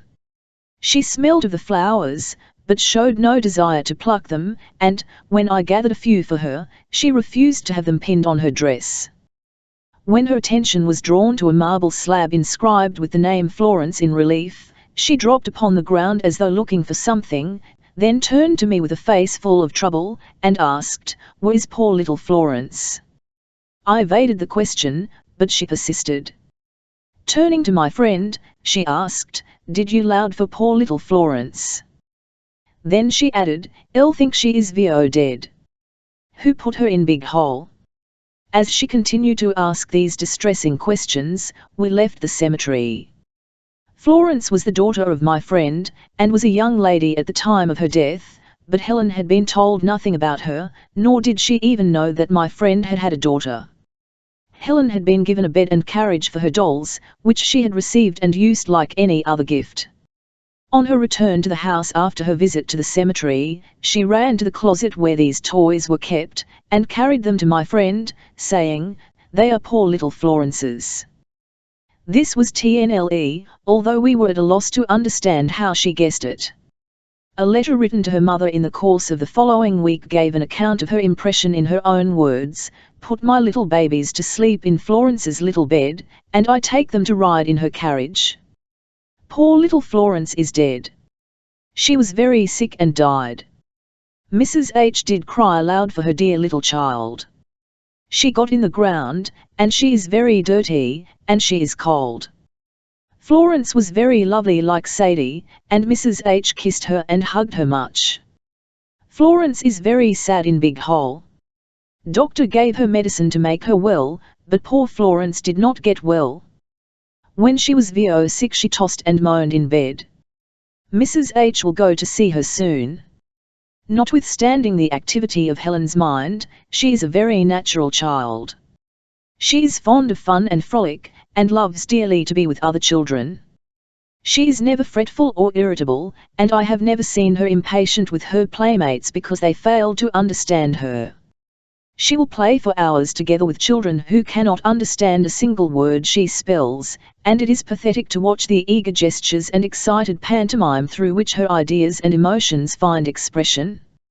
Occasionally some little boy or girl will try to learn the manual alphabet. Then it is beautiful to observe with what patience, sweetness, and perseverance Helen endeavors to bring the unruly fingers of her little friend into proper position. One day, while Helen was wearing a little jacket of which she was very proud, her mother said, "There is a poor little girl who has no cloak to keep her warm. Will you give her yours?" Helen began to pull off the jacket, saying, "Must give it to a poor little strange girl. She is very fond of children younger than herself, and a baby invariably calls forth all the motherly instincts of her nature. She will handle the baby as tenderly as the most careful nurse could desire." It is pleasant, too, to note her thoughtfulness for little children, and her readiness to yield to their whims. She has a very sociable disposition, and delights in the companionship of those who can follow the rapid motions of her fingers, but if left alone she will amuse herself for hours at a time with her knitting or sewing. She reads a great deal. She bends over her book with a look of intense interest, and as the forefinger of her left hand runs along the line, she spells out the words with the other hand, but often her motions are so rapid as to be unintelligible even to those accustomed to reading the swift and varied movements of her fingers. Every shade of feeling finds expression through her mobile features. Her behavior is easy and natural, and it is charming because of its frankness and evident sincerity. Her heart is too full of unselfishness and affection to allow a dream of fear or unkindness. She does not realize that one can be anything but kind-hearted and tender. She is not conscious of any reason why she should be awkward, consequently, her movements are free and graceful. She is very fond of all the living things at home, and she will not have them unkindly treated. When she is riding in the carriage she will not allow the driver to use the whip, because, she says, poor horses will cry. One morning she was greatly distressed by finding that one of the dogs had a block fastened to her collar. We explained that it was done to keep Pearl from running away. Helen expressed a great deal of sympathy, and at every opportunity during the day she would find Pearl and carry the burden from place to place. Her father wrote to her last summer that the birds and bees were eating all his grapes. At first she was very indignant, and said the little creatures were very wrong, but she seemed pleased when I explained to her that the birds and bees were hungry, and did not know that it was selfish to eat all the fruit. In a letter written soon afterward she says, "I am very sorry that bumblebees and hornets and birds and large flies and worms are eating all of my father's delicious grapes. They like juicy fenlet to eat as well as people, and they are hungry. They are not then wrong to eat too many grapes because they do not know much." She continues to make rapid progress in the acquisition of language as her experiences increase. While these were few and elementary, her vocabulary was necessarily limited, but, as she learns more of the world about her, her judgment grows more accurate, her reasoning powers grow stronger, more active and subtle, and the language by which she expresses this intellectual activity gains in fluency and logic. When traveling she drinks in thought and language. Sitting beside her in the car, I describe what I see from the window, hills and valleys and the rivers, cotton fields and gardens in which strawberries, peaches, pears, melons, and vegetables are growing, herds of cows and horses feeding in broad meadows, and flocks of sheep on the hillside, the cities with their churches and schools, hotels and warehouses, and the occupations of the busy people. While I am communicating these things, Helen manifests intense interest, and, in default of words, she indicates by gestures and pantomime her desire to learn more of her surroundings and of the great forces which are operating everywhere. In this way, she learns countless new expressions without any apparent effort. From the day when Helen first grasped the idea that all objects have names, and that these can be communicated by certain movements of the fingers, I have talked to her exactly as I should have done had she been able to hear, with only this exception, that I have addressed the words to her fingers instead of to her ears. Naturally, there was at first a strong tendency on her part to use only the important words in a sentence. She would say, "Helen, milk." I got the milk to show her that she had used the correct word. But I did not let her drink it until she had, with my assistance, made a complete sentence, as "Give Helen some milk to drink." In these early lessons I encouraged her in the use of different forms of expression for conveying the same idea. If she was eating some candy, I said, "Will Helen please give teacher some candy?" or "Teacher would like to eat some of Helen's candy," emphasizing the S. She very soon perceived that the same idea could be expressed in a great many ways. In 2 or 3 months after I began to teach her, she would say, "Helen wants to go to bed," or "Helen is sleepy," and Helen will go to bed. I am constantly asked the question, how did you teach her the meaning of words expressive of intellectual and moral qualities? I believe it was more through association and repetition than through any explanation of mine. This is especially true of her earlier lessons, when her knowledge of language was so slight as to make explanation impossible. I always made it a practice to use the words descriptive of emotions, of intellectual or moral qualities and actions, in connection with the circumstance which required these words. Soon after I became her teacher, Helen broke her new doll, of which she was very fond. She began to cry. I said to her, "Teacher is sorry." After a few repetitions she came to associate the word with the feeling. The word happy she learned in the same way, also right, wrong, good, bad, and other adjectives. The word love she learned as other children do, by its association with caresses. One day I asked her a simple question in a combination of numbers, which I was sure she knew. She answered at random. I checked her, and she stood still, the expression of her face plainly showing that she was trying to think. I touched her forehead, and spelled THINK. The word, thus connected with the act, seemed to impress itself on her mind much as if I had placed her hand upon an object and then spelled its name. Since that time she has always used the word think. At a later period I began to use such words as perhaps, suppose, expect, forget, remember. If Helen asked, "Where is mother now?" I replied, "Do not know. Perhaps she is with Layla." She is always anxious to learn the names of people we meet in the horse cars or elsewhere, and to know where they are going, and what they will do. Conversations of this kind are frequent. "Helen, what is little boy's name?"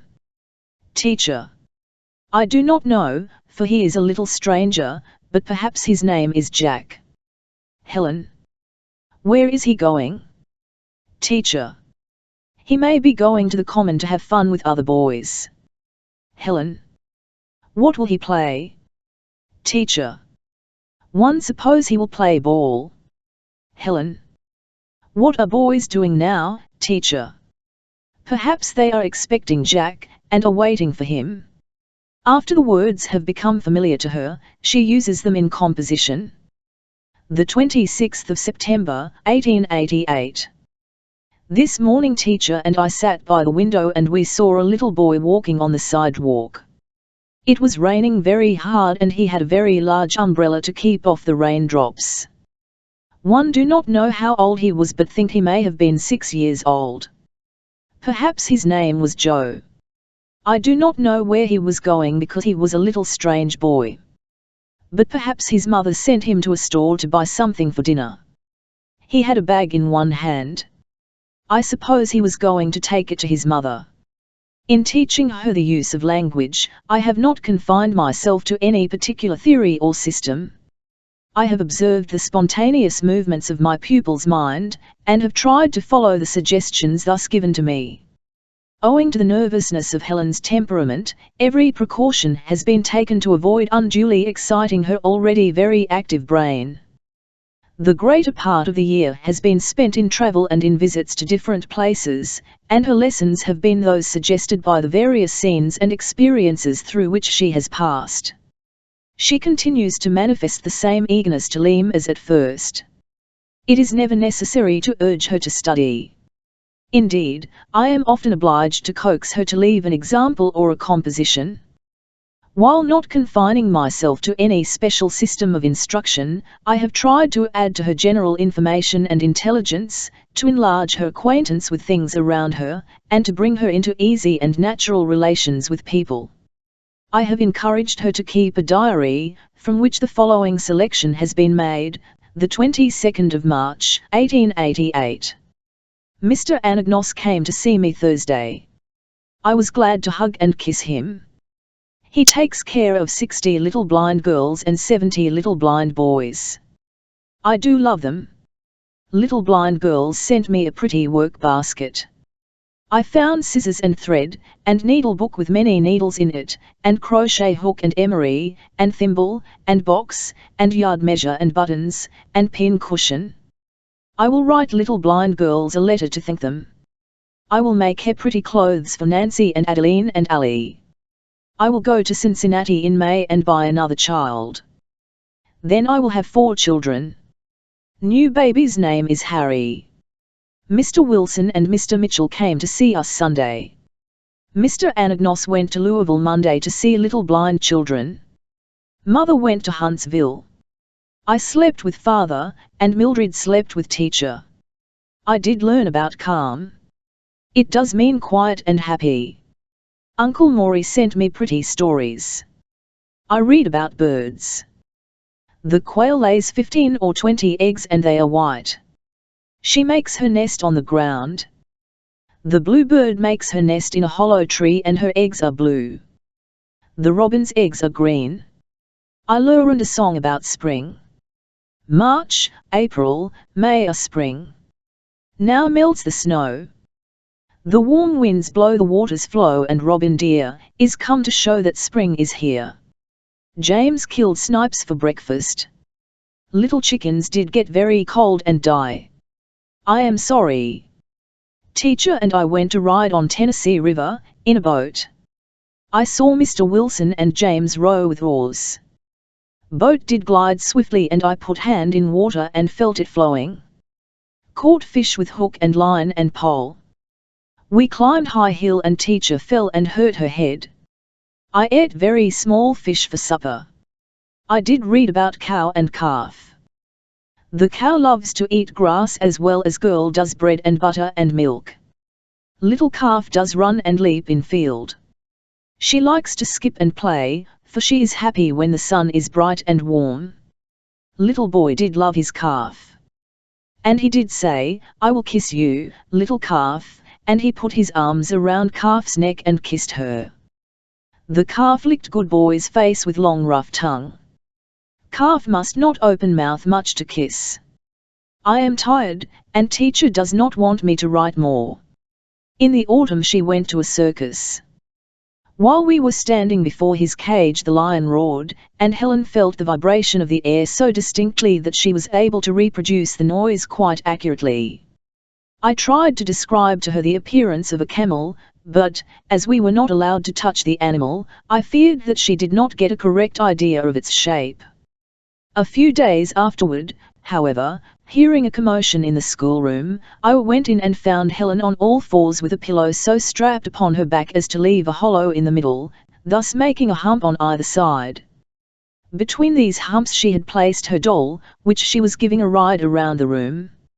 I watched her for some time as she moved about, trying to take long strides in order to carry out the idea I had given her of a camel's gait. When I asked her what she was doing, she replied, I am a very funny camel.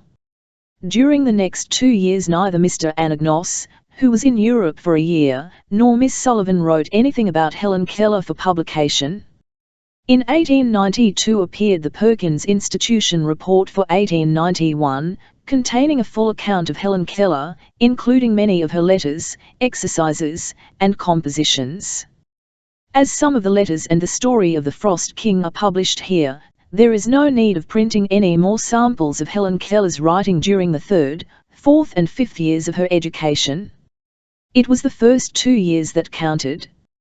From Miss Sullivan's part of this report I give her most important comments and such biographical matter as does not appear elsewhere in the present volume. These extracts Mr. Anagnos took from Miss Sullivan's notes and memoranda. One day, while her pony and her donkey were standing side by side, Helen went from one to the other, examining them closely.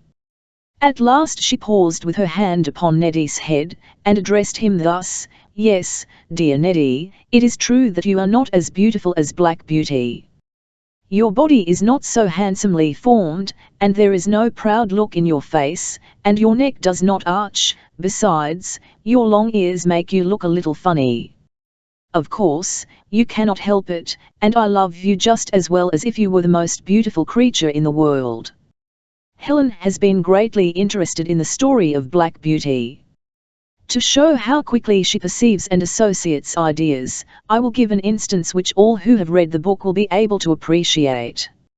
I was reading the following paragraph to her: "The horse was an old, worn-out chestnut, with an ill-kept coat, and bones that showed plainly through it, the knees knuckled over, and the forelegs were very unsteady. I had been eating some hay, and the wind rolled a little lock of it that way, and the poor creature put out her long, thin neck and picked it up, and then turned round and looked about for more. There was a hopeless look in the dull eye that I could not help noticing, and then, as I was thinking where I had seen that horse before, she looked full at me and said, 'Black Beauty, is that you?' At this point Helen pressed my hand to stop me. She was sobbing convulsively. VLT was poor Ginger was all she could say at first. Later, when she was able to talk about it, she said, 'Poor Ginger.' The words made a distinct picture in my mind. I could see the way Ginger looked, all her beauty gone, her beautiful arched neck drooping, all the spirit gone out of her flashing eyes, all the playfulness gone out of her manner. Oh, how terrible it was! I never knew before that there could be such a change in anything. There were very few spots of sunshine in poor Ginger's life, and the sadnesses were so many." After a moment she added, mournfully, "I fear some people's lives are just like Ginger's." This morning Helen was reading for the first time Bryant's poem, "Oh, Mother of a Mighty Race." I said to her, "Tell me, when you have read the poem through, who you think the mother is." When she came to the line, "There's freedom at thy gates, and rest," she exclaimed, "it means America. The gate, I suppose, is New York City, and freedom is the great Statue of Liberty." After she had read The Battlefield by the same author, I asked her which verse she thought was the most beautiful. She replied, "I like this verse best: truth crushed to earth shall rise again, the eternal years of God are hers, but error, wounded, writhes with pain, and dies among his worshippers." She is at once transported into the midst of the events of a story. She rejoices when justice wins, she is sad when virtue lies low, and her face glows with admiration and reverence when heroic deeds are described. She even enters into the spirit of battle. She says, "Six think it is right for men to fight against wrongs and tyrants." Here begins Miss Sullivan's connected account in the report of 1891. During the past 3 years Helen has continued to make rapid progress in the acquisition of language. She has one advantage over ordinary children, that nothing from without distracts her attention from her studies. But this advantage involves a corresponding disadvantage, the danger of unduly severe mental application. Her mind is so constituted that she is in a state of feverish unrest while conscious that there is something that she does not comprehend. I have never known her to be willing to leave a lesson when she felt that there was anything in it which she did not understand. If I suggest her leaving a problem in arithmetic until the next day, she answers, "I'll think it will make my mind stronger to do it now." A few evenings ago we were discussing the tariff. Helen wanted me to tell her about it. I said, "No. You cannot understand it yet." She was quiet for a moment, and then asked, with spirit, "How do you know that I cannot understand?" "I have a good mind.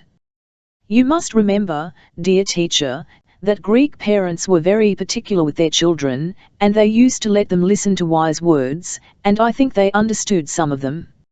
I have found it best not to tell her that she cannot understand, because she is almost certain to become excited. Not long ago I tried to show her how to build a tower with her blocks. As the design was somewhat complicated, the slightest jar made the structure fall. After a time I became discouraged, and told her I was afraid she could not make it stand, but that I would build it for her, but she did not approve of this plan. She was determined to build the tower herself, and for nearly 3 hours she worked away, patiently gathering up the blocks whenever they fell, and beginning over again, until at last her perseverance was crowned with success. The tower stood complete in every part. Until October 1889, I had not deemed it best to confine Helen to any regular and systematic course of study. For the first 2 years of her intellectual life she was like a child in a strange country, where everything was new and perplexing, and, until she gained a knowledge of language, it was not possible to give her a definite course of instruction. Moreover, Helen's inquisitiveness was so great during these years that it would have interfered with her progress in the acquisition of language, if a consideration of the questions which were constantly occurring to her had been deferred until the completion of a lesson. In all probability she would have forgotten the question, and a good opportunity to explain something of real interest to her would have been lost. Therefore it has always seemed best to me to teach anything whenever my pupil needed to know it, whether it had any bearing on the projected lesson or not. Her inquiries have often led us far away from the subject under immediate consideration. Since October 1889, her work has been more regular and has included arithmetic, geography, zoology, botany and reading. She has made considerable progress in the study of arithmetic. She readily explains the processes of multiplication, addition, subtraction, and division, and seems to understand the operations.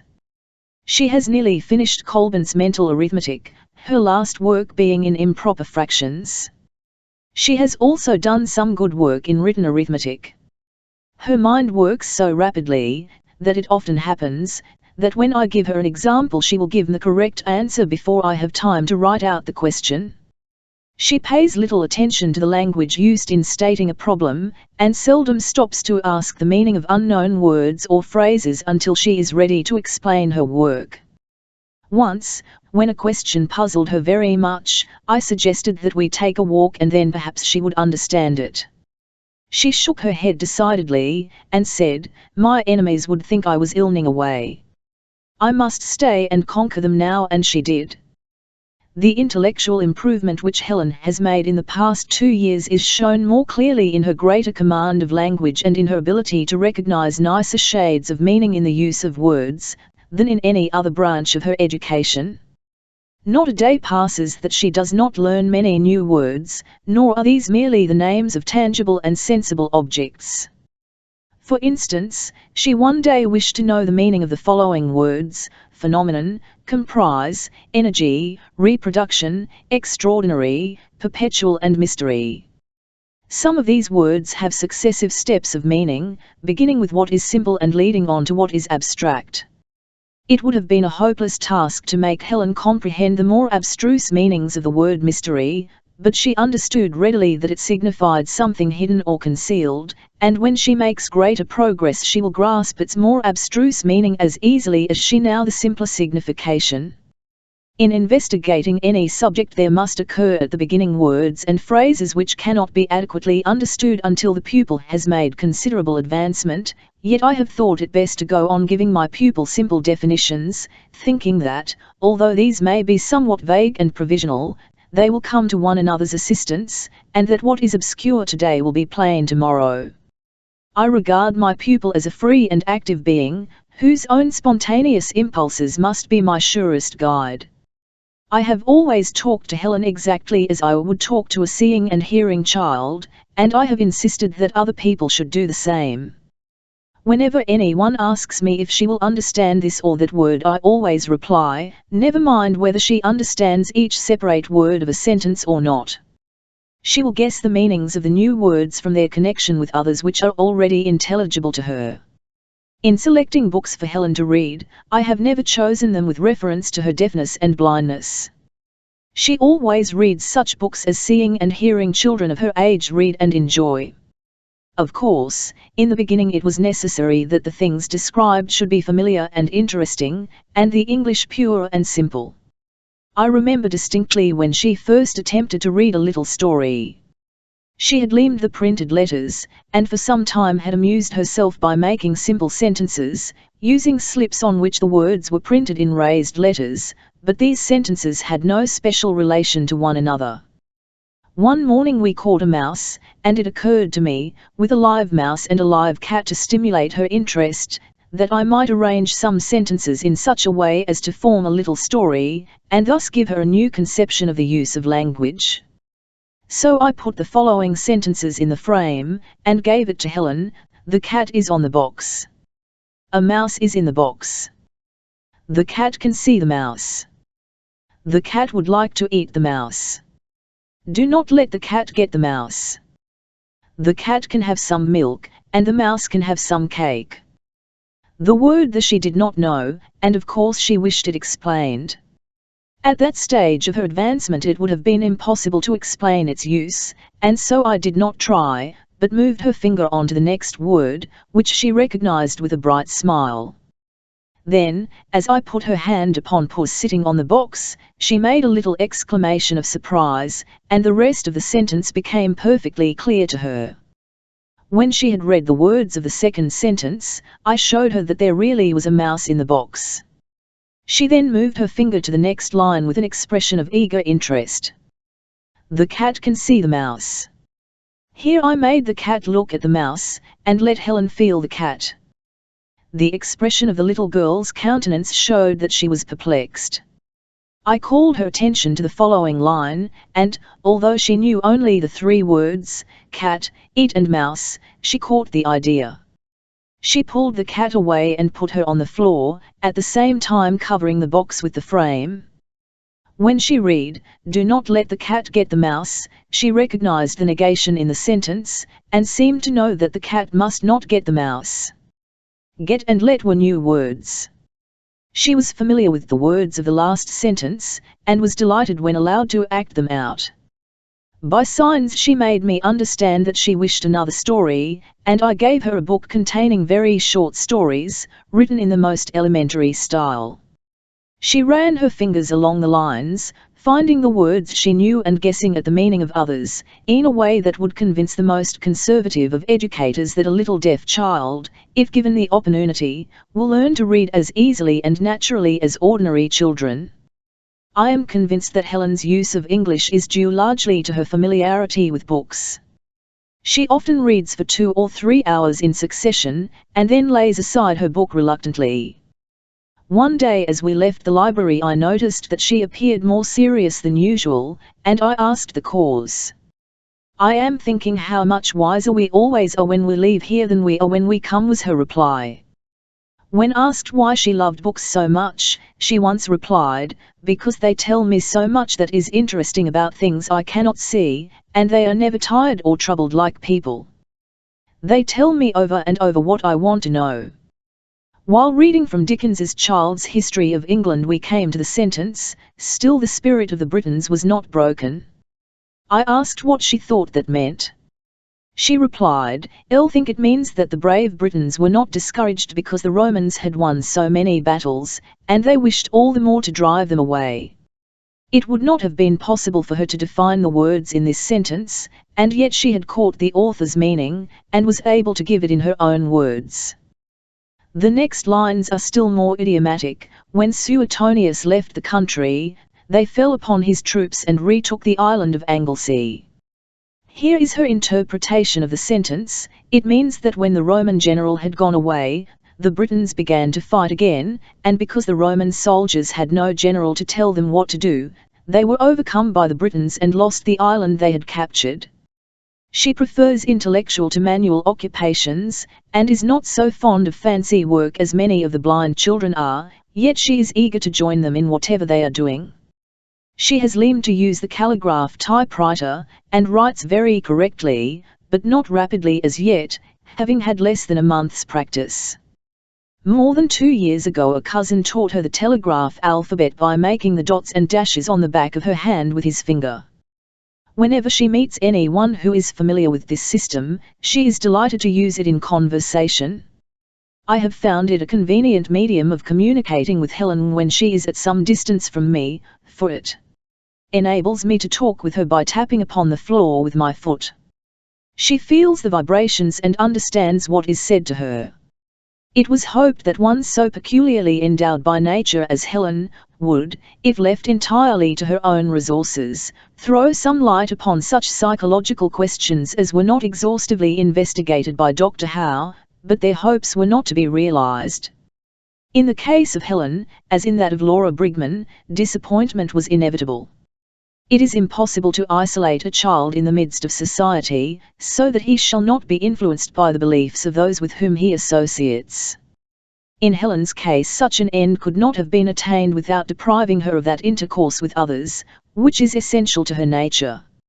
It must have been evident to those who watched the rapid unfolding of Helen's faculties that it would not be possible to keep her inquisitive spirit for any length of time from reaching out toward the unfathomable mysteries of life. But great care has been taken not to lead her thoughts prematurely to the consideration of subjects which perplex and confuse all minds. Children ask profound questions, but they often receive shallow answers, or, to speak more correctly, they are quieted by such answers. "Where did I come from, and where shall I go when I die?" were questions Helen asked when she was 8 years old. But the explanations which she was able to understand at that time did not satisfy, although they forced her to remain silent, until her mind should begin to put on its higher powers, and generalize from innumerable impressions and ideas which streamed in upon it from books and from her daily experiences. Her mind sought for the cause of things.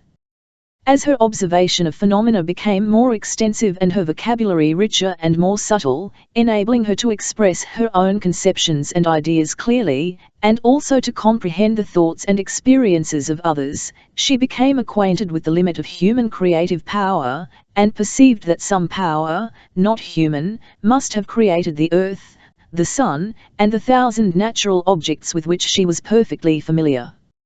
Finally, she one day demanded a name for the power, the existence of which she had already conceived in her own mind. Through Charles Kingsley's Greek heroes she had become familiar with the beautiful stories of the Greek gods and goddesses, and she must have met with the words God, heaven, soul and a great many similar expressions in books. She never asked the meaning of such words, nor made any comment when they occurred, and until February 1889, no one had ever spoken to her of God. At that time, a dear relative who was also an earnest Christian, tried to tell her about God, but, as this lady did not use words suited to the comprehension of the child, they made little impression upon Helen's mind. When I subsequently talked with her, she said, "I have something very funny to tell you. Says God made me and everyone out of sand, but it must be a joke. I am made of flesh and blood and bone, am I not?" Here she examined her arm with evident satisfaction, laughing heartily to herself. After a moment she went on, "I says God is everywhere, and that he is all love, but I do not think a person can be made out of love. Love is only something in our hearts." Then said another very comical thing. She says he, meaning God, is my dear father. It made me laugh quite hard, for I know my father is Keller. I explained to her that she was not yet able to understand what had been told her, and so easily led her to see that it would be better not to talk about such things until she was wiser. She had met with the expression Mother Nature in the course of her reading, and for a long time she was in the habit of ascribing to Mother Nature whatever she felt to be beyond the power of man to accomplish. She would say, when speaking of the growth of a plant, Mother Nature sends the sunshine and the rain to make the trees and the grass and the flowers grow. The following extract from my notes will show what were her ideas at this time. Helen seemed a little serious after supper, and Mrs. H. asked her of what she was thinking. "I am thinking how very busy dear Mother Nature is in the springtime," she replied. When asked why, she answered, "Because she has so many children to take care of. She is the mother of everything, the flowers and trees and winds." "How does Mother Nature take care of the flowers?" I asked. She sends the sunshine and rain to make them grow, Helen replied, and after a moment she added, I think the sunshine is nature's warm smile, and the raindrops are her tears. Later she said, I do not know if Mother Nature made me.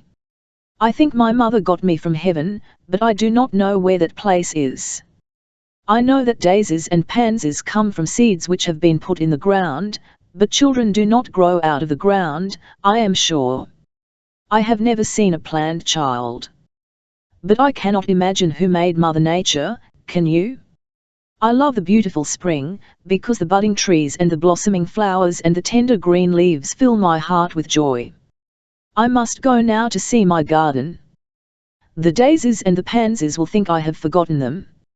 After May 1890, it was evident to me that she had reached a point where it was impossible to keep from her the religious beliefs held by those with whom she was in daily contact. She almost overwhelmed me with inquiries which were the natural outgrowth of her quickened intelligence. Early in May she wrote on her tablet the following list of questions: I wish to write about things I do not understand. Who made the earth and the seas, and everything? What makes the sun hot? Where was I before I came to Mother? I know that plants grow from seeds which are in the ground, but I am sure people do not grow that way. I never saw a child plant. Little birds and chickens come out of eggs. I have seen them. What was the egg before it was an egg? Why does not the earth fall? It is so very large and heavy. Tell me something that Father Nature does. May I read the book called the Bible? Please tell your little pupil many things when you have much time. Can anyone doubt after reading these questions that the child who was capable of asking them was also capable of understanding at least their elementary answers? She could not, of course, have grasped such abstractions as a complete answer to her questions would involve, but one's whole life is nothing more than a continual advance in the comprehension of the meaning and scope of such ideas. Throughout Helen's education I have invariably assumed that she can understand whatever it is desirable for her to know. Unless there had been in Helen's mind some such intellectual process as the questions indicate, any explanation of them would have been unintelligible to her. Without that degree of mental development and activity which perceives the necessity of superhuman creative power, no explanation of natural phenomena is possible. After she had succeeded in formulating the ideas which had been slowly growing in her mind, they seemed suddenly to absorb all her thoughts, and she became impatient to have everything explained. As we were passing a large globe a short time after she had written the questions, she stopped before it and asked, "Who made the real world?" I replied, "No one knows how the earth, the sun, and all the worlds which we call stars came to be, but I will tell you how wise men have tried to account for their origin, and to interpret the great and mysterious forces of nature." She knew that the Greeks had many gods to whom they ascribed various powers, because they believed that the sun, the lightning, and 100 other natural forces, were independent and superhuman powers. But after a great deal of thought and study, I told her, men came to believe that all forces were manifestations of one power, and to that power they gave the name God. She was very still for a few minutes, evidently thinking earnestly. She then asked, "Who made God?" I was compelled to evade her question, for I could not explain to her the mystery of a self-existent being. Indeed, many of her eager questions would have puzzled a far wiser person than I am. Here are some of them. What did God make the new worlds out of? Where did he get the soil, and the water, and the seeds, and the first animals? Where is God? Did you ever see God? I told her that God was everywhere, and that she must not think of him as a person, but as the life, the mind, the soul of everything. She in turn looked at me. "Everything does not have life. The rocks have not life, and they cannot think." It is often necessary to remind her that there are infinitely many things that the wisest people in the world cannot explain. No dogma has been taught to Helen, nor has any effort been made to force religious beliefs upon her attention. Being fully aware of my own incompetence to give her any adequate explanations of the mysteries which underlie the names of God, soul, and immortality, I have always felt obliged, by a sense of duty to my pupil, to say as little as possible about spiritual matters. The RT Reverend Phillips Brooks has explained to her in a beautiful way the fatherhood of God.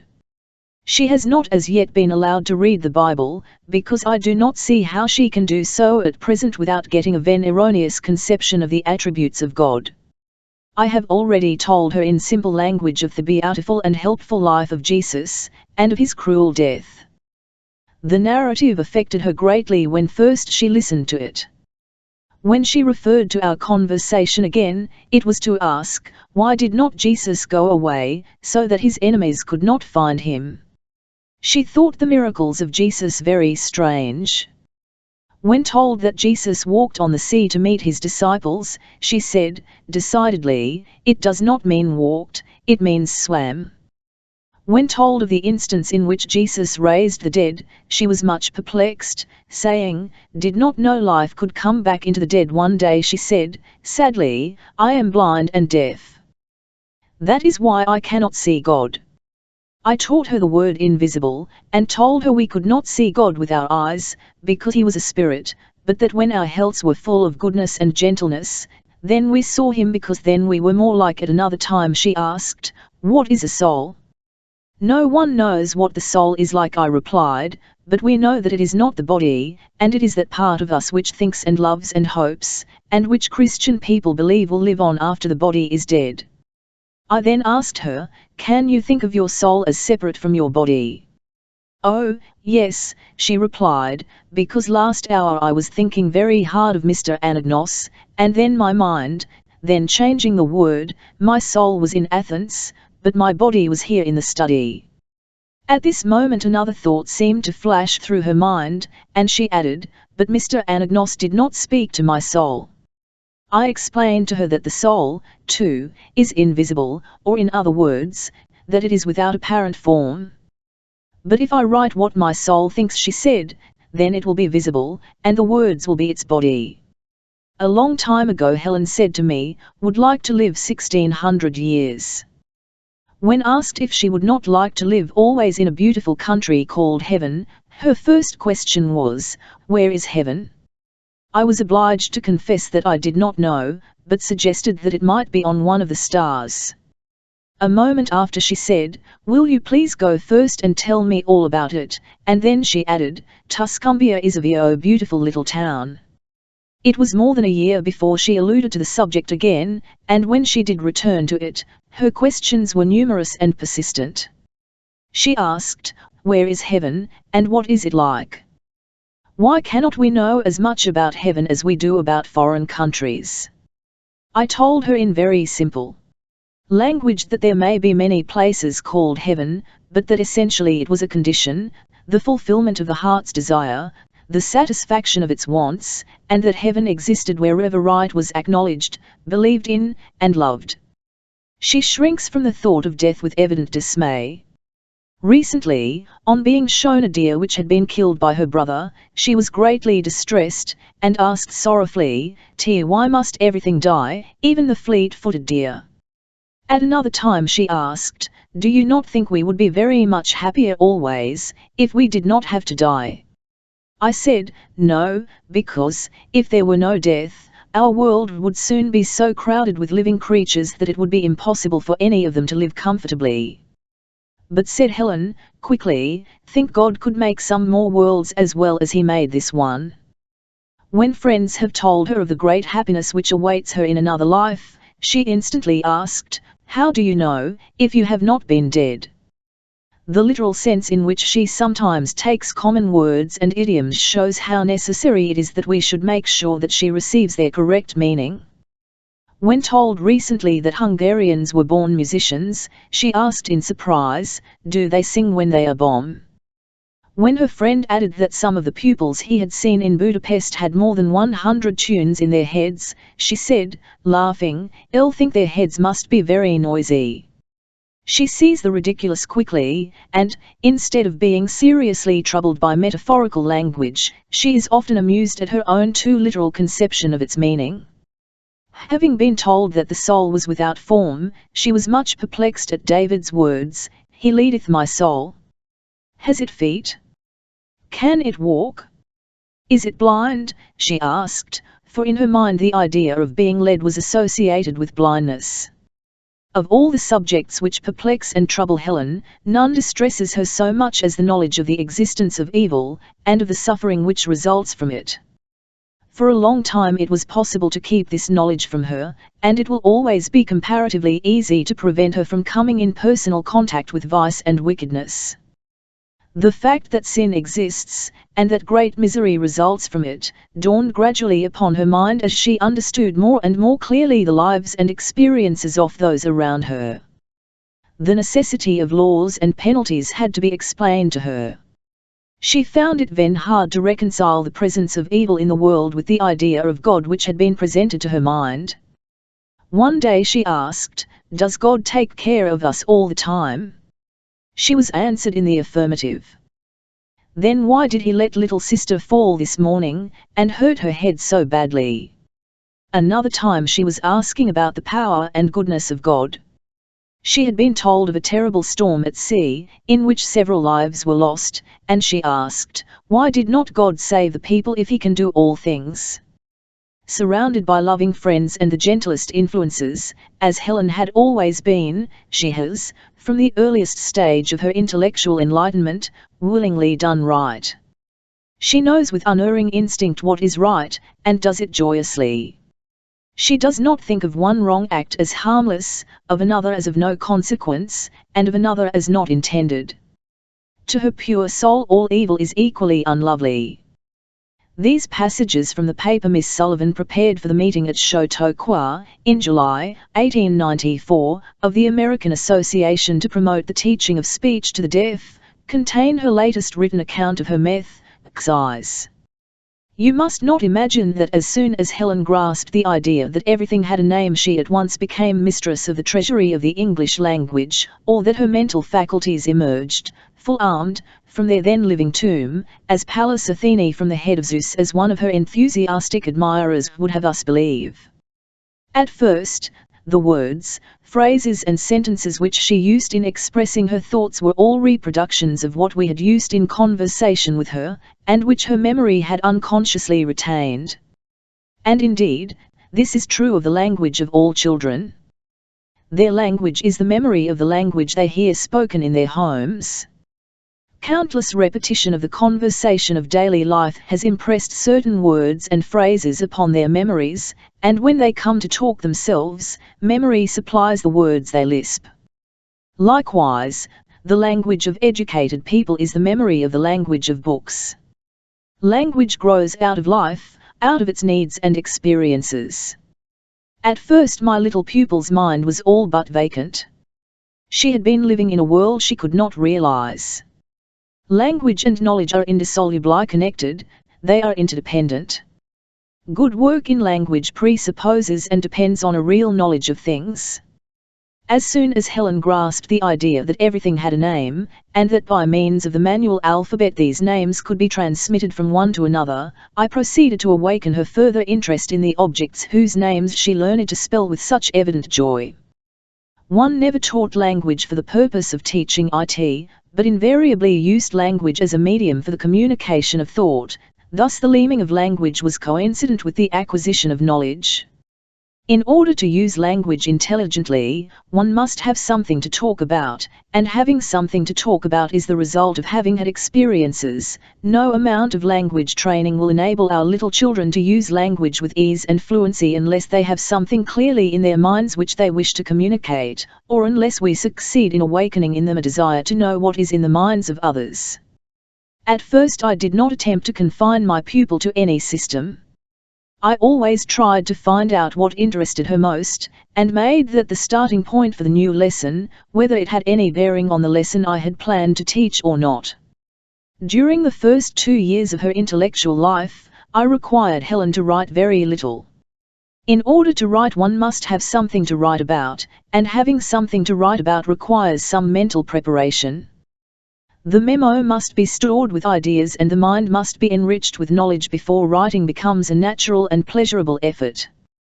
Too often, I think, children are required to write before they have anything to say.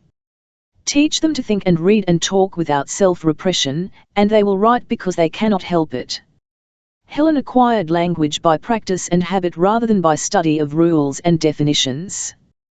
Grammar with its puzzling array of classifications, nomenclatures, and paradigms, was wholly discarded in her education.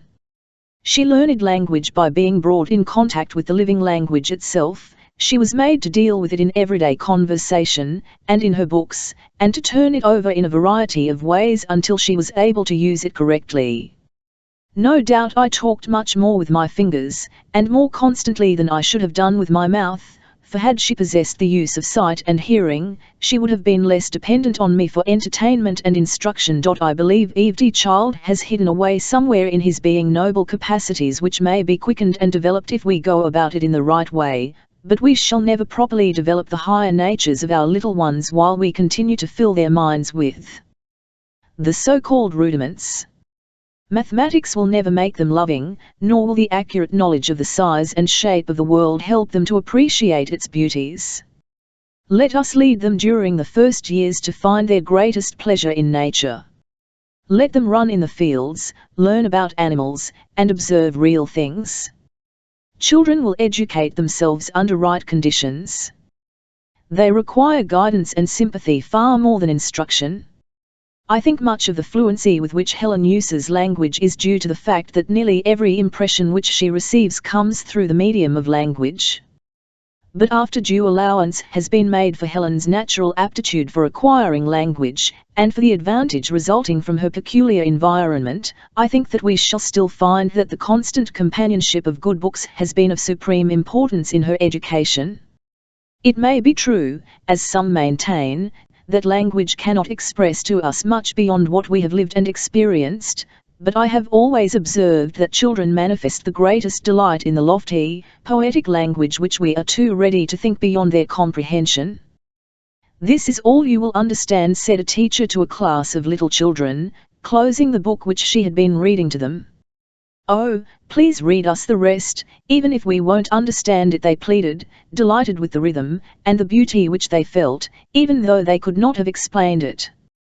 It is not necessary that a child should understand every word in a book before he can read with pleasure and profit. Indeed, only such explanations should be given as are really essential. Helen drank in language which she at first could not understand, and it remained in her mind until needed, when it fitted itself naturally and easily into her conversation and compositions. Indeed, it is maintained by some that she reads too much, that a great deal of originative force is dissipated in the enjoyment of books, that when she might see and say things for herself, she sees them only through the eyes of others, and says them in their language. But I am convinced that original composition without the preparation of much reading is an impossibility. Helen has had the best and purest models in language constantly presented to her, and her conversation and her writing are unconscious reproductions of what she has read. Reading, I think, should be kept independent of the regular school exercises.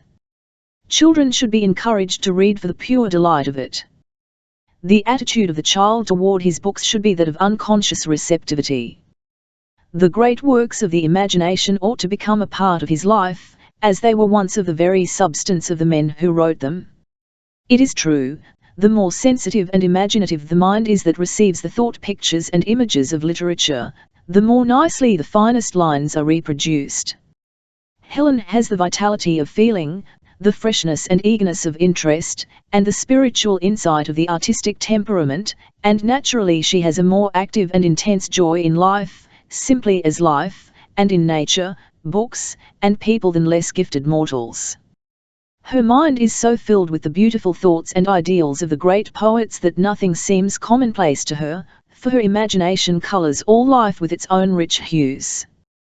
There has been much discussion of such of Miss Sullivan's statements and explanations as have been published before. Too much has been written by people who do not know the problems of the deaf at first hand, and I do not care to add much to it. Miss Keller's education, however, is so fundamentally a question of language teaching that it rather includes the problems of the deaf than limits itself to the deaf alone. Teachers can draw their own conclusions. For the majority of readers, who will not approach Miss Keller's life from the educator's point of view, I will summarize a few principal things in Miss Sullivan's methods. Miss Sullivan has begun where Dr. Howe left off. He invented the instrument, the physical means of working, but the teaching of language is quite another thing from the mechanical means by which language may be taught. By experiment, by studying other children, Miss Sullivan came upon the practical way of teaching language by the natural method. It was for this natural method that Dr. Howe was groping, but he never got to this idea, that a deaf child should not be taught each word separately by definition, but should be given language by endless repetition of language which it does not understand. And this is Miss Sullivan's great discovery. All day long in their playtime and work time Miss Sullivan kept spelling into her pupil's hand, and by that Helen Keller absorbed words, just as the child in the cradle absorbs words by hearing thousands of them before he uses one and by associating the words with the occasion of their utterance. Thus he learns that words name things and actions and feelings. Now, that is the first principle in Miss Sullivan's method, one that had practical results, and one which, so far as I can discover, had never been put in practice in the education of a deaf child, not to say a deaf-blind child, until Miss Sullivan tried it with Helen Keller. And the principle had never been formulated clearly until Miss Sullivan wrote her letters. The second principle in her method, the numerical order is, of course, arbitrary, is never to talk to the child about things distasteful or wearisome to him. In the first deaf school Miss Sullivan ever visited, the teacher was busy at the blackboard telling the children by written words something they did not want to know, while they were crowding round their visitor with wide-awake curiosity, showing there were 1,000 things they did want to know. Why not, says Miss Sullivan, make a language lesson out of what they were interested in? Akin to this idea of talking to the child about what interests him, is the principle never to silence a child who asks questions, but to answer the questions as truly as possible, for, says Miss Sullivan, the question is the door to the child's mind. Miss Sullivan never needlessly belittled her ideas or expressions to suit the supposed state of the child's intelligence. She urged everyone to speak to Helen naturally, to give her full sentences and intelligent ideas, never minding whether Helen understood or not. Thus Miss Sullivan knew what so many people do not understand, that after the first rudimentary definitions of hat, cup, go, sit, the unit of language, as the child learns it, is the sentence, which is also the unit of language in our adult experience. We do not take in a sentence word by word, but as a whole. It is the proposition, something predicated about something, that conveys an idea. Single words do suggest and express ideas. The child may say simply Mama when he means where is Mama, but he learns the expression of the ideas that relate to Mama. He learns language by hearing complete sentences. And though Miss Sullivan did not force grammatical completeness upon the first finger-lispings of her pupil, yet when she herself repeated Helen's sentence, Mama milk, she filled out the construction, completed the child's ellipsis and said, Mama will bring Helen some milk. Thus Miss Sullivan was working out a natural method, which is so simple, so lacking in a official system, that her method seems rather to be a destruction of method. It is doubtful if we should have heard of Helen Keller if Miss Sullivan had not been where there were other children. By watching them, she learned to treat her pupil as nearly as possible like an ordinary child. The manual alphabet was not the only means of presenting words to Helen Keller's fingers. Books supplemented, perhaps equalled in imponence the manual alphabet, as a means of teaching language. Helen sat poring over them before she could read, not at first for the story, but to find words she knew, and the definition of new words which is implied in their context, in their position with reference to words known, added to Helen's vocabulary. Books are the storehouse of language, and any child, whether deaf or not, if he has his attention attracted in any way to printed pages, must learn. He learns not by reading what he understands, but by reading and remembering words he does not understand. And though perhaps few children will have as much precocious interest in books as did Helen Keller, yet the natural curiosity of every healthy child may be turned to printed pages, especially if the teacher is clever and plays a word game as Miss Sullivan did. Helen Keller is supposed to have a special aptitude for languages. It is true rather that she has a special aptitude for thinking, and her leaning toward language is due to the fact that language to her meant life. It was not a special subject, like geography or arithmetic, but her way to outward things. When at the age of 14 she had had but a few lessons in German, she read over the words of Wilhelm Tell and managed to get the story. Of grammar she knew nothing and she cared nothing for it. She got the language from the language itself, and this is, next to hearing the language spoken, the way for anyone to get a foreign tongue, more vital and, in the end, easier than our schoolroom method of beginning with the grammar. In the same way she played with Latin, learning not only from the lessons her first Latin teacher gave her, but from going over and over the words of a text, a game she played by herself. Mr. John D. Wright, one of her teachers at the Wright Hugh Mason School, says in a letter to me, often I found her, when she had a little leisure, sitting in her favourite cummer, in a chair whose arms supported the big volume prepared for the blind, and passing her fingers slowly over the lines of Molière's La Médecine Malgré, chuckling to herself at the comical situations and humorous lines. At that time her actual working vocabulary in French was very small, but by using her judgment, as we laughingly called the mental process, she could guess at the meanings of the words and put the sense together much as a child puzzles out a sliced object. The result was that in a few weeks she and I spent a most hilarious hour one evening while she poured out to me the whole story, dwelling with great gusto on its humour and sparkling wit. It was not a lesson, but only one of her recreations, so Helen Keller's aptitude for language is her whole mental aptitude, turned to language because of its extraordinary value to her.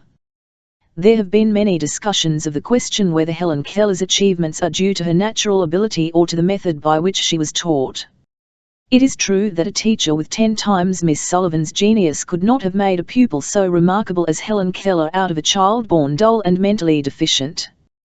But it is also TNLE that, with 10 times her native genius, Helen Keller could not have grown to what she is, if she had not been excellently taught from the very start, and especially at the stand. And the fact remains that she was taught by a method of teaching language to the deaf, the essential principles of which are clearly expressed in Miss Sullivan's letters, written while she was discovering the method and putting it successfully into practice. And it can be applied by any teacher to any healthy deaf child, and in the broadest interpretation of the principles, can be applied to the teaching of language of all kinds to all children.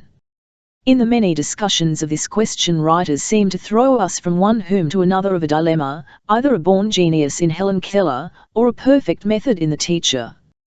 Both things may be TNLE at once, and there is another TNLTH which makes the dilemma imperfect. Miss Sullivan is a person of extraordinary power. Her method might not succeed so completely in the hands of anyone else. Miss Sullivan's vigorous, original mind has lent much of its vitality to her pupil. If Miss Keller is fond of language and not interested especially in mathematics, it is not surprising to find Miss Sullivan's interests very similar. And this does not mean that Miss Keller is unduly dependent on her teacher. It is told of her that, as a child of 8, when someone tried to interfere with her, she sat sober a few moments, and, when asked what was the trouble, answered, "I am preparing to assert my independence." Such an aggressive personality cannot grow up in mere dependence even under the guidance of a will like Miss Sullivan's. But Miss Sullivan, by her natural aptitude, has done for her pupil much that is not capable of analysis and reduction to principle. She has given the inspiration which is in all close friendship, and which rather develops than limits the powers of either person. Moreover, if Miss Keller is a marvel of sweetness and goodness, if she has a love of all things good and beautiful, this implies something about the teacher who has lived with her for 16 years. There is, then, a good deal that Miss Sullivan has done for Miss Keller which no other teacher can do in just the same way for anyone else. To have another Helen Keller there must be another Miss Sullivan. To have another, well-educated deaf and blind child, there need only be another teacher, living under favourable conditions, among plenty of external interests, unseparated from her pupil, allowed to have a free hand, and using as many as she needs of the principles which Miss Sullivan has saved her the trouble of finding out for herself, modifying and adding as she finds it necessary, and there must be a pupil in good health, of good native powers, young enough not to have grown beyond recovery in ignorance. Any deaf child or deaf and blind child in good health can be taught. And the one to do it is the parent or the special teacher, not the school. I know that this idea will be vigorously combated by those who conduct schools for the deaf. To be sure, the deaf school is the only thing possible for children educated by the state. But it is evident that precisely what the deaf child needs to be taught is what other children learn before they go to school at all. When Miss Sullivan went out in the barnyard and picked up a little chicken and talked to Helen about it, she was giving a kind of instruction impossible inside four walls, and impossible with more than one pupil at a time. Surely Dr. Howe is wrong when he says, a teacher cannot be a child. That is just what the teacher of the deaf child must be, a child ready to play and romp, and interested in all childish things. The temptation to discuss, solely in the light of Helen Keller, the whole matter of educating the deaf is a dangerous one, and one which I have not taken particular care to avoid, because my opinions are of no authority and I have merely tried to suggest problems and reinforce some of the main ideas expressed by Miss Sullivan, who is an authority. It is a question whether Helen Keller's success has not led teachers to expect too much of other children, and I know of deaf-blind children who are dragged along by their teachers and friends, and become the subjects of glowing repels, which are pathetically unreal, because one sees behind the reports how the children are tugged at to bring them somewhere near the exaggerated things that are said about them. Let me sum up a few of the elements that made Helen Keller what she is. In the first place, she had 19 months' experience of sight and sound. This meant some mental development. She had inherited vigor of body and mind. She expressed ideas in signs before she learned language. Mrs. Keller writes me that before her illness Helen made signs for everything, and her mother thought this habit the cause of her slowness in learning to speak. After the illness, when they were dependent on signs, Helen's tendency to gesture developed. How far she could receive communications is hard to determine, but she knew much that was going on around her. She recognized that others used their lips. She saw her father reading a paper, and when he laid it down she sat in his chair and held the paper before her face. Her early rages were an unhappy expression of the natural force of character which instruction was to turn into trained and organized power. It was, then, to a good subject that Miss Sullivan brought her devotion and intelligence, and fearless willingness to experiment. Miss Sullivan's methods were so good that even without the practical result, anyone would recognize the truth of the teacher's ideas. Miss Sullivan has in addition a vigorous personality. And finally, all the conditions were good for that first nature school, in which the teacher and pupil played together, exploring together and educating themselves, pupil and teacher inseparable. Miss Keller's later education is easy to understand and needs no further explanation than she has given. Those interested may get on application to the Voltaire Bureau, Washington, D.C., the reports of the teachers who prepared her for college, Mr. Arthur Gilman of the Cambridge School for Young Ladies, and Mr. Menon S. Keith. Chapter 4. Speech. The two persons who have written authoritatively about Miss Keller's speech and the way she learned it are Miss Sarah Fuller, of the Horace Mann School for the Deaf in Boston, Massachusetts, who gave her the first lessons, and Miss Sullivan, who, by her unremitting discipline, carried on the success of these first lessons. Before I quote from Miss Sullivan's account, let me try to give some impression of what Miss Keller's speech and voice qualities are at present. Her voice is low and pleasant to listen to. Her speech lacks variety and modulation, it runs in a sing-song when she is reading aloud, and when she speaks with fair degree of loudness, it hovers about 2 or 3 middle tones. Her voice has an aspirate quality, there seems always to be too much breath for the amount of tone. Some of her notes are musical and charming. When she is telling a child's story, or one with pathos in it, her voice NMS into pretty slurs from one tone to another. This is like the effect of the slow dwelling on long words, not quite well managed, that one notices in a child who is telling a solemn story. The principal thing that is lacking is sentence accent and variety in the inflection of phrases.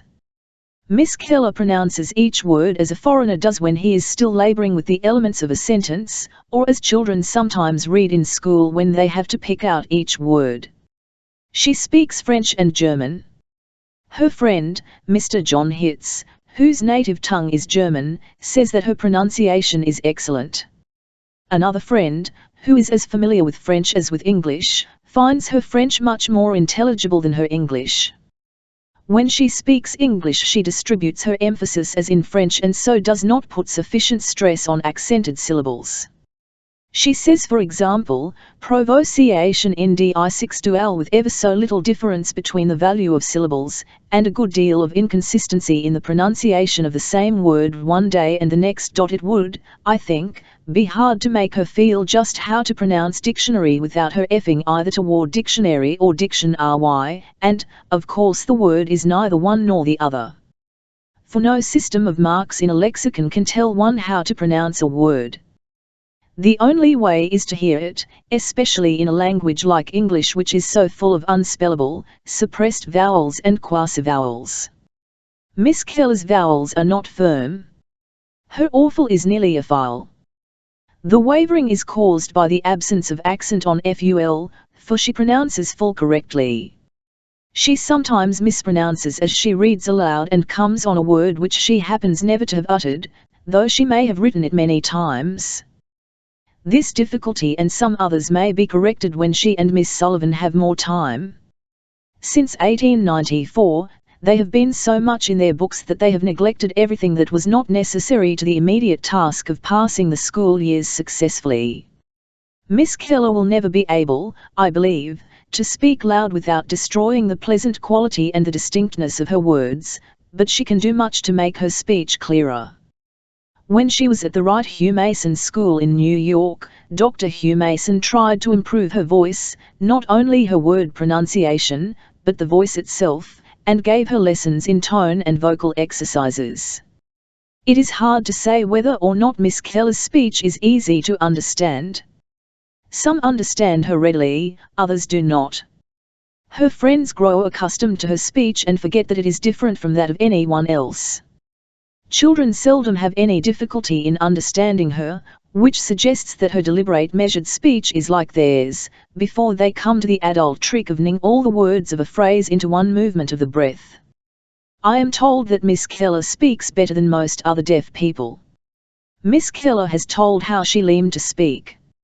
Miss Sullivan's account in her address at Chautauqua, in July, 1894, at the meeting of the American Association to promote the teaching of speech to the deaf, is substantially like Miss Keller's in points of fact.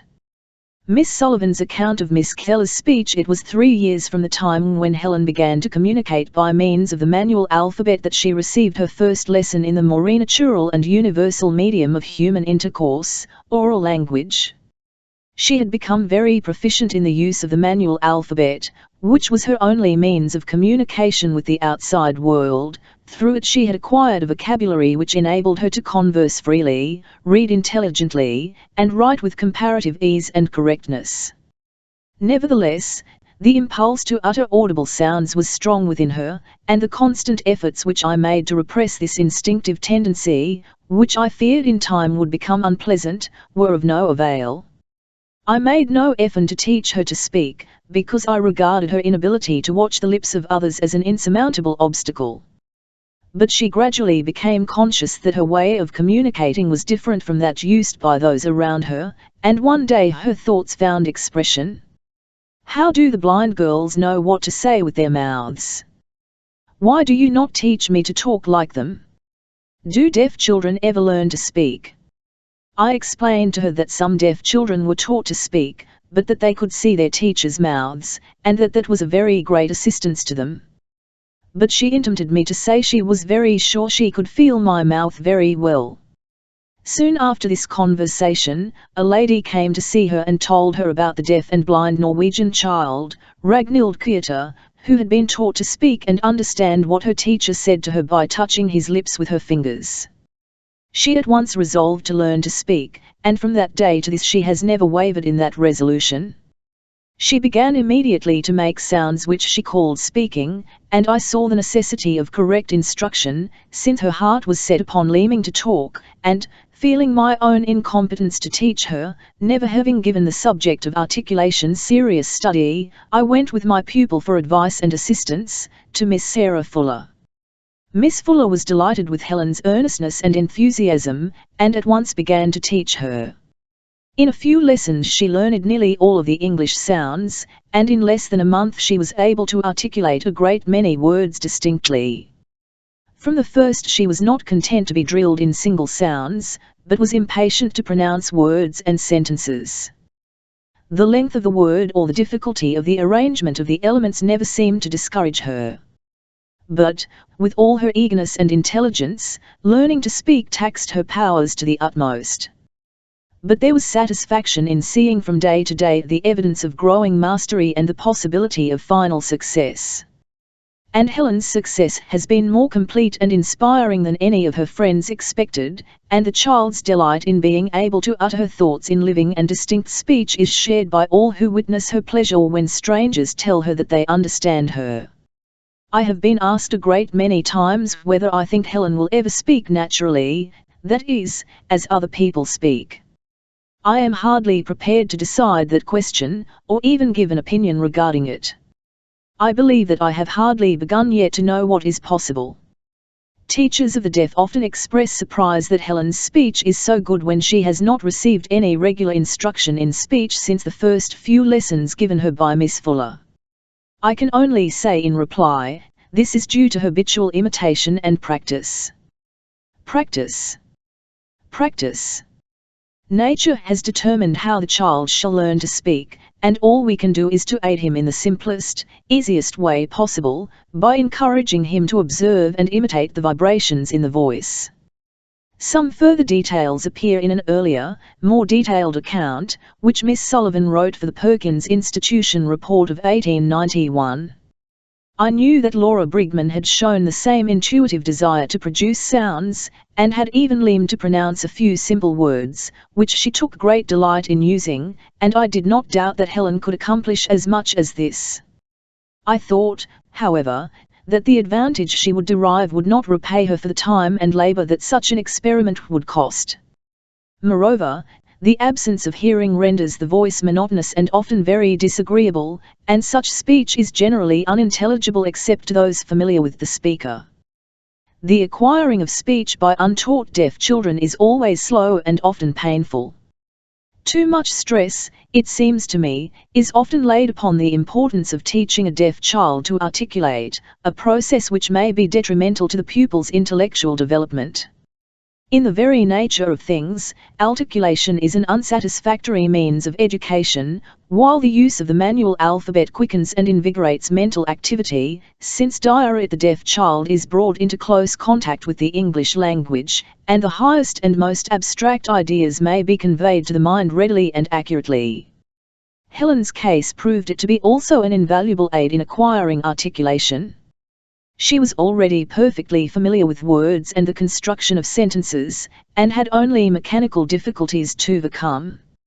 Moreover, she knew what a pleasure speech would be to her, and this definite knowledge of what she was striving for gave her the delight of anticipation which made drudgery easy. The untaught deaf child who is made to articulate does not know what the goal is, and his lessons in speech are for a long time tedious and meaningless. Before describing the process of teaching Helen to speak, it may be well to state briefly to what extent she had used the vocal organs before she began to receive regular instruction in articulation. When she was stricken down with the illness which resulted in her loss of sight and hearing, at the age of 19 months, she was learning to talk. The unmeaning babblings of the infant were becoming day by day conscious and voluntary signs of what she felt and thought. But the disease checked her progress in the acquisition of oral language, and, when her physical strength resumed, it was found that she had ceased to speak intelligibly because she could no longer hear a sound. She continued to exercise her vocal organs mechanically, as ordinary children do. Her cries and laughter and the tones of her voice as she pronounced many word elements were perfectly natural, but the child evidently attached no significance to them, and with one exception they were produced not with any intention of communicating with those around her, but from the sheer necessity of exercising her innate, organic, and hereditary faculty of expression. She always attached a meaning to the word water, which was one of the first sounds her baby lips learned to form, and it was the only word which she continued to articulate after she lost her hearing. Her pronunciation of this gradually became indistinct, and when I first knew her it was nothing more than a peculiar noise. Nevertheless, it was the only sign she ever made for water, and not until she had learned to spell the word with her fingers did she forget the spoken symbol. The word water, and the gesture which corresponds to the word goodbye, seemed to have been all that the child remembered of the natural and acquired signs with which she had been familiar before her illness. As she became acquainted with her surroundings through the sense of feeling, I use the word in the broadest sense, as including all tactile impressions, she felt more and more the pressing necessity of communicating with those around her. Her little hands felt even object and observed every movement of the persons about her, and she was quick to imitate these movements. She was thus able to express her more imperative needs and many of her thoughts. At the time when I became her teacher, she had made for herself upward of 60 signs, all of which were imitative and were readily understood by those who knew her. The only signs which I think she may have invented were her signs for small and large. Whenever she wished for anything very much she would gesticulate in a expressive manner. Failing to make herself understood, she would become violent. In the years of her mental imprisonment she depended entirely upon signs, and she did not work out for herself any sort of articulate language capable of expressing ideas. It seems, however, that, while she was still suffering from severe pain, she noticed the movements of her mother's lips. When she was not occupied, she wandered restlessly about the house, making strange though rarely unpleasant sounds. I have seen her rock her doll, making a continuous, monotonous sound, keeping one hand on her throat, while the fingers of the other hand noted the movements of her lips. This was in imitation of her mother's crooning to the baby.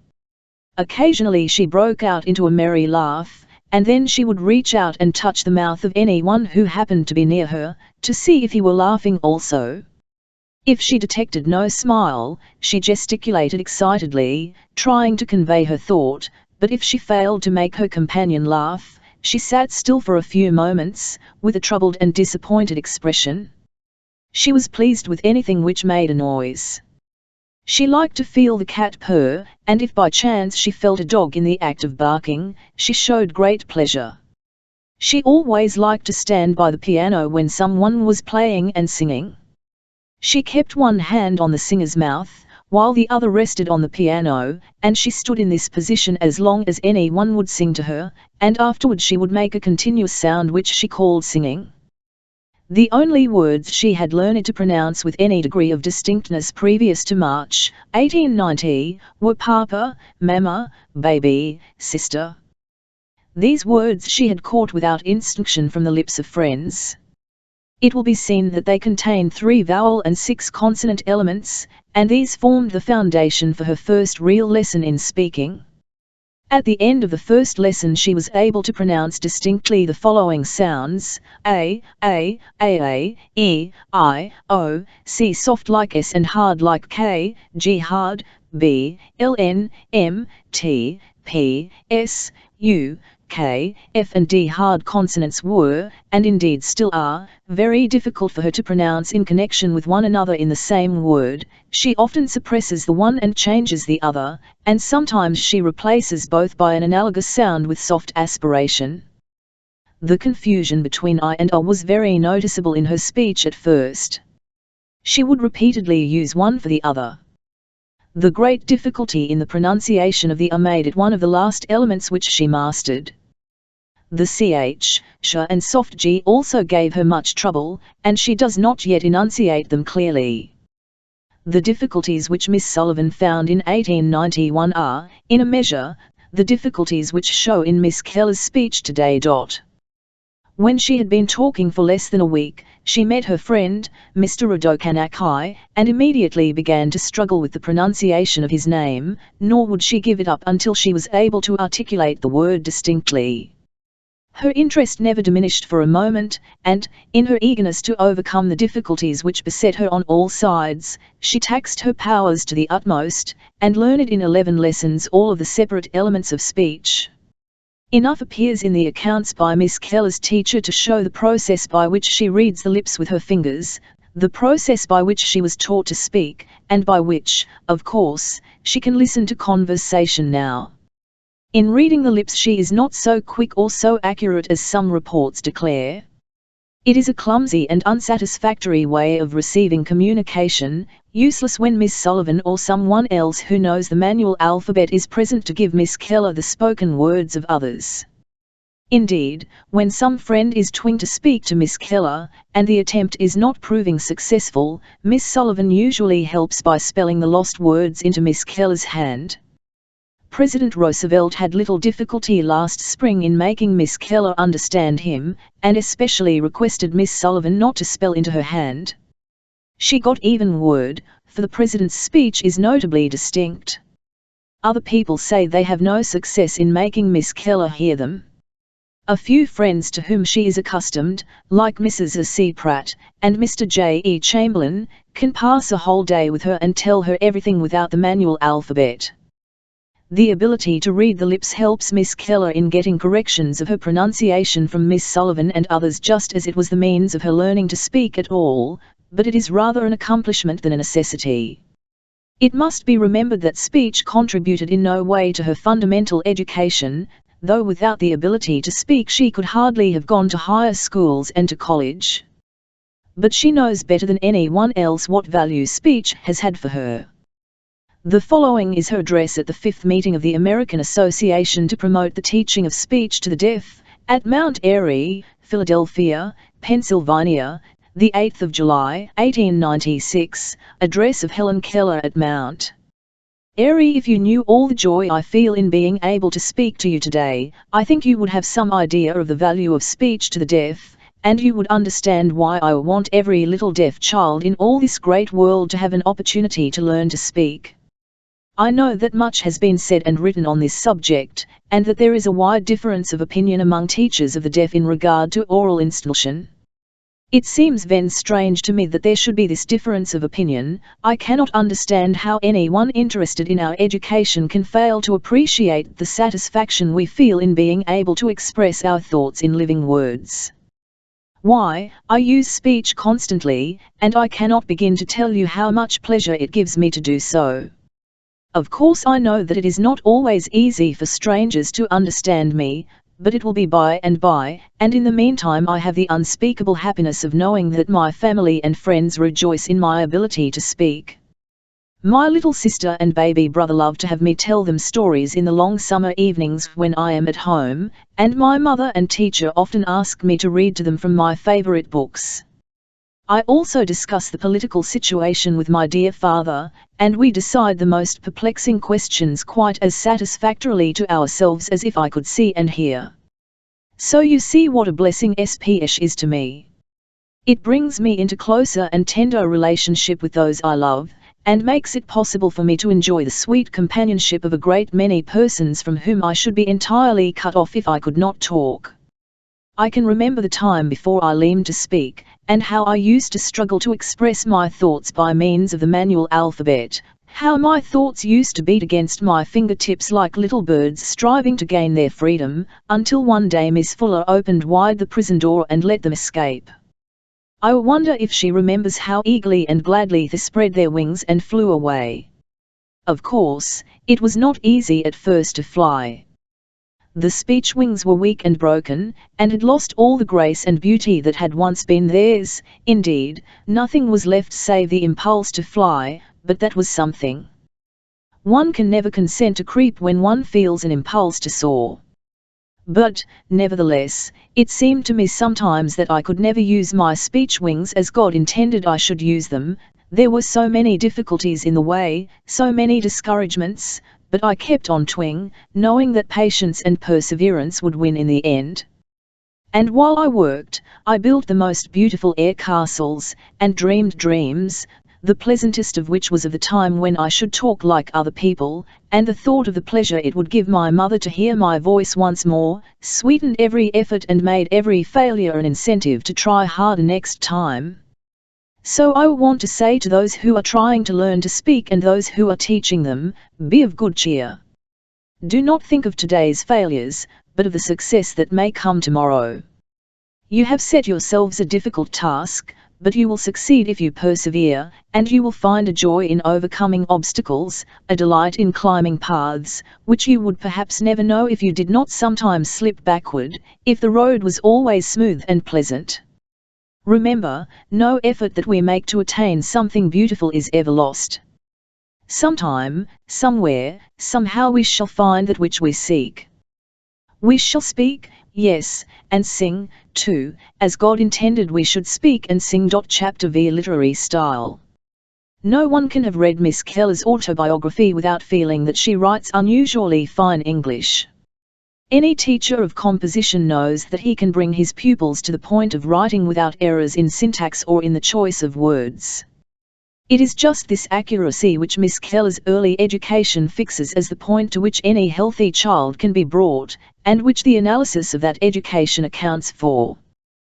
Those who try to make her an exception not to be explained by any such analysis of her early education, fortify their position by an appeal to the remarkable excellence of her use of language even when she was a child. This appeal is to a certain degree valid, for, indeed, those additional harmonies of language and beauties of thought which make style are the gifts of the gods. No teacher could have made Helen Keller sensitive to the beauties of language and to the finer interplay of thought which demands expression in melodious word groupings. At the same time, the inborn gift of style can be starved or stimulated. No innate genius can invent fine language. The stuff of which good style is made must be given to the mind from without and given skillfully. A child of the Muses cannot write fine English unless fine English has been its nourishment. In this, as in all other things, Miss Sullivan has been the wise teacher. If she had not had taste and an enthusiasm for good English, Helen Keller might have been brought up on the juvenile literature which belittles the language under pretense of being simply phrased for children, as if a child's book could not, like Treasure Island or Robinson Crusoe or The Jungle Book, be in good style. If Miss Sullivan wrote fine English, the beauty of Helen Keller's style would, in part, be explicable at once. But the extracts from Miss Sullivan's letters and from her reports, although they are clear and accurate, have not the beauty which distinguishes Miss Keller's English. Her service as a teacher of English is not to be measured by her own skill in composition. The reason why she read to her pupils so many good books is due, in some measure, to the fact that she had so recently recovered her eyesight. When she became Helen Keller's teacher, she was just awakening to the good things that are in books, from which she had been shut out during her years of blindness. In Captain Keller's library she found excellent books, Lamb's Tales from Shakespeare and better still Montaigne. After the first year or so of elementary work she met her pupil on equal terms, and they read and enjoyed good books together. Besides the selection of good books, there is one other cause for Miss Keller's excellence in writing, for which Miss Sullivan deserves unlimited credit. That is her tireless and unrelenting discipline, which is evident in all her work. She never allowed her pupil to send off letters which contained offences against taste, but made her write them over until they were not only correct, but charming and well phrased. Anyone who has tried to write knows what Miss Keller owes to the endless practice which Miss Sullivan demanded of her.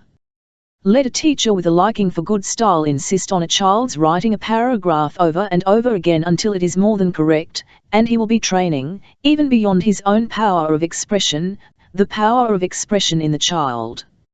How far Miss Sullivan carried this process of refinement and selection is evident from the humorous comment of Dr. Bell, that she made her pupil a little old woman, too widely different from ordinary children in her maturity of thought. When Dr. Bell said this, he was arguing his own case.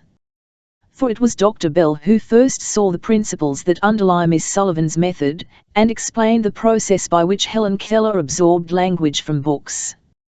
There is, moreover, a reason why Helen Keller writes good English, which lies in the very absence of sight and hearing. The disadvantages of being deaf and blind were overcome and the advantages remained. She excels other deaf people because she was taught as if she were normal. On the other hand, the peculiar value to her of language, which ordinary people take for granted as a necessary pan of them like their right hand, made her think about language and love it. Language was her liberator, and from the first she cherished it. The proof of Miss Keller's early skill in the use of English, and the final comment on the excellence of this whole method of teaching, is contained in an incident, which, although at the time it seemed unfortunate, can no longer be regretted. I refer to the Frost King episode, which I shall explain in detail. Miss Keller has given her account of it, and the whole matter was discussed in the first Voltaire Bureau souvenir, from which I quote at length Miss Sullivan's account of the Frost King. John Hitz, Superintendent of the Voltaire Bureau, Washington, D.C. Dear Sir, since my paper was prepared for the second edition of the souvenir Helen Keller, some facts have been brought to my notice which are of interest in connection with the subject of the acquisition of language by my pupil, and if it is not already too late for publication in this issue of the souvenir, I shall be glad if I may have opportunity to explain them in detail. Perhaps it will be remembered that in my paper *, where allusion is made to Helen's remarkable memory, it is noted that she appears to retain in her mind many forms of expression which, at the time they are received, she probably does not understand, but when further information is acquired, the language retained in her memory finds full or partial expression in her conversation or writing, according as it proves of greater or less value to her in the fitness of its application to the new experience. Doubtless this is true in the case of every intelligent child, and should not, perhaps, be considered worthy of especial mention in Helen's case, but for the fact that a child who is deprived of the senses of sight and hearing might not be expected to be as gifted mentally as this little girl proves to be. Hence it is quite possible we may be inclined to class as marvelous many things we discover in the development of her mind which do not merit such an explanation. In this paper Miss Sullivan says, during this winter 1891-92, I went with her into the yard while a light snow was falling, and let her feel the falling flakes. She appeared to enjoy it very much indeed. As we went in she repeated these words, out of the cloud folds of his garments winter shakes the snow. I inquired of her where she had read this. She did not remember having read it, did not seem to know that she had learned it. As I had never heard it, I inquired of several of my friends if they recalled the words. No one seemed to remember it. The teachers at the institution expressed the opinion that the description did not appear in any book in raised print in that library, but one lady, Miss Mart, took upon herself the task of examining books of poems in ordinary type, and was rewarded by finding the following lines in one of Longfellow's minor poems, entitled Snowflakes: out of the bosom of the air, out of the cloud folds of her garments shaken, over the woodlands brown and bare, over the harvest fields forsaken, silent, and soft, and slow descends the snow. It would seem that Helen had limbed and treasured the memory of this expression of the poet, and this morning in the snowstorm had found its application. In the hope that I may be pardoned if I appear to overestimate the remarkable mental capacity and power of comprehension and discrimination which my pupil possesses, I wish to add that, while I have always known that Helen made great use of such descriptions and comparisons as appeal to her imagination and fine poetic nature, yet recent developments in her writings convince me of the fact that I have not in the past been fully aware to what extent she absorbs the language of her favorite authors. In the early part of her education I had full knowledge of all the books she read and of nearly all the stories which were read to her, and could without difficulty trace the source of any adaptations noted in her writing or conversation, and I have always been much pleased to observe how appropriately she applies the expressions of a favorite author in her own compositions. The following extracts from a few of her published letters give evidence of how valuable this power of retaining the memory of beautiful language has been to her. One warm, sunny day in early spring, when we were at the north, the balmy atmosphere appears to have brought to her mind the sentiment expressed by Longfellow in Hiawatha, and she almost sings with the poet, "The ground was all aquiver with the stir of new life. My heart sang for very joy. I thought of my own dear home. I knew that in that sunny land spring had come in all its splendor. All its birds and all its blossoms, all its flowers and all its grasses." About the same time, in a letter to a friend, in which she makes mention of her southern home, she gives so close a reproduction from a poem by one of her favorite authors that I will give extracts from Helen's letter and from the poem itself, extracts from Helen's letter. The entire letter is published on pp. 245 and 246 of the Report of the Perkins Institution for 1891, "The bluebird with his azure plumes, the thrush clad all in brown, the robin jerking his spasmodic throat, the oriole drifting like a flake of fire, the jolly bobolink and his happy mate, the mockingbird imitating the notes of all, the redbird with his one sweet trill, and the busy little wren, are all making the trees in our front yard ring with their glad song." From the poem entitled Spring by Oliver Wendell Holmes, the bluebird, breathing from his azure plumes the fragrance borrowed from the myrtle blooms, the thrush, poor wanderer, dropping meekly down, clad in his remnant of autumnal brown, the oriole, drifting like a flake of fire rent by a whirlwind from a blazing spire, the robin, jerking his spasmodic throat, repeats imperious, his staccato note, the crack-brained bobolink counts his crazy mate, poised on a bulrush tipsy with his weight, nay. In his cage the lone canary sings, feels the soft air, and spreads his idle wings. On the last day of April she uses another expression from the same poem, which is more an adaptation than a reproduction, "Tomorrow April will hide her tears and blushes beneath the flowers of lovely May." In a letter to a friend at the Perkins Institution, dated the 17th of May, 1889, she gives a reproduction from one of Hans Christian Andersen's stories, which I had read to her not long before. This letter is published in the Perkins Institution Report, 1891, p. 204. The original story was read to her from a copy of Andersen's stories published by Levitt and Allen Brothers, and may be found on p. 97 of Part L in that volume. Her admiration for the impressive explanations which Bishop Brooks has given her of the fatherhood of God is well known. In one of his letters, speaking of how God in every way tells us of his love, he says, "I think he writes it even upon the walls of the great house of nature which we live in, that he is our Father." The next year at Andover she said, "All seems to me the world is full of goodness, beauty, and love, and how grateful we must to our Heavenly Father, who has given us so much to enjoy. His love and care are written all over the walls of nature."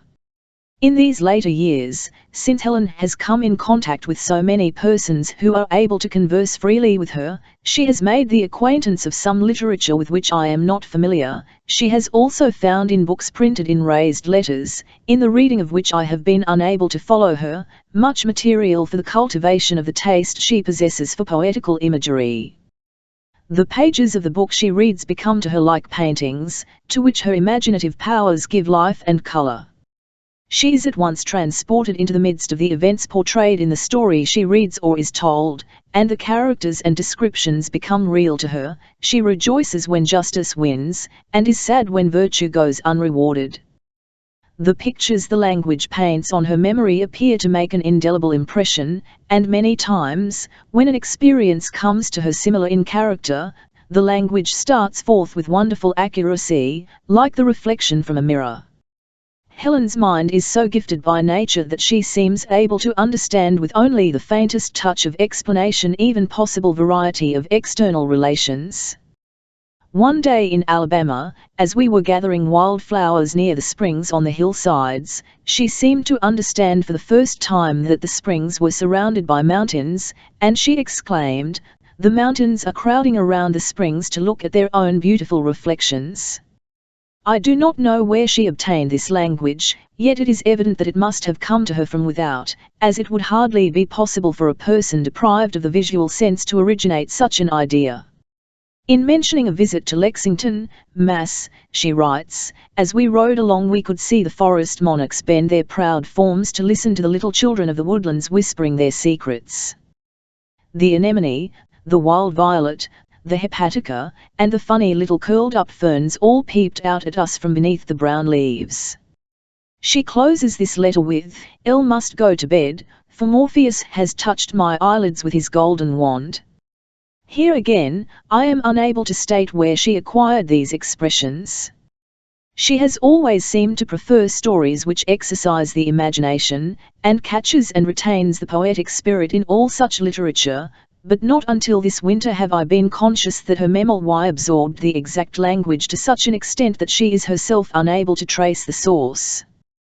This is shown in a little story she wrote in October last at the home of her parents in Tuscumbia, which she called Autumn Leaves. She was at work upon it about 2 weeks, writing a little each day, at her own pleasure. When it was finished, and we read it in the family, it occasioned much comment on account of the beautiful imagery, and we could not understand how Helen could describe such pictures without the aid of sight.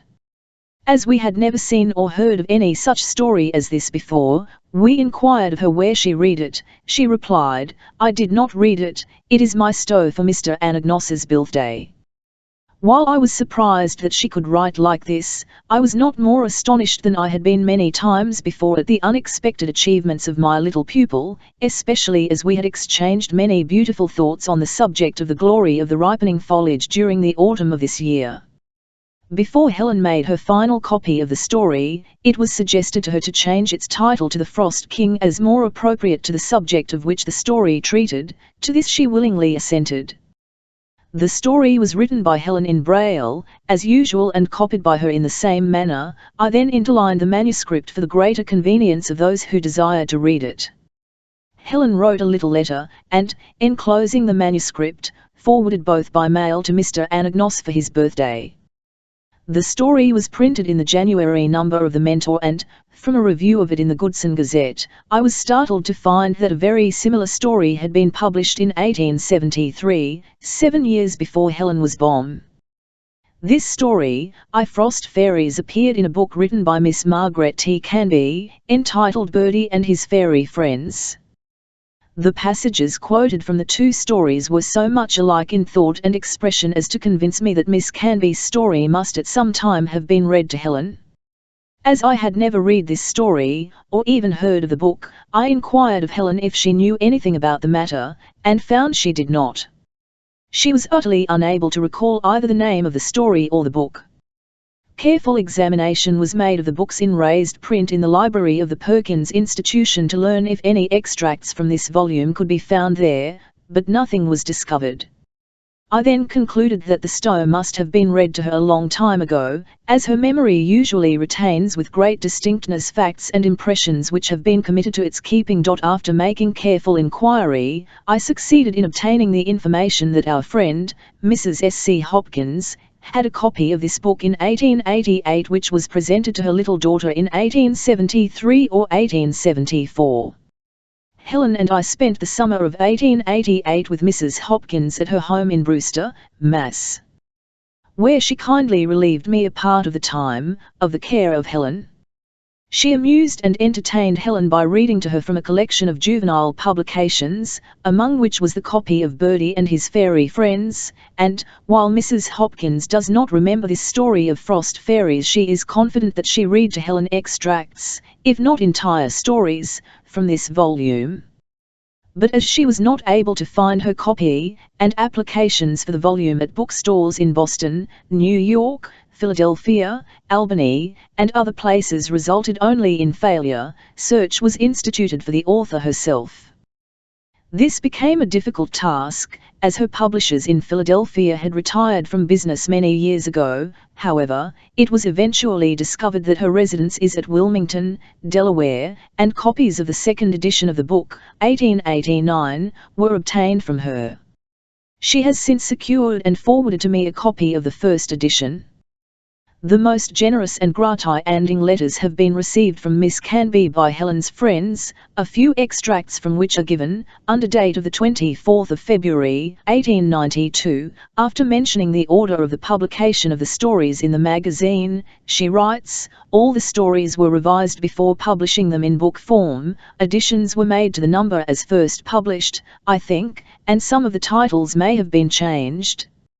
In the same letter she writes, "Hope that you will be able to make her understand that I am glad she enjoyed my story, and that I hope the new book will give her pleasure by renewing her friendship with the fairies. I shall write to her in a short time. I am so much impressed with what I have learned of her that I have written a little poem entitled A Silent Singer, which I may send to her mother after a while. Can you tell me in what paper the article appeared accusing Helen of plagiarism, and giving passages from both stories? I should like much to see it, and to obtain a few copies if possible." Under date of the 9th of March, 1892, Miss Canby writes, "Find traces, in the report which you so kindly sent me, of little Helen having heard other stories than that of frost fairies."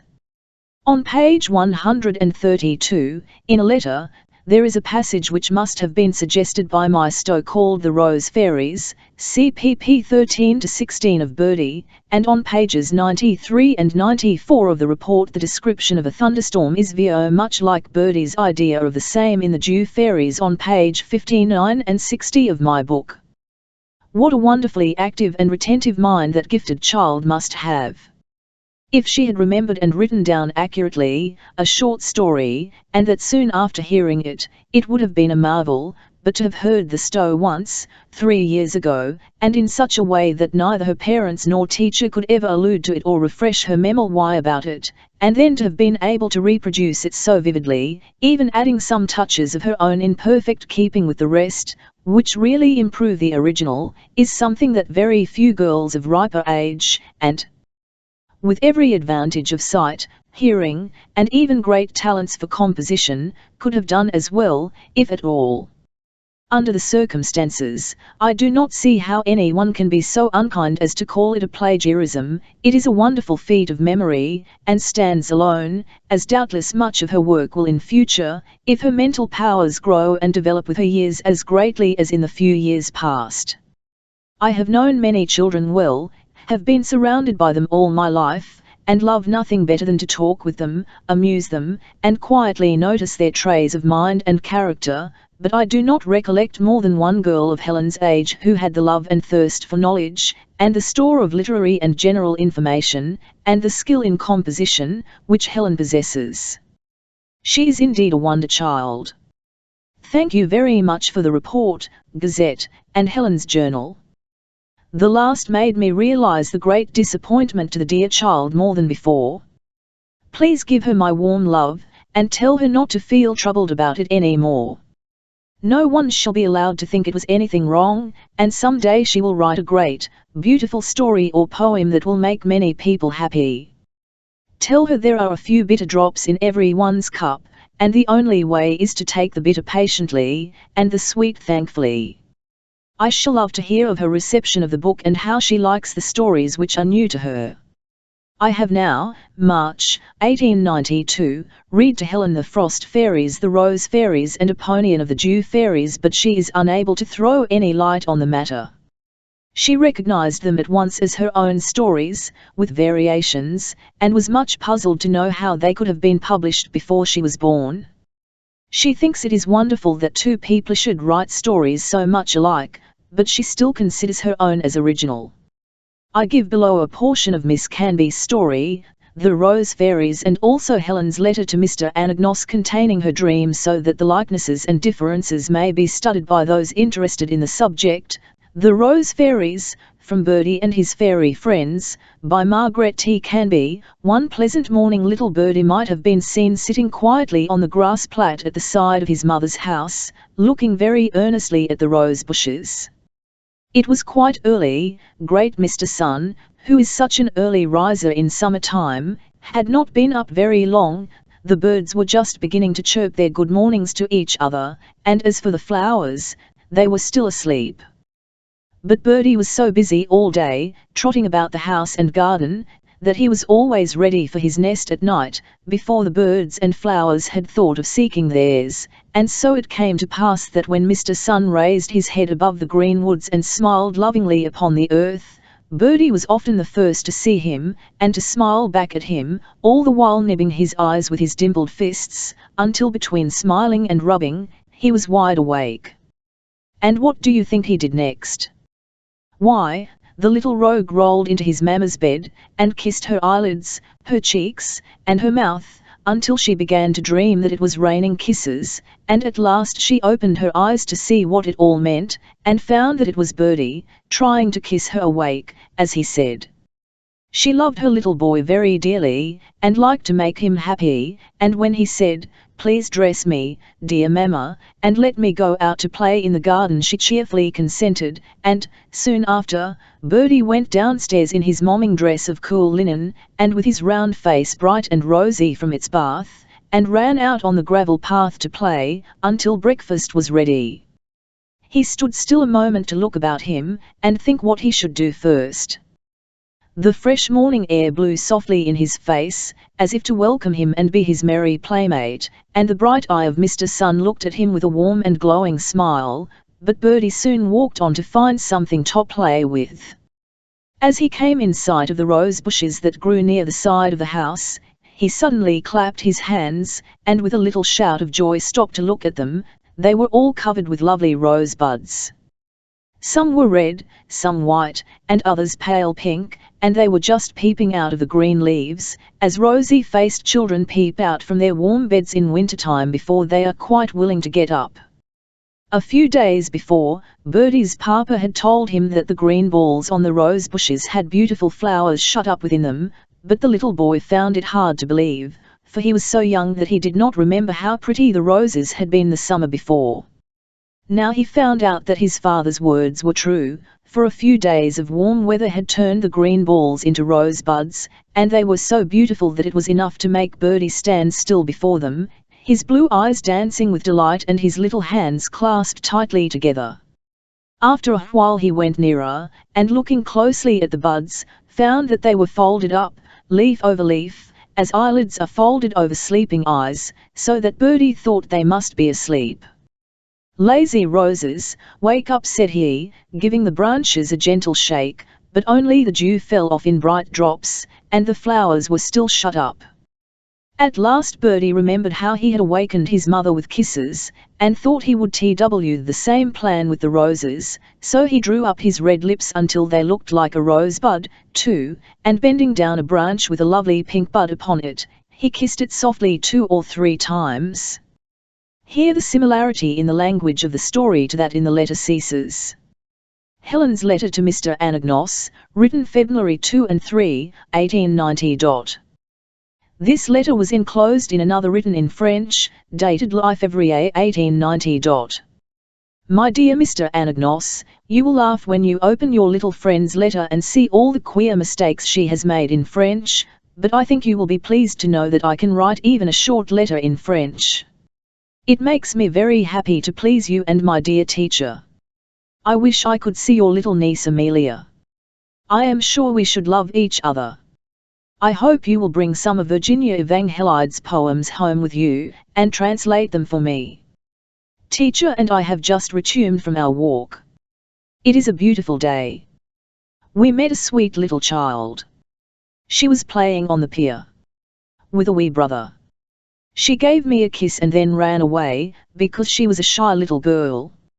I wonder if you would like to have me tell you a pretty dream which I had a long time ago when I was a very little child. Teacher says it was a daydream, and she thinks you would be delighted to hear it.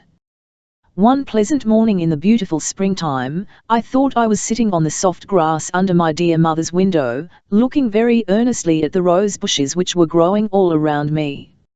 It was quite early. The sun had not been up very long, the birds were just beginning to sing joyously.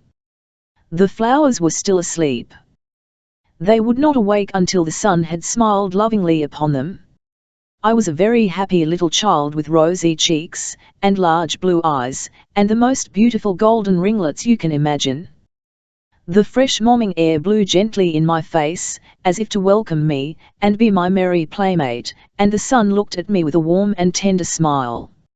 I clapped my chubby hands for joy when I saw that the rose bushes were covered with lovely buds.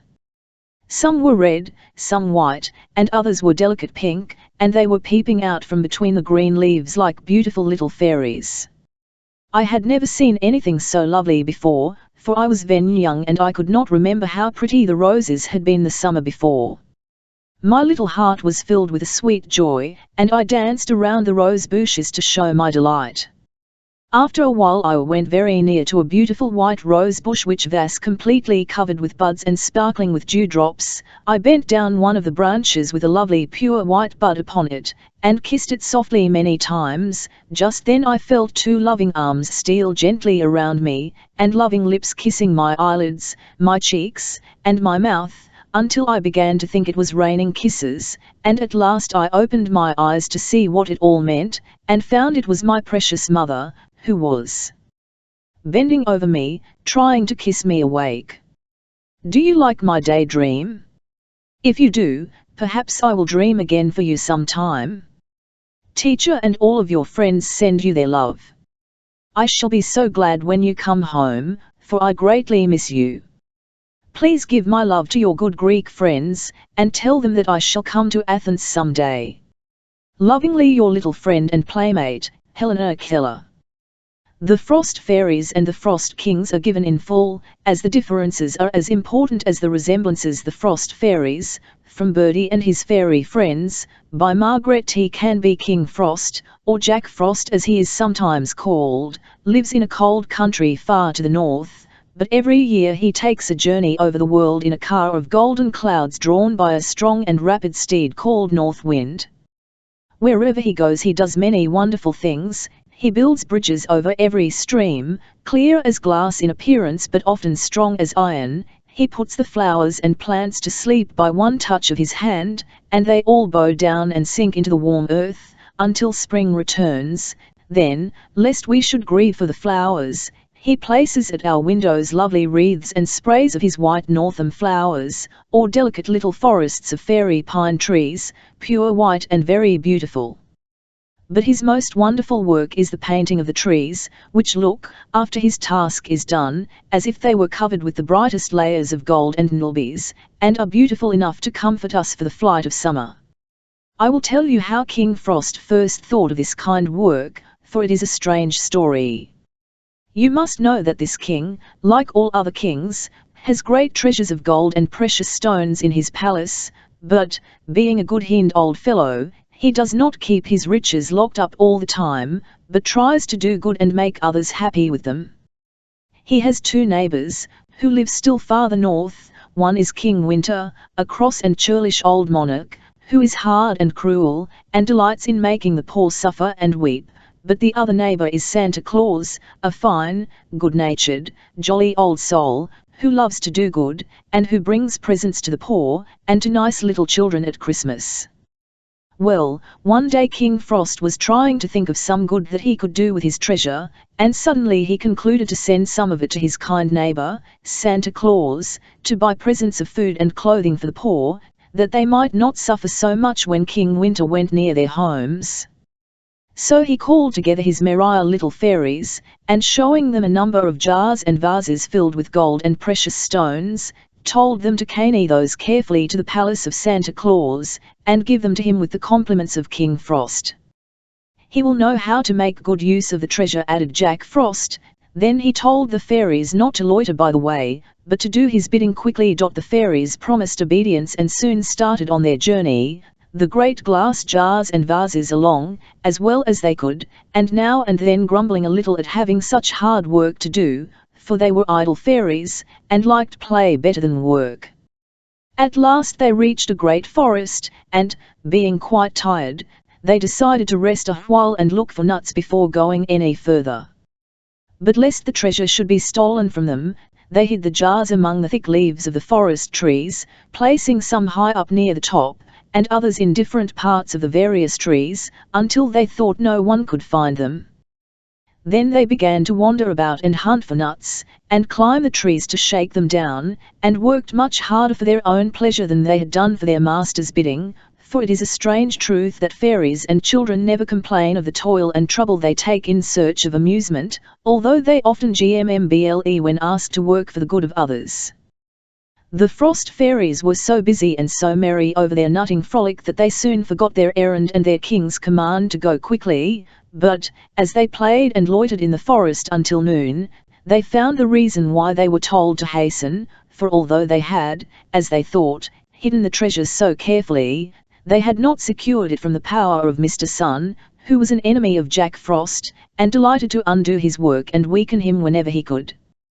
His bright eyes found out the jars of treasure among the trees, and as the idle fairies left them there until noon, at which time Mr. Sun is the strongest, the delicate glass began to melt and break, and before long every jar and vase was cracked or broken, and the precious treasures they contained were melting, too, and dripping slowly in streams of gold and crimson over the trees and bushes of the forest.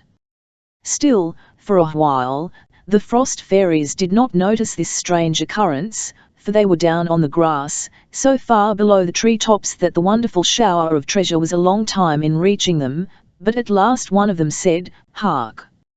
I believe it is raining, I certainly hear the falling drops."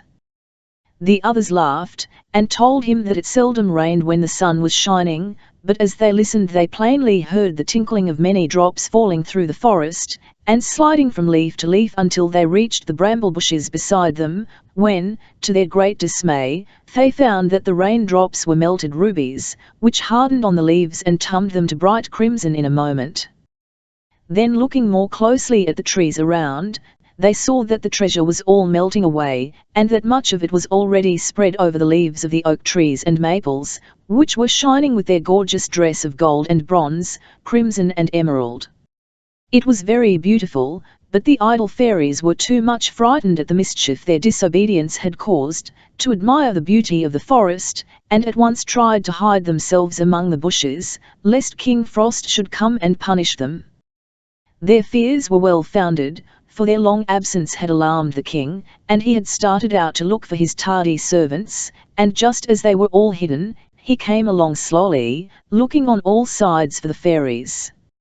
Of course, he soon noticed the brightness of the leaves, and discovered the cause, too, when he caught sight of the broken jars and vases from which the melted treasure was still dropping.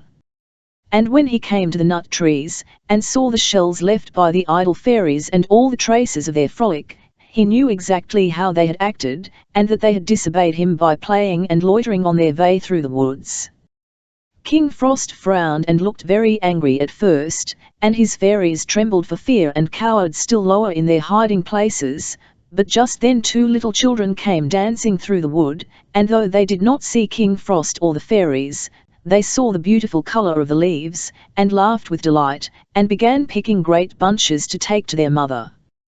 "The leaves are as pretty as flowers," said they, and they called the golden leaves buttercups and the red ones roses, and were very happy as they went singing through the wood.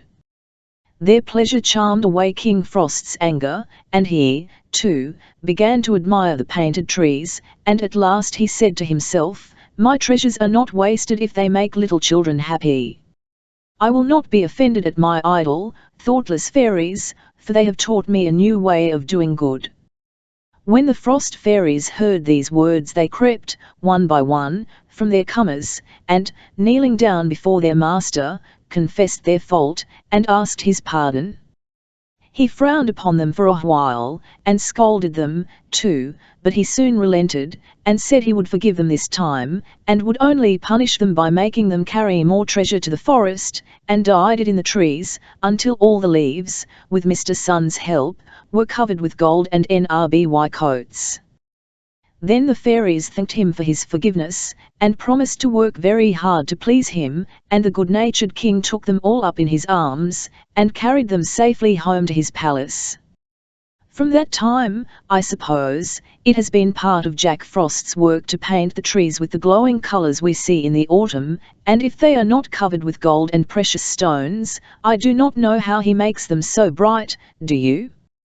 The Frost King by Helen Keller. King Frost lives in a beautiful palace far to the north, in the land of perpetual snow. The palace, which is magnificent beyond description, was built centuries ago, in the reign of King Glacier. At a little distance from the palace we might easily mistake it for a mountain whose peaks were mounting heavenward to receive the last kiss of the departing day. But on nearer approach we should discover our error.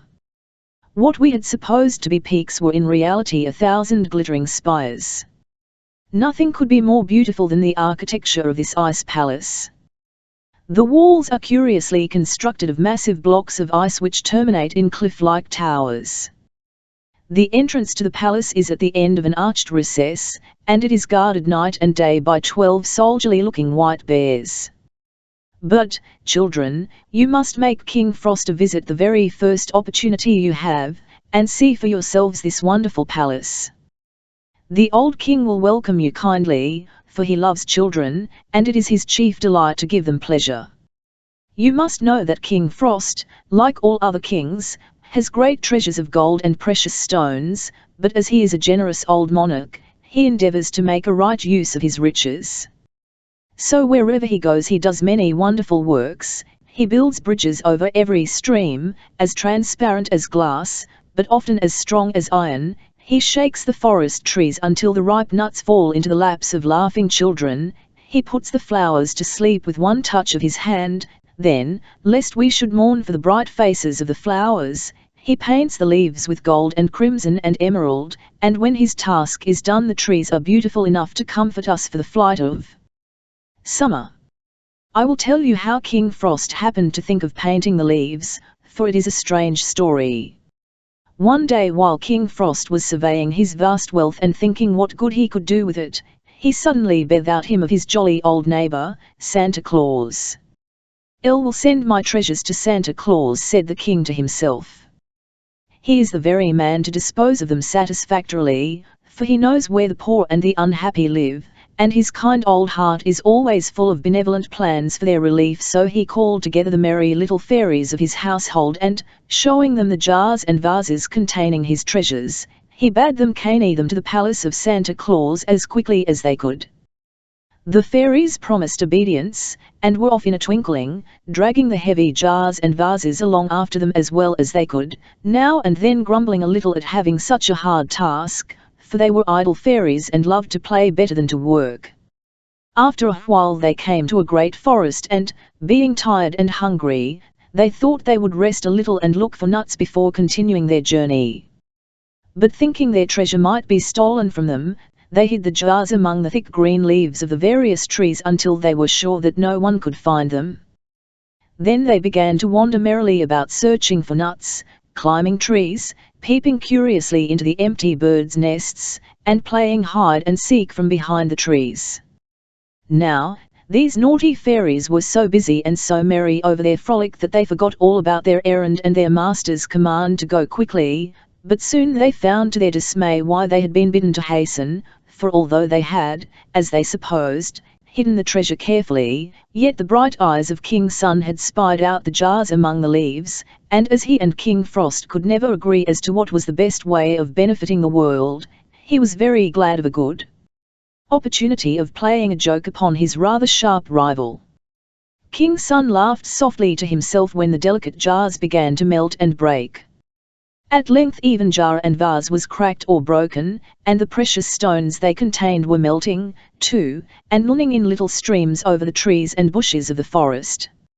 Still the idle fairies did not notice what was happening, for they were down on the grass, and the wonderful shower of treasure was a long time in reaching them, but at last they plainly heard the tinkling of many drops falling like rain through the forest, and sliding from leaf to leaf until they reached the little bushes by their side, when to their astonishment they discovered that the raindrops were melted ilbies which hardened on the leaves, and turned them to crimson and gold in a moment.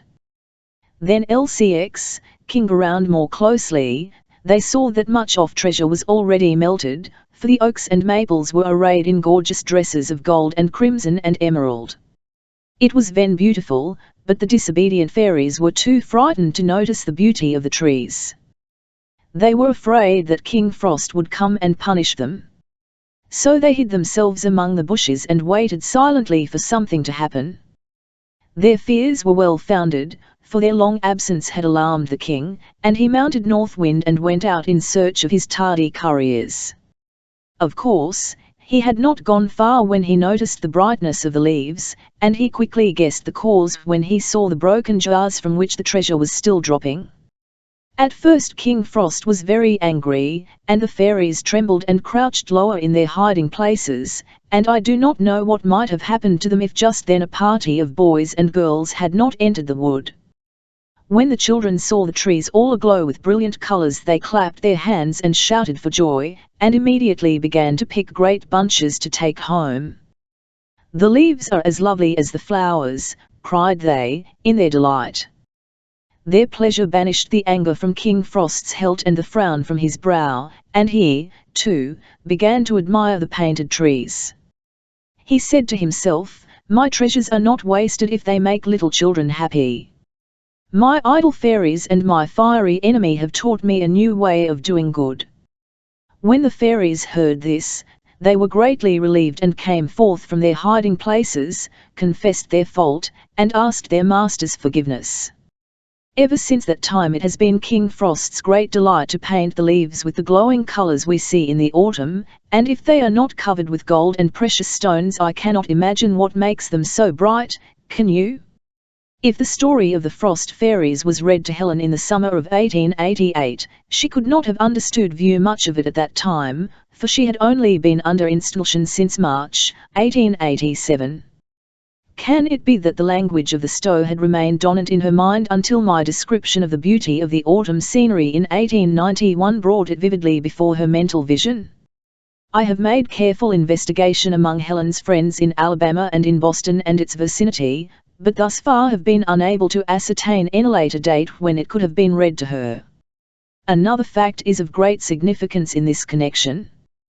The Rose Fairies was published in the same volume with the Frost Fairies and, therefore, was probably read to Helen at or about the same time.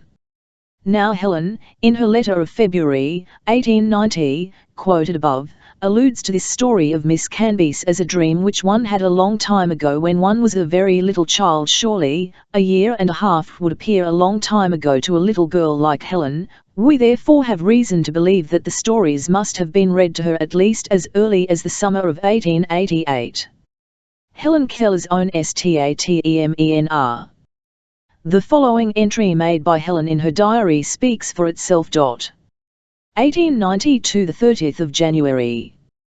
This morning I took a bath, and when teacher came upstairs to comb my hair she told me some very sad news which made me unhappy all day. Someone wrote to Mr. Anagnos that the story which I sent him as a birthday gift, and which I wrote myself, was not my story at all, but that a lady had written it a long time ago. The person said her story was called Frost Fairies. I am sure I never heard it. It made us feel so bad to think that people thought we had been untrue and wicked. My heart was full of tears, for I love the beautiful truth with my whole heart and mind. It troubles me greatly now. I do not know what I shall do. I never thought that people could make such mistakes. I am perfectly sure I wrote the story myself. Mr. Anagnos is much troubled. It grieves me to think that I have been the cause of his unhappiness, but of course I did not mean to do it.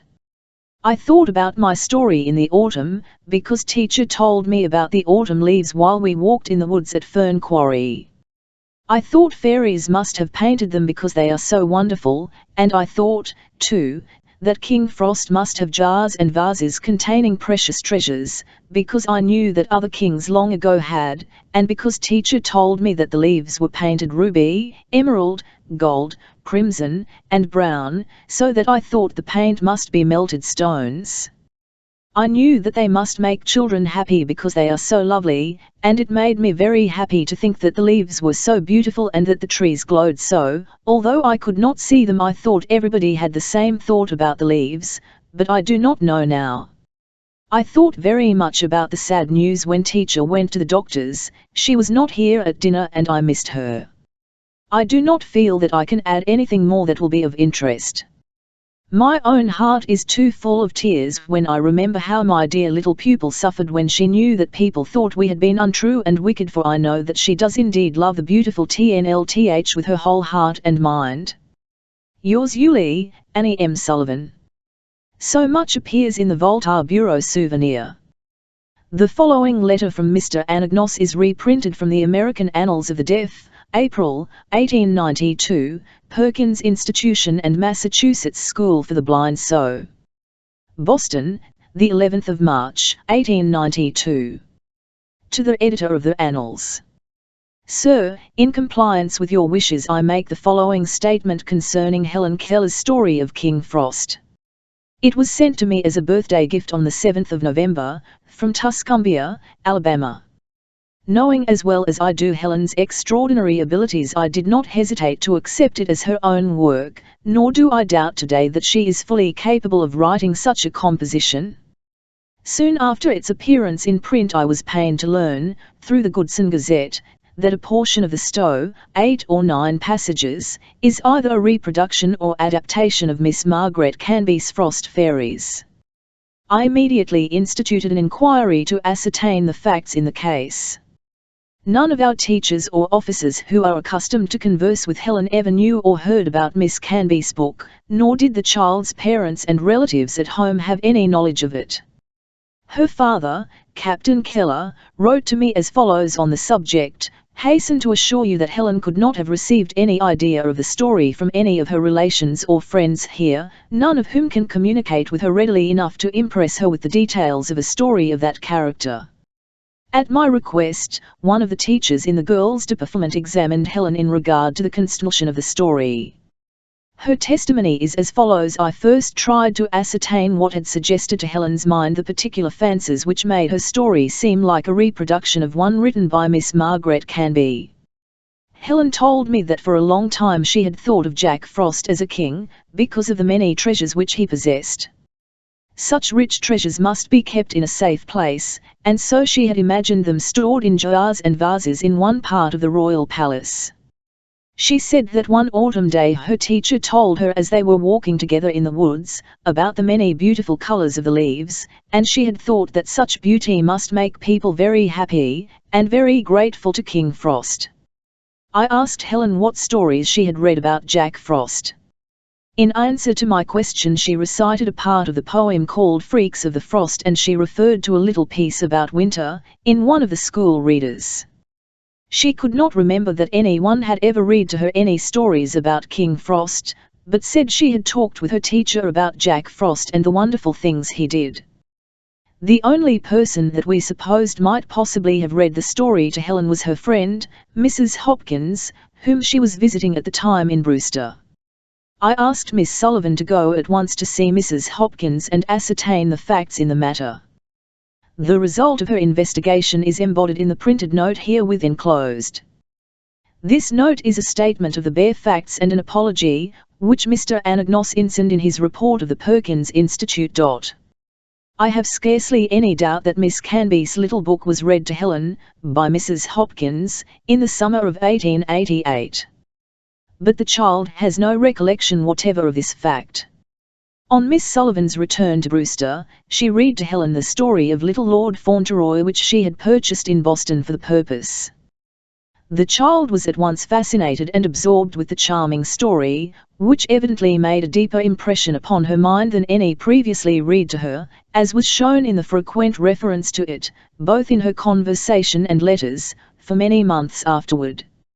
Her intense interest in Fauntleroy must have buried all remembrance of Frost Fairies, and when, more than 3 years later, she had acquired a fuller knowledge and use of language, and was told of Jack Frost and his work, the seeds so long buried sprang up into new thoughts and fancies. This may explain the reason why Helen claims persistently that the Frost King is her own story. She seems to have some idea of the difference between original composition and reproduction. She did not know the meaning of the word plagiarism until quite recently, when it was explained to her. She is absolutely truthful. Veracity is the strongest element of her character. She was very much surprised and grieved when she was told that her composition was an adaptation of Miss Canby's story of Frost Fairies. She could not keep back her tears, and the chief cause of her pain seemed to be the fear lest people should doubt her truthfulness. She said, with great intensity of feeling, "Love the beautiful truth. A most rigid examination of the child of about 2 hours duration, at which 8 persons were present and asked all sorts of questions with perfect freedom, failed to elicit in the least any testimony convicting either her teacher or anyone else of the intention or attempt to practice deception. In view of these facts, I cannot but think that Helen, while writing The Frost King, was entirely unconscious of ever having had the Stower of Frost fairies read to her, and that her memory has been accompanied by such a loss of associations that she herself honestly believed her composition to be original. This theory is shared by many persons who are perfectly well acquainted with the child and who are able to rise above the clouds of a narrow prejudice. Very sincerely yours, Emin Agnos, Director of the Perkins Institution and Massachusetts School for the Blind. The episode had a deadening effect on Helen Keller and on Miss Sullivan, who feared that she had allowed the habit of imitation, which has in truth made Miss Keller a writer, to go too far. Even today, when Miss Keller strikes off a fine phrase, Miss Sullivan says in humorous despair, "Six wonder where she got that." But she knows now, since she has studied with her pupil in college the problems of composition, under the wise advice of Mr. Charles T. Copeland, that the style of every writer and indeed, of every human being, illiterate or cultivated, is a composite reminiscence of all that he has read and heard. Of the sources of his vocabulary he is, for the most part, as unaware as he is of the moment when he ate the food which makes a bit of his thumbnail. With most of us the contributions from different sources are blended, crossed and confused. A child with but few sources may keep distinct what he draws from each.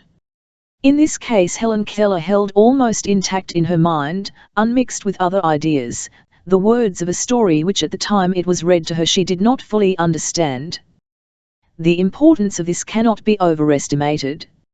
It shows how the child mind gathers into itself words it has heard, and how they lurk there ready to come out when the key that releases the spring is touched.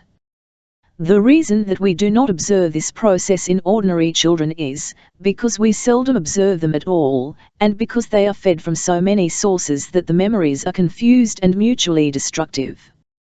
The story of the Frost King did not, however, come from Helen Keller's mind intact, but had taken to itself the mold of the child's temperament and had drawn on a vocabulary that to some extent had been supplied in other ways.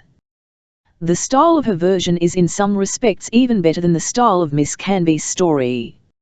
It has the imaginative credulity of a primitive folk tale, whereas Miss Canby's story is evidently told for children by an older person, who adopts the manner of a fairy tale and cannot conceal the mature mood which allows such didactic phrases as Jack Frost, as he is sometimes called Noon, at which time Mr. Sun is strongest.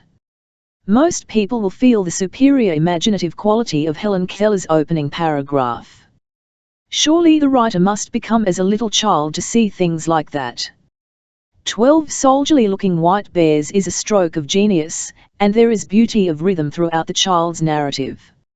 It is original in the same way that a poet's version of an old story is original. This little story calls into life all the questions of language and the philosophy of style.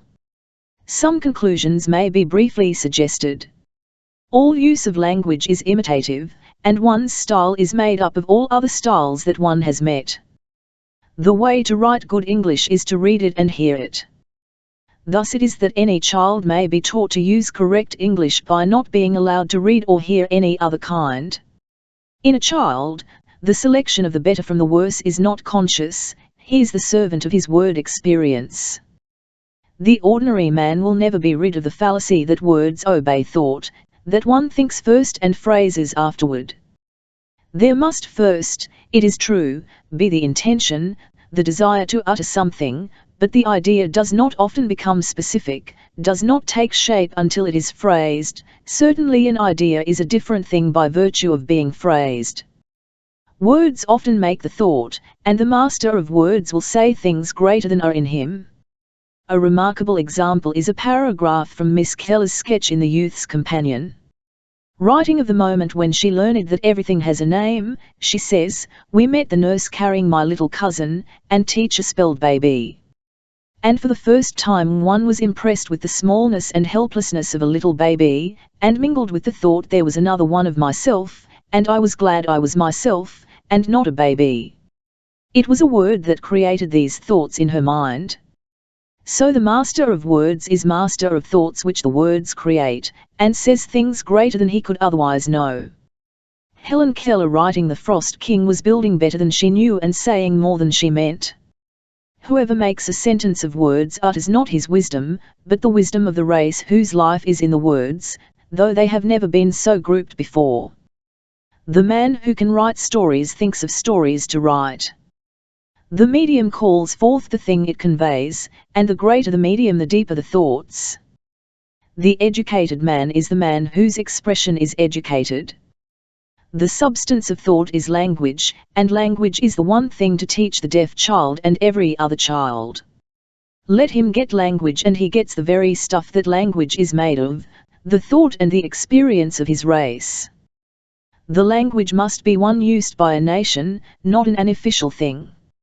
Volapük is a paradox, unless one has French or English or German or some other language that has grown up in a nation. The deaf child who has only the sign language of DLP is an intellectual Philip Nolan, an alien from all races, and his thoughts are not the thoughts of an Englishman, or a Frenchman, or a Spaniard. The Lord's Prayer in signs is not the Lord's Prayer in English.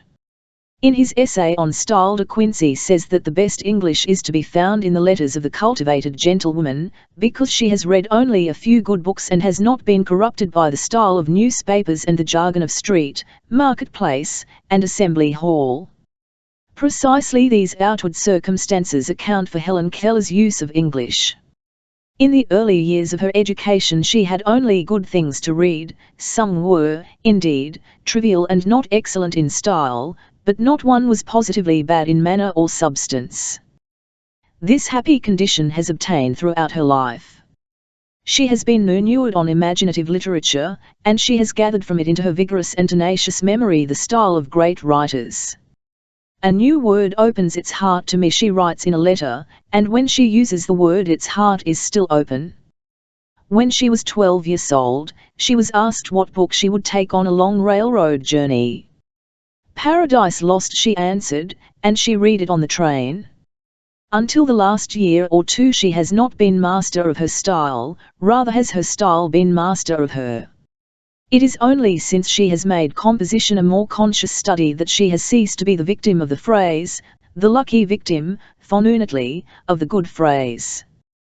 When in 1892, she thus encouraged to write a sketch of her life for the Youth's Companion, in the hope that it would reassure her and help her to recover from the effect of the Frost King, she produced a piece of composition which is much more remarkable and in itself more entertaining at some points than the corresponding part of her story in this book. When she came to retell the story in a fuller form, the echo was still in her mind of the phrases she had written 9 years before.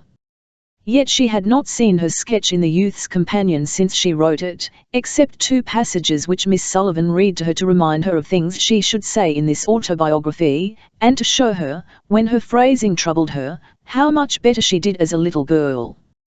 From the early sketch I take a few passages which seem to me, without making very much allowance for difference in time, almost as good as anything she has written since. I discovered the true way to walk when I was a year old, and during the radiant summer days that followed I was never still a minute.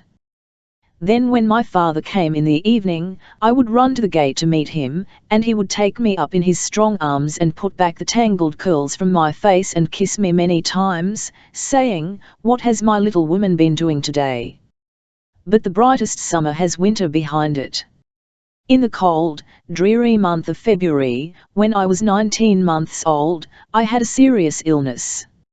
I still have confused memories of that illness. My mother sat beside my little bed and tried to soothe my feverish moans while in her troubled heart she prayed, "Father in heaven, spare my baby's life."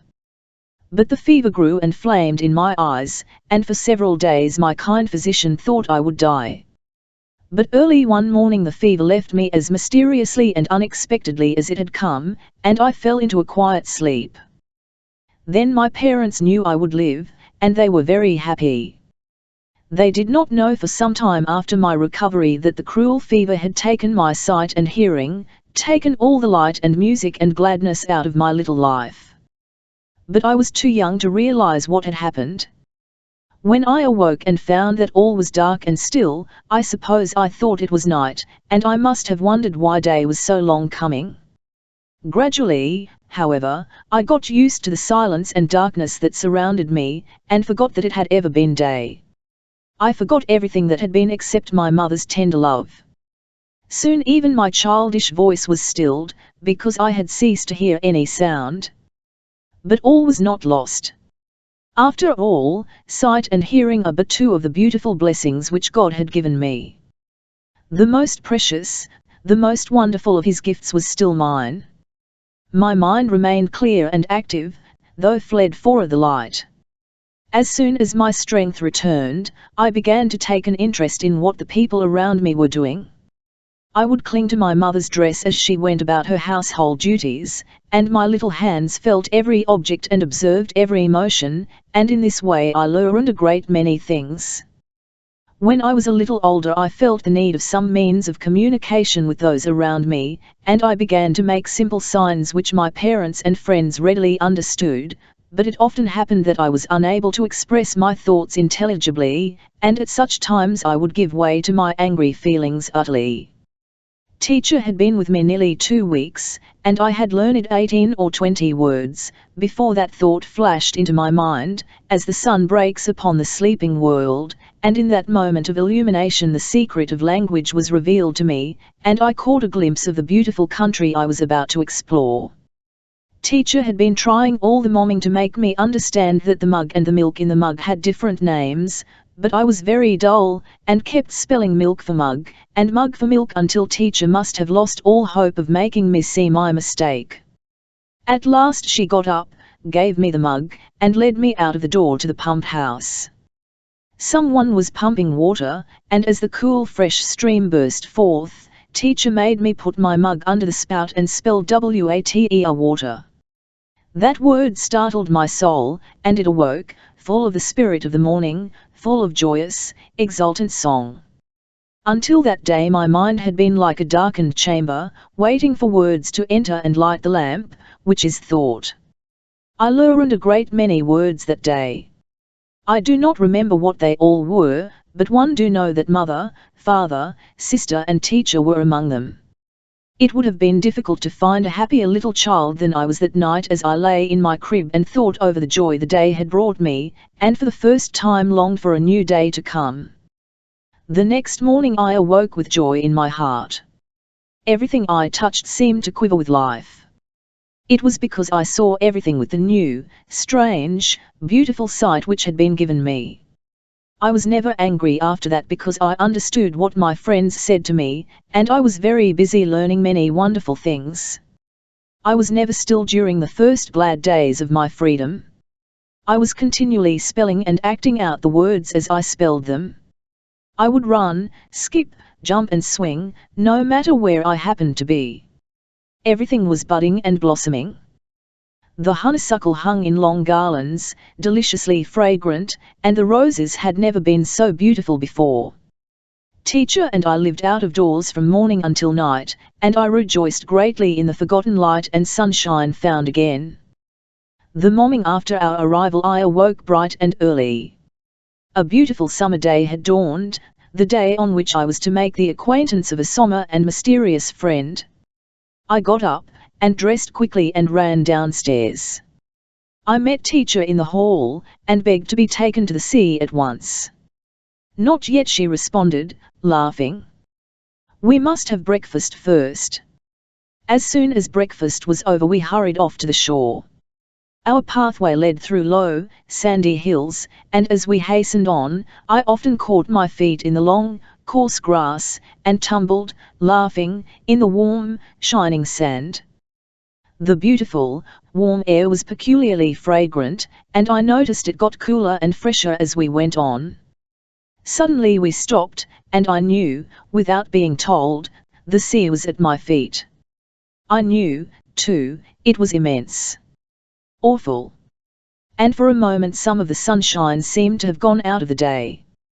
But I do not think I was afraid, for later, when I had put on my bathing suit, and the little waves ran up on the beach and kissed my feet, I shouted for joy, and plunged fearlessly into the surf. But, unfortunately, I struck my foot on a rock and fell forward into the cold water. Then a strange, fearful sense of danger terrified me. The salt water filled my eyes, and took away my breath, and a great wave threw me up on the beach as easily as if I had been a little pebble.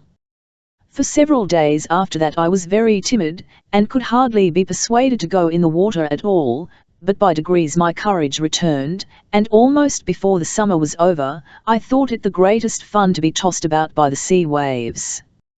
I do not know whether the difference or the similarity in phrasing between the child's version and the woman's is the more remarkable.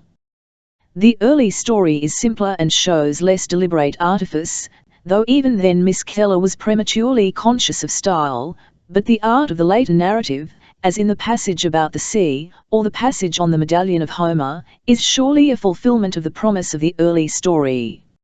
It was in these early days that Dr. Holmes wrote to her, "I'm delighted with the style of your letters. There is no affectation about them, and as they come straight from your heart, so they go straight to mine." In the years when she was growing out of childhood, her style lost its early simplicity and became stiff and, as she says, periwigged. In these years the fear came many times to Miss Sullivan lest the success of the child was to cease with childhood. At times Miss Keller seemed to lack flexibility. Her thoughts ran in set phrases which she seemed to have no power to revise or tum over in new ways. Then came the work in college, original theme writing with new ideals of composition or at least new methods of suggesting those ideals. Miss Keller began to get the better of her old friendly taskmaster, the phrase. This book, her first mature experiment in writing, settles the question of her ability to write. The style of the Bible is everywhere in Miss Keller's work, just as it is in the style of most great English writers. Stevenson, whom Miss Sullivan likes and used to read to her pupil, is another marked influence. In her autobiography are many quotations, chiefly from the Bible and Stevenson, distinct from the context or interwoven with it, the whole a fabric quite of her own design.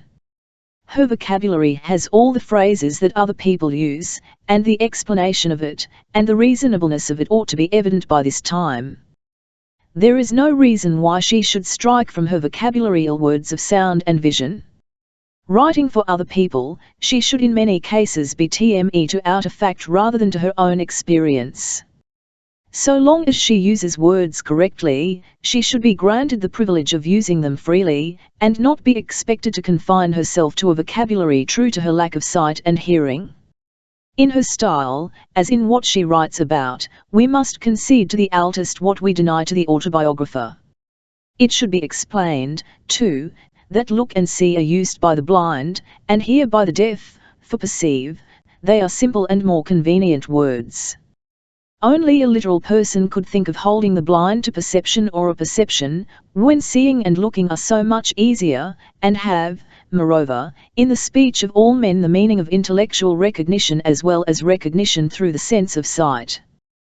When Miss Keller examines a statue, she says in her natural idiom, as her fingers run over the marble, "It looks like a head of Flora." It is true, on the other hand, that in her descriptions, she is best from the point of view of art when she is faithful to her own sensations, and this is precisely true of all artists. Her recent training has taught her to drop a good deal of her conventionality and to write about experiences in her life which are peculiar to her and which, like the storm in the wild chenny tree, mean most and call for the truest phrasing. She has leaned more and more to give up the style she borrowed from books and tried to use, because she wanted to write like other people. She has learned that she is at her best when she feels the lilies sway, lets the roses press into her hands and speaks of the heat which to her means light. Miss Keller's autobiography contains almost everything that she ever intended to publish. It seems worthwhile, however, to quote from some of her chance bits of writing, which are neither so informal as her letters nor so carefully composed as her story of her life. These extracts are from her exercises in her course in composition, where she showed herself at the beginning of her college life quite without rival among her classmates. Mr. Charles T. Copeland, who has been for many years instructor in English and lecturer on English literature at Harvard and Radcliffe, said to me, in some of her work she has shown that she can write better than any pupil I ever had, man or woman. She has an excellent ear for the flow of sentences. The extracts follow a few verses of Omar Khayyam's poetry have just been read to me, and I feel as if I had spent the last half hour in a magnificent sepulchre. Yes, it is a tomb in which hope, joy and the power of acting nobly lie buried. Every beautiful description, every deep thought glides insensibly into the same mournful chant of the brevity of life, of the slow decay and dissolution of all earthly things. The poet's bright, fond memories of love, youth and beauty are but the funeral torches shedding their light on this tomb, or to modify the image a little, they are the flowers that bloom on it, watered with tears and fed by a bleeding heart. Beside the tomb sits a weary soul, rejoicing neither in the joys of the past nor in the possibilities of the future, but seeking consolation in forgetfulness. In vain the inspiring sea shouts to this languid soul, in vain the heavens strive with its weakness, it still persists in regretting and seeks a refuge in oblivion from the pangs of present woe. At times it catches some faint echo from the living, joyous, real world, a gleam of the perfection that is to be, and, thrilled out of its despondency, feels capable of working out a grand ideal even in the poor, miserable, hampered actual wherein it is placed, but in a moment the inspiration, the vision is gone, and this great, much suffering soul is again enveloped in the darkness of uncertainty and despair. It is wonderful how much time good people spend fighting the devil. If they would only expend the same amount of energy loving their fellow men, the devil would die in his own tracks of ennui. I often think that beautiful ideas embarrass most people as much as the company of great men. They are regarded generally as far more appropriate in books and in public discourses than in the parlour or at the table. Of course I do not refer to beautiful sentiments, but to the higher TNRTHS relating to everyday life. Few people that I know seem ever to pause in their daily intercourse to wonder at the beautiful bits of truth they have gathered during their years of study. Often when I speak enthusiastically of something in history or in poetry, I receive no response, and I feel that I must change the subject and return to the commonest topics, such as the weather, dressmaking, sports, sickness, blues and worries. To be sure, I take the keenest interest in everything that concerns those who surround me. It is this very interest which makes it so difficult for me to carry on a conversation with some people who will not talk or say what they think, but I should not be sorry to find more friends ready to talk with me now and then about the wonderful things I read. We need not be like les femmes savantes, but we ought to have something to say about what we learn as well as about what we must do, and what our professors say or how they mark our themes. Today I took luncheon with the freshman class of Radcliffe. This was my first real experience in college life, and a delightful experience it was. For the first time since my entrance into Radcliffe I had the opportunity to make friends with all my classmates, and the pleasure of knowing that they regarded me as one of themselves, instead of thinking of me as living apart and taking no interest in the everyday nothings of their life, as I had sometimes feared they did.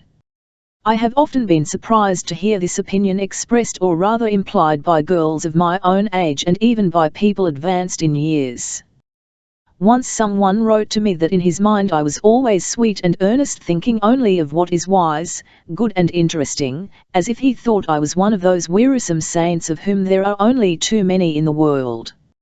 I always laugh at these foolish notions, and assure my friends that it is much better to have a few faults and be cheerful and responsive in spite of all deprivations than to retire into one's shell, pet one's affliction, clothe it with sanctity, and then set one's self up as a monument of patience, virtue, goodness and all in all. But even while I laugh I feel a twinge of pain in my heart, because it seems rather hard to me that anyone should imagine that I do not feel the tender bonds which draw me to my young sisters, the sympathies springing from what we have in common, youth, hope, a half-eager, half-timid attitude towards the life before us, and above all the royalty of maidenhood. Saint Beuve says, 11 vint un age puita quand on en écrit plus. This is the only allusion I have read to the possibility that the sources of literature, varied and infinite as they seem now, may sometime be exhausted. It surprises me to find that such an idea has crossed the mind of anyone, especially of a highly gifted critic. The very fact that the 19th century has not produced many authors whom the world may count among the greatest of all time does not, in my opinion, just other remark, there may come a time when people cease to write. In the first place, the fountains of literature are fed by two vast worlds, one of action, one of thought, by a succession of creations in the one and of changes in the other. New experiences and events call forth new ideas and stir men to ask questions unthought of before, and seek a definite answer in the depths of human knowledge. In the second place, if it is true that as many centuries must pass before the world becomes perfect as passed before it became what it is today, literature will surely be enriched incalculably by the tremendous changes, acquisitions and improvements that cannot fail to take place in the distant future. If genius has been silent for a century, it has not been idle. On the contrary, it has been collecting fresh materials not only from the remote past, but also from the age of progress and development, and perhaps in the new century there will be outbursts of splendor in all the various branches of literature. At present the world is undergoing a complete revolution, and in the midst of falling systems and empires, conflicting theories and creeds, discoveries and inventions, it is a marvel how one can produce any great literary works at all. This is an age of workers, not of thinkers. The song today is, let the dead past bury its dead, act in the living present, heart within and God overhead. A little later, when the rush and heat of achievement relax, we can begin to expect the appearance of grand men to celebrate in glorious poetry and prose the deeds and triumphs of the last few centuries. It is very interesting to watch a plant grow, it is like taking part in creation.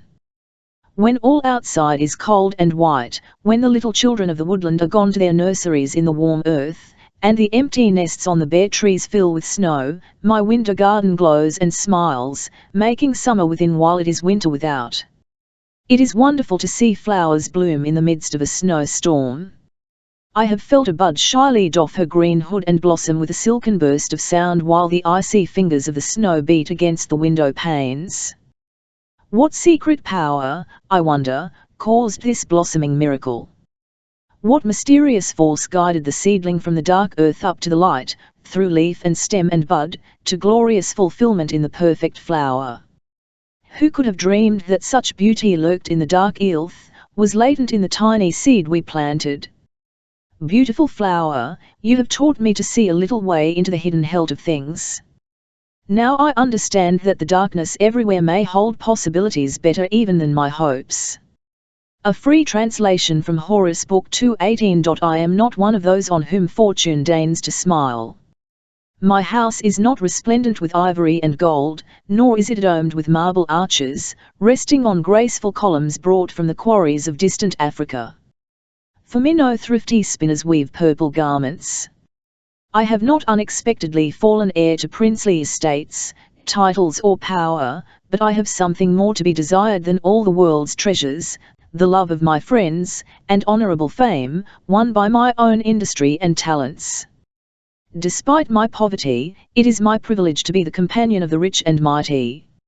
I am too grateful for all these blessings to wish for more from princes, or from the gods. My little Sabine farm is dear to me, for here I spend my happiest days, far from the noise and strife of the world. Oh, ye who live in the midst of luxury, who seek beautiful marbles for new villas, that shall surpass the old in splendor, you never dream that the shadow of death is hanging over your halls. Forgetful of the tomb, you lay the foundation of your palaces. In your mad pursuit of pleasure you rob the sea of its beach and desecrate hallowed ground. More even than this, in your wickedness you destroy the peaceful homes of your clients. Without a touch of remorse you drive the father from his land, clasping to his bosom his household gods and his half-naked children. You forget that death comes to the rich and the poor alike, and comes once for all, but remember, Charon could not be bribed by gold to ferry the crafty Prometheus back to the sunlit world. Tantalus, too, great as he was above all mortals, went down to the kingdom of the dead, never to return. Remember, too, that, although death is inexorable, yet he is just, for he brings retribution to the rich for their wickedness, and gives the poor eternal rest from their toil and sorrow. Ah, the pranks that the nixes of dreamland play on us while we sleep! Methinks they are jesters at the court of heaven. They frequently take the shape of daily themes to mock me. They strut about on the stage of sleep like foolish virgins, only they carry well-trimmed notebooks in their hands instead of empty lamps. At other times they examine and cross-examine me in all the studies I have ever had, and invariably ask me questions as easy to answer as this: what was the name of the first mouse that worried Hippopotamus, satrap of Cambridge under Astragas, grandfather of Cyrus the Great? I wake terror-stricken with the words ringing in my ears: an answer or your life. Such are the distorted fancies that flit through the mind of one who is at college and lives as I do in an atmosphere of ideas, conceptions and half-thoughts, half-feelings which tumble and jostle each other until one is almost crazy. I rarely have dreams that are not in keeping with what I really think and feel, but one night my very nature seemed to change, and I stood in the eye of the world a mighty man and a terrible. Naturally I love peace and hate war and all that pertains to war. I see nothing admirable in the ruthless career of Napoleon, save its finish. Nevertheless, in that dream the spirit of that pitiless slayer of men entered me. I shall never forget how the fury of battle throbbed in my veins. It seemed as if the tumultuous beating of my heart would stop my breath. I rode a fiery hunter. I can feel the impatient toss of his head now and the quiver that ran through him at the first roar of the cannon. From the top of the hill where I stood I saw my army surging over a sunlit plain like angry breakers, and as they moved, I saw the green of fields, like the cool hollows between billows. Trumpet answered trumpet above the steady beat of drums and the rhythm of marching feet. I spurred my panting steed and waving my sword on high and shouting, "Come! Behold me, warriors, Europe!" I plunged into the oncoming billows, as a strong swimmer dives into breakers, and stnlck, alas, tstnle, the bedpost. Now I rarely sleep without dreaming, but before Miss Sullivan came to me, my dreams were few and far between, devoid of thought or coherency, except those of a purely physical nature. In my dreams something was always falling suddenly and heavily, and at times my nurse seemed to punish me for my unkind treatment of her in the daytime and return at an usurer's rate of interest my kickings and pinchings. I would wake with a start or struggle frantically to escape from my tormentor. I was very fond of bananas, and one night I dreamed that I found a long string of them in the dining room, near the cupboard, all peeled and deliciously ripe, and all I had to do was to stand under the string and eat as long as I could eat. After Miss Sullivan came to me, the more I learned, the oftener I dreamed, but with the waking of my mind there came many dreary fancies and vague terrors which troubled my sleep for a long time. I dreaded the darkness and loved the wood fire. Its warm touch seemed so like a human caress. I really thought it was a sentient being, capable of loving and protecting me. One cold winter night I was alone in my room. Miss Sullivan had put out the light and gone away, thinking I was sound asleep. Suddenly I felt my bed shake, and a wolf seemed to spring on me and snarl in my face. It was only a dream, but I thought it real, and my heart sank within me. I dared not scream, and I dared not stay in bed. Perhaps this was a confused recollection of the story I had heard not long before about Red Riding Hood. At all events, I slipped down from the bed and nestled close to the fire which had not flickered out. The instant I felt its warmth I was reassured, and I sat a long time watching it climb higher and higher in shining waves.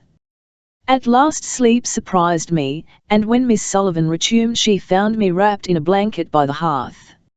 Often when I dream, thoughts pass through my mind like cowled shadows, silent and remote, and disappear. Perhaps they are the ghosts of thoughts that once inhabited the mind of an ancestor.